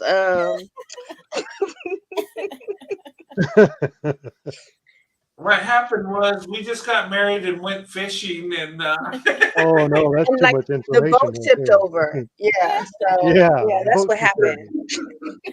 no, I'm just okay. But you guys are right though, with the new experiences or the mundane things of life, like who can make life somewhat entertaining or enjoyable, right? That's the long-term partner. That's a sustainable relationship. You Mhm. know, Yeah. Hmm. because and it would be nice to be spoiled. I can't get off of that one Yeah. because I'm like, what is that? Actually, spoiled kind of looks like a little like this one right here. Oh, nice ring. That's a spoiler ring. Spoiled ring. That's an older picture. Oh, is that an old picture? Yeah, I He's got No, that's two pretty. Yeah, more Corey new is a designs. great designer. wife. I like the other one that you put up. Oh, yeah. Yeah, That what one's you? gorgeous. I just had I had another design come through my mind not too long ago, and it's a triple band. It's 3 rings. Hmm. Oh wow. Yeah. And that's awesome because that can represent you, her, and God. Oh, always, Mhm. There That's you go. beautiful. always. Yeah, I had to look. I forgot. Sapphire represents life, because I always go. Anytime I get, you know, ideas like that, I always go back to the Bible and find out what that color, what that gem, what that metal, Mm, what it represents. Why? Why? I love that. Corey, why are you doing this to me? That's beautiful. It's like you're describing like my perfect ring. I cannot with you. Hmm. I'm Wow. sorry. You know what? That gets me emotional because I'm thinking about my birthstone, granite, and Granted, Brent, But like, you know what? Here in Oregon, we can drive right up there toward Diamond Lake and pick granite up off the ground. oh yeah, I can pick it up Yeah, in my backyard too. that's Um, cool. that's People ask, "What's your birthstone? Granite?" But like if you have a blue sapphire, and blue in the Bible represents truth. Actually, the third one I seen had yellow gold on the outside of the band with an offset ring when it come together. It was Mhm. like trying to pass each other. In the center of it was platinum with all the scroll work design, and then there was a big sapphire sitting on top, and of course the other two rings that close it and make it. Was that a car door? I don't know. Yeah, I'm in my car because I'm in my car. It right wasn't me. Who's breathing on the mic?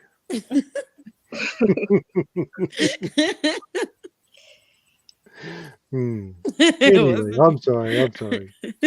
You know, actually, this ring here, I redesigned it with it was with emerald. That's my birthstone. That's my birthstone too. Okay, first of all, Angelique, This was yellow. where were you born? The band would have been All I yellow. can say is May babies are the best. Yes. Okay. Same. Okay. Just gonna say Well, that. see, the band is yellow gold. The top Mhm. stone is emerald, and then you got the white diamonds down below on that one. This is actually cataloged in a jewelry store, but Yeah. a custom jewelry maker over in Massachusetts, Wow. along with the other one. I haven't sent him the other one yet, though. The third one. I can't. This stuff boils out of me. God made me creative, and if I don't bring it out, then it just starts to back up. Mm-hmm. So I you hear know, that. Yeah. But a Yeah. question too, I guess I have now, since we're talking about spoiling, is what inspires or motivates a guy to want to spoil someone? Like, I'm curious. Me too. That's a good question. That's a very good question. it's simple. Hmm. Wait, let's continue. Okay. Well, have you Give ever walked into a room, and because of the way the material was made and the furniture, and it just felt like home? Yeah. Mm-hmm. Okay, well there's your definition. You get, for me, to be married to a black woman would be the best comfort in a wife I can imagine. Hmm. Such In every aspect as a husband and a lover and a friend, and but I'll just leave all that alone. Homie lover friend. Yeah. Hey, He wants a homie lover friend. you were saying what What like inspires? Yeah, like what would what inspires you like to spoil someone? Yeah, I'm just kind of curious to hear. See, that's another question for the panel too, the male panel one day. Yeah. You can recycle it. I'll tell you what inspires me. Yeah. With me, I love my wife so much, and I just want to make her so happy. And when you love somebody, there's things you want for yourself to make you happy, but when you really love someone, you're so focused on them, you forget what makes you happy, and you're so focused on what they want, and you want to give it to them. And it's like you want to give them everything. You would give them the world if you could, and you would sacrifice and do without for them, because that's what love is. And when I spoil my wife, when I do things for my wife, I do it because I want her to be happy, because I love her. I want her to be happy because she means everything to me, and it has nothing to do with what I want, because what I want is her happiness, and when she's happy, I'm happy. Um, and I don't know. I want to give my wife everything, and what's crazy, and well, this ain't crazy, but um, with my wife and our relationship and our marriage is I'm trying to give my wife everything, and she's trying for me not to give her everything. Does that make sense? It's like she don't want me to sacrifice too much for her, but I want to give her everything. But she don't want me to have to suffer for her to have everything. It's kind of like and that to me is true love.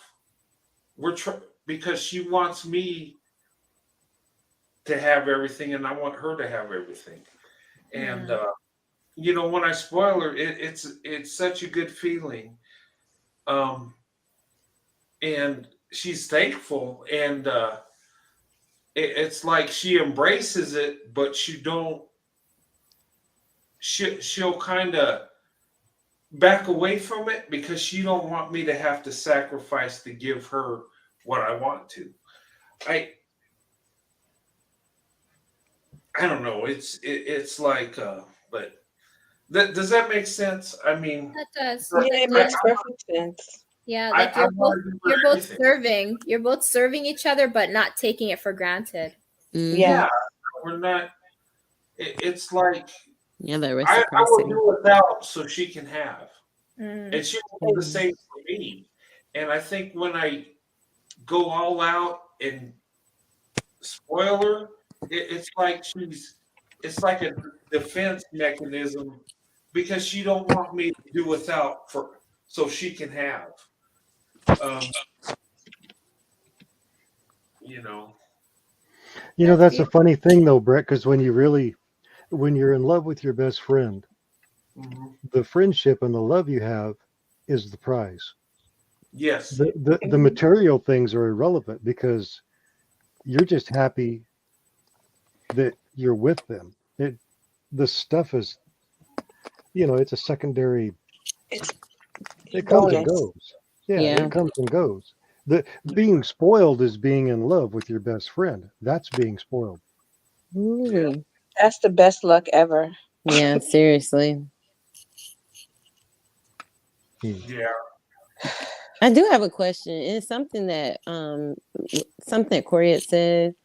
When you do meet or when you have met the one, I don't know about if Corey has met the one, but maybe okay.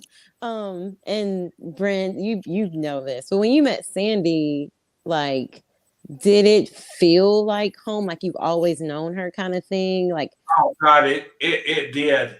And let me tell you, when I met my wife and we dated, it was like it was meant to be.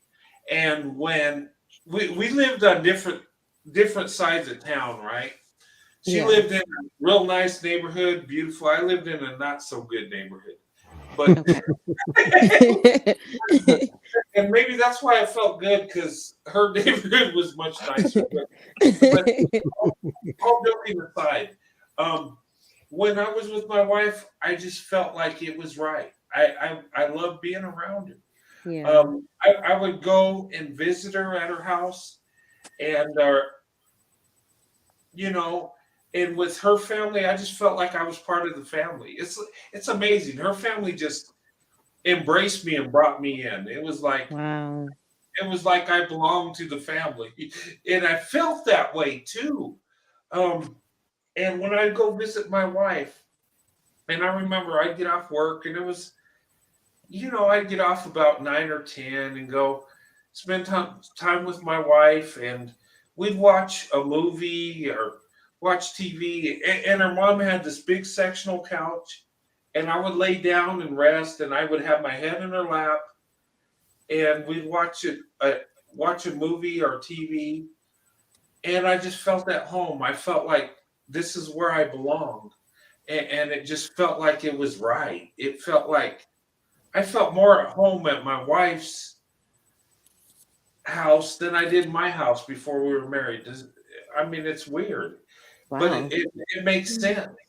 And I remember, and my wife says, "Yeah, you come over, visit, and you fall asleep in my lap." But I said, "Yeah, but it feels so good. I feel relaxed. I feel rested." and we laugh about it, but I just felt like my wife was my wife before she was my wife.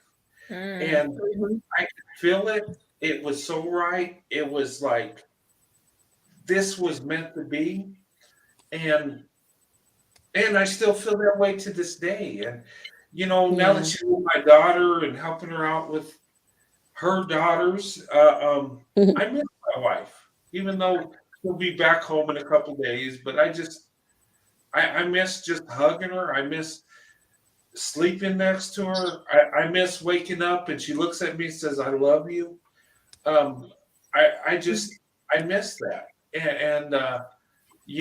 I'll fall asleep and hug my pillows and think about my wife. I'm just that's, but I just yeah, it's you know, That's beautiful. I Oh my know it gosh. makes you. It's just like, where's my bestie? Yeah, because I mean that's where I'm like, man, I want to feel like I'm at home.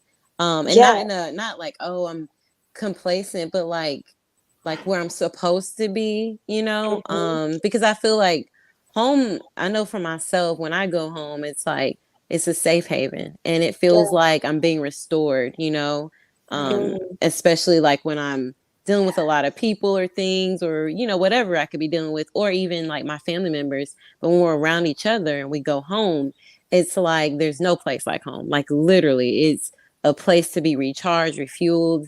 You get the best laughs, you get it's just so much peace and joy. And that's something I desire, honestly. Like it's not just a feeling, but that's what it actually represents.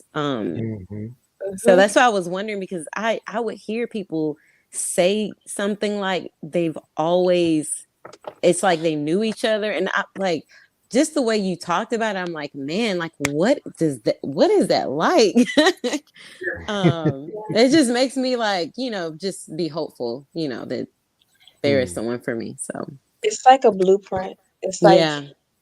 that's the kind you get an idea of exactly what you want, and Yeah. because all that stuff you were just saying, I second that emotion. So yeah, because it's nothing like getting that hug and just like, yeah, I'm at home. Yeah. And Well, a lot of we're all people, Christians up here, right? Yes. You know, Yeah. in the Bible where it says we're going to live with Christ for 1,000 years. Yes. Well, it says in there clearly that people are having children again. That's another reason why I was like, I'll marry me a beautiful melanin queen and have babies all the time. you know what? Hey, you know what, Corey?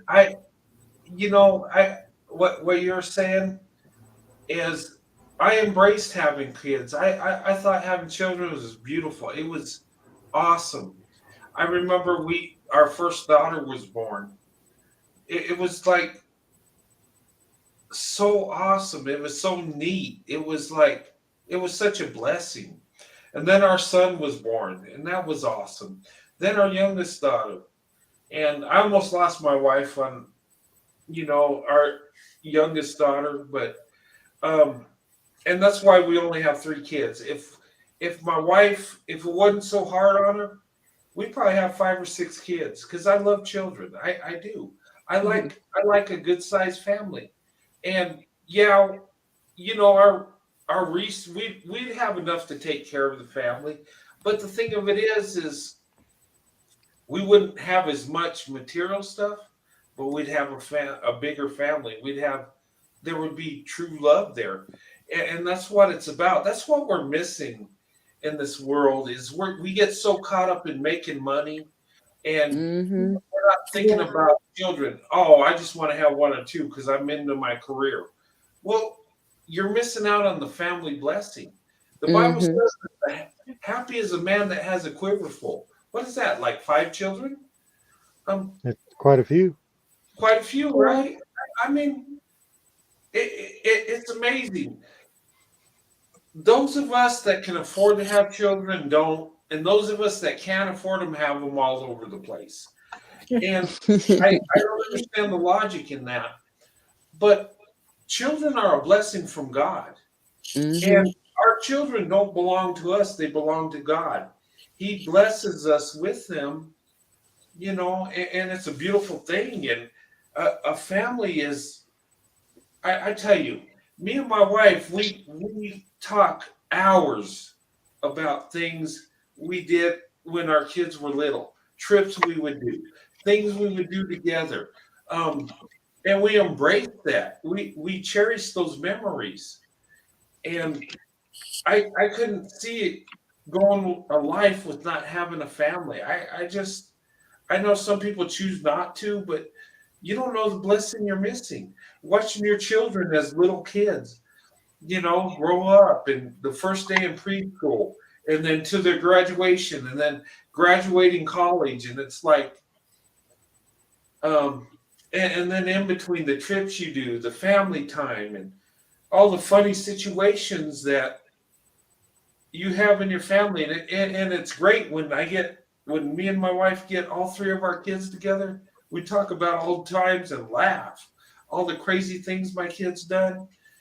Finding my son and my daughter hiding in the closet, eating butter. You remember the country crock, Butter tubs, yeah. Country crock butter. I caught my son and my youngest daughter in the closet hiding. Both had a spoon and were eating. Oh, Lord. Right? Wow. Yeah. Crazy stuff like that. That's a big tub of butter. Yeah. But I remember when I was off work and my wife was at work and I worked a lot of hours. So I'd be, I would like sleep on the couch while the kids play. And I remember my youngest daughter would come up to me and act like she's hurt. Oh, Dad. And I give her a hug. And then my son would just run around to the kitchen, climb the cabinets, get the cookies, run down. And then my daughter was like, wanted big hugs. And now she don't. She takes off running. They both dart to the closet. And now they're eating cookies in the closet. Tag teaming you. Yeah. They were strategic in what they were doing. But those kind of things, that's memories. It's kind of funny what they did, and we laugh about it. But that's what a family is. And we lost sight about the family. We lost sight about marriage. We lost sight about all the things that really matter. And guys, really, and when we're looking, we all want to be loved and we all want to be in that relationship, but we do it for the wrong reasons. And, when you look for a wife, you look for a good wife. You don't look for a wife that looks a certain way, that's a certain skin tone or whatever. You look for the best option. And for me, Black women was always the best option. And I've been blessed by it. And your option might not be the same as my option, and that's okay. But the thing of it is we need to come together as family, as husband and wife, and have children, because that's what it's all about. You don't even know the blessing. You don't. I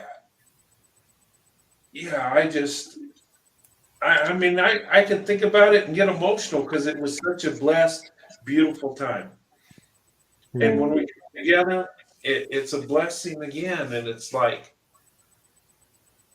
I don't know. I think we lost our way in society. What do you guys think? I think we lost our way with our morals, with our marriage, with true love, with family. I think,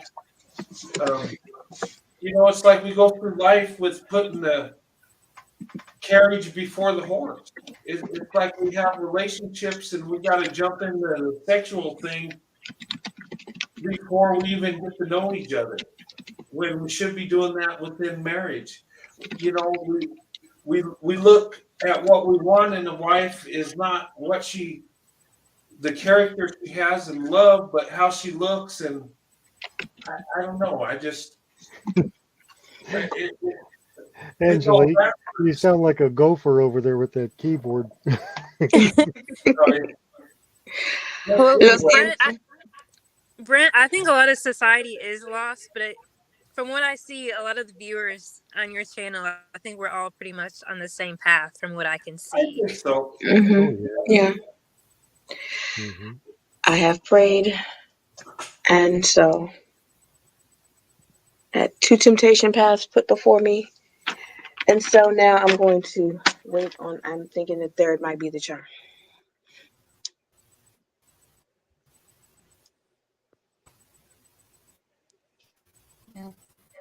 But also, you know, Brent, that what you Huh? almost like, you know, love is what makes life fun, right? When you have those memories, when you have a real network, when you feel like a part of a family, a part of a team, it's so wonderful. Like, you know, your kids eating the butter and like, you know, they could have gotten in trouble or you could have laughed about it or whatever, but that's like a core memory that keeps hmm coming up, right? So it's these little parts of life that make it interesting versus, you know, you go to work, you pay bills and you die, right? So Yeah. Sure. Yeah. it's everybody, it's everything else in between, right? So that's That's a dull life. very much, very Yeah. much. And a Yeah. lot of people, what's that saying? It's almost like we work at jobs that we don't like to buy things we don't need to impress people that we hate or something like that, right? This cycle. Pretty much. Yeah, that's it. Yeah, Yes. that's one way to put it. Yes, this performative cycle, but like what are we really gaining? What memories are we really creating, right? Right. You have to Um, step off the wheel. exactly. I think a lot of people are definitely the pandemic has made a lot of people reassess, definitely in their professional lives. I'm connected to that world, so I'm seeing that a lot in people's professional lives. And I think it's really like a lot of people are thinking like, you know, what do I wanna, what kind of legacy or impact do I want to leave? And it's not legacy with money, but legacy with real connection. Mhm. Real life experiences. Exactly. Mhm. Yeah. Denise Yeah, says, she's grinning can't at us. believe you guys are still up. I am catching a flight in a few. Yeah. Yeah, it's like 3:23 over here in the East Coast. No, it's only Yeah, 12:23. Oh Hey, my gosh, Corey. Corey, really, really, Corey? Corey always get on early, no matter what time we stop. Corey's always bragging about, you know, how early it is. Yeah. Yeah. You know Well, what though? Hey guys, we're going to have to shut down here in a bit. I got to call my wife and tell her good night. Yeah, you do. And it's 1:23 in the morning here. Where she's at, it's 2:23. yeah. So yeah, and yeah, let's go ahead and shut her down. We've been on for 4 hours and 32 minutes. Oh Wow. God. Yeah. Yeah. Mm-hmm. That's good. It's been good. You guys are like, we got deep. And some of these questions, they just kind of came up, but like everyone had really like thought-provoking answers. So I might even replay the replay and like listen to this again. Yeah. We've been Well, having some nice lives, even when it gets kind of hanky. We still manage to turn it around and turn it into something good. well, ladies, do you have closing thoughts for in like a minute or less? Yeah. Hey, everybody, give your closing thought before we shut down. That's a good idea, Corey. Yeah. Who wants to go first? I don't mind going first. I kind of feel like I said it. So I don't have too much more to add, but I'm looking forward to that all male panel as well. I think that's going to be fantastic. And I don't know, just keep up the good work. I am really enjoying this. Oh, thanks. Yeah, we're going to set that up. That's going to be awesome. I'll get Corey and Michael Ray, two awesome gentlemen here, and then we'll get some more. We'll have a good panel, and you guys can hear our perspective, and you know, and maybe we'll get you ladies some tips on some things. You know. That's fantastic. Well, good night, Yes. everyone. I'll drop into the chat. Talk to you guys again. Oh, good night. Good Nice, night. Turkey. Bye. Yes, Good to see you, young lady. This was a nice panel. All Oh, right. thanks. Who's next? I'll go next because I'm almost falling asleep anyway. Um, Was that you breathing on the mic? No, I was not breathing. Oh my goodness. I really appreciate you allowing me to be on here, Brent, once Oh yeah, again. you're always welcome. I learned so much, and so that's why, like I said, I was trying to just listen mainly and soak up all this good knowledge and wisdom. So thank you for that. And just everyone, I hope y'all have a good night. Please be safe if you're out, and if you're at home, get some rest. Okay. Well, thank you so much. Good having you on again. It's Yes. been awesome. Um, Yes, and I, take care of that foot too. oh Yes.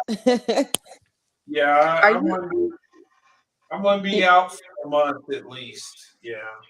Oh wow. yeah, you're elevating, right? Yeah, I am. Yes, I am. Yes, ma'am, I am.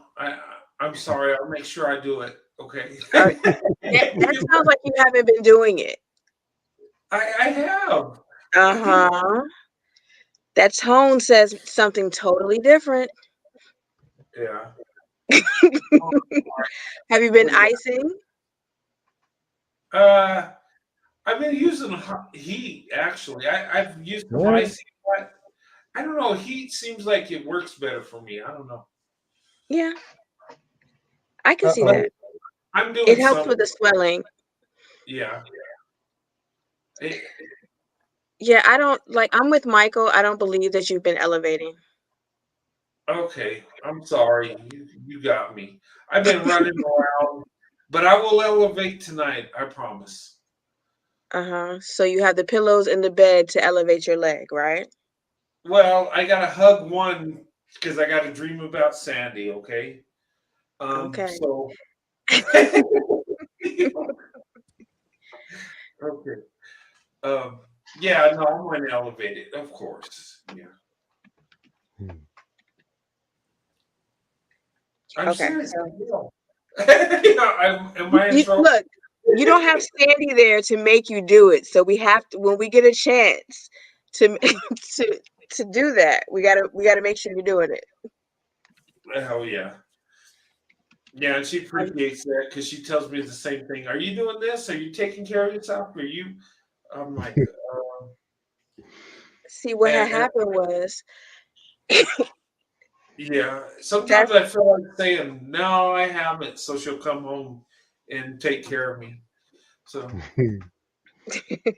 Well, closing thoughts.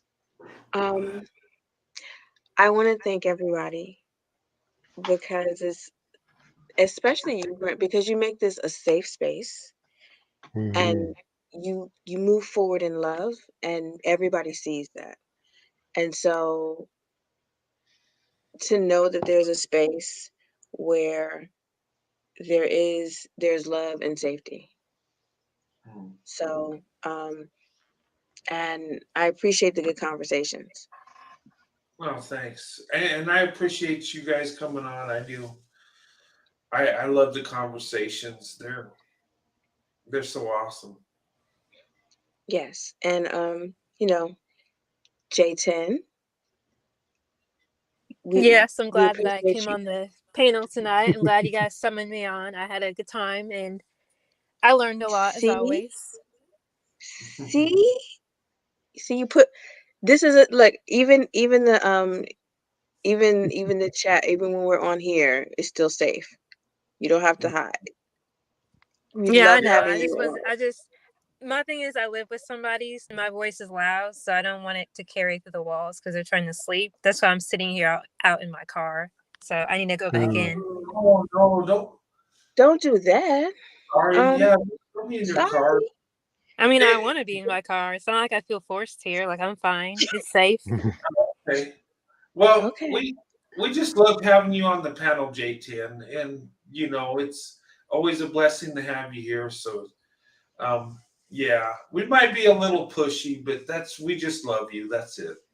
Yes. Oh, you be dropping the fire in the chat, so Yeah, you do. Oh yeah, no, I like the passion that Brent had tonight. I had to get in on that because Brent, you're good at yes. what you do. I love it. I love it. Oh, thanks. Yes. Um, It's like it's Captain Swirl to the rescue tonight. it's word, yeah.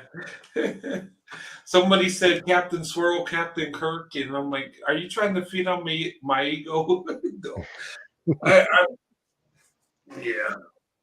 Well, that's my fantasy, I guess. No. But Well, I mean, you do have the cartoon, so yeah, I um do. Hmm. and you know, Corey, we appreciate the teasing and the flirting. Keep up the good work. Yeah.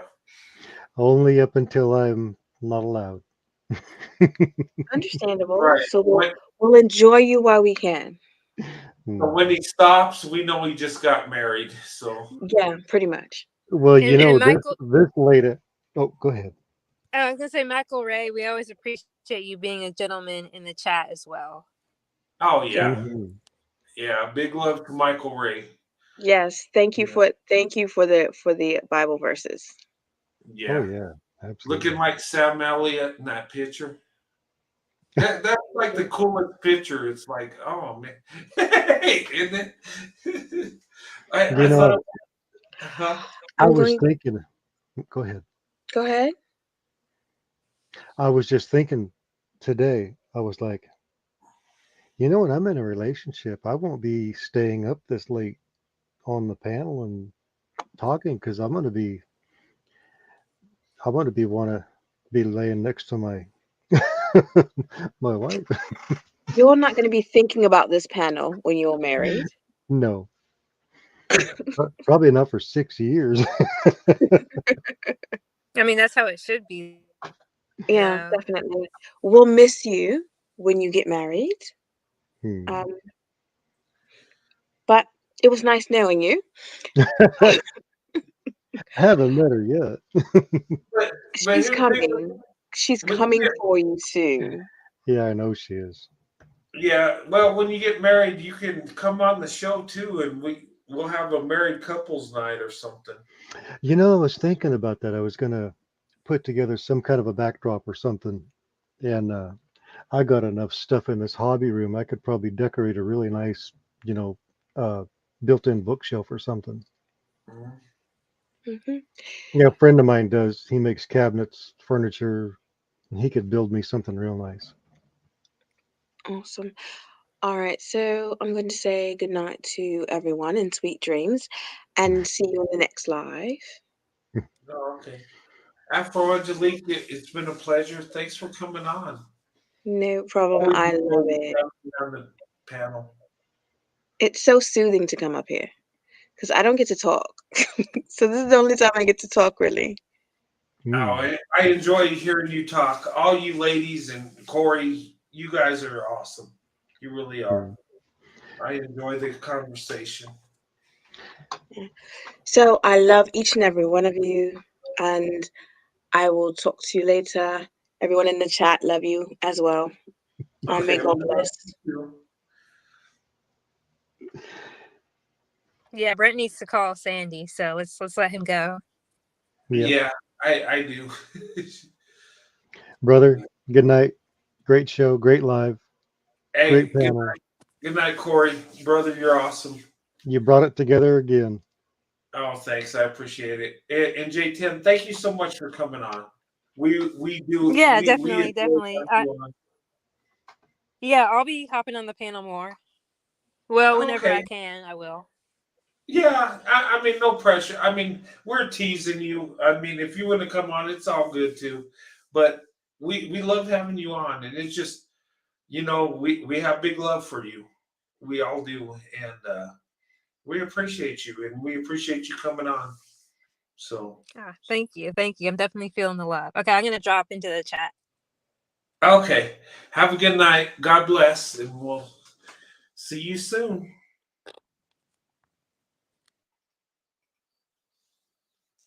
All right, and I'm going to say good night, guys. this was a fun show. I had a good time tonight, and you know, I would just say go where you're loved. Go where you're celebrated. Um, have that option button open and go for the best choice for you. Do you? It's about what it's about you, and when you go where you're loved, you're blessed, and you can be a blessing to the one that you love, and that's what it's all about. And I want to thank each and every buddy that came on tonight. The panel was awesome, and the chat was awesome too. And guys, I love you. This is a passion to me, and this is a blessing. This is uplifting, and the discussions we have, mean so much to me, and you know, and I had a good time tonight. This was awesome, and I'll be going live again Friday night. So in a couple days we'll do another live, and you know I don't know what subject it'll be about, but if you guys want me to cover something, shoot me an email. I mean, I'm flexible as long as it's respectful and not crazy. um but um but I do love you guys, and I had an awesome time tonight, and the panel was awesome. The chat was awesome, like usual. And but I just want to say, God bless you and your families. Have a good night, and I'll see you guys Friday night. Okay. Have a good night. God bless.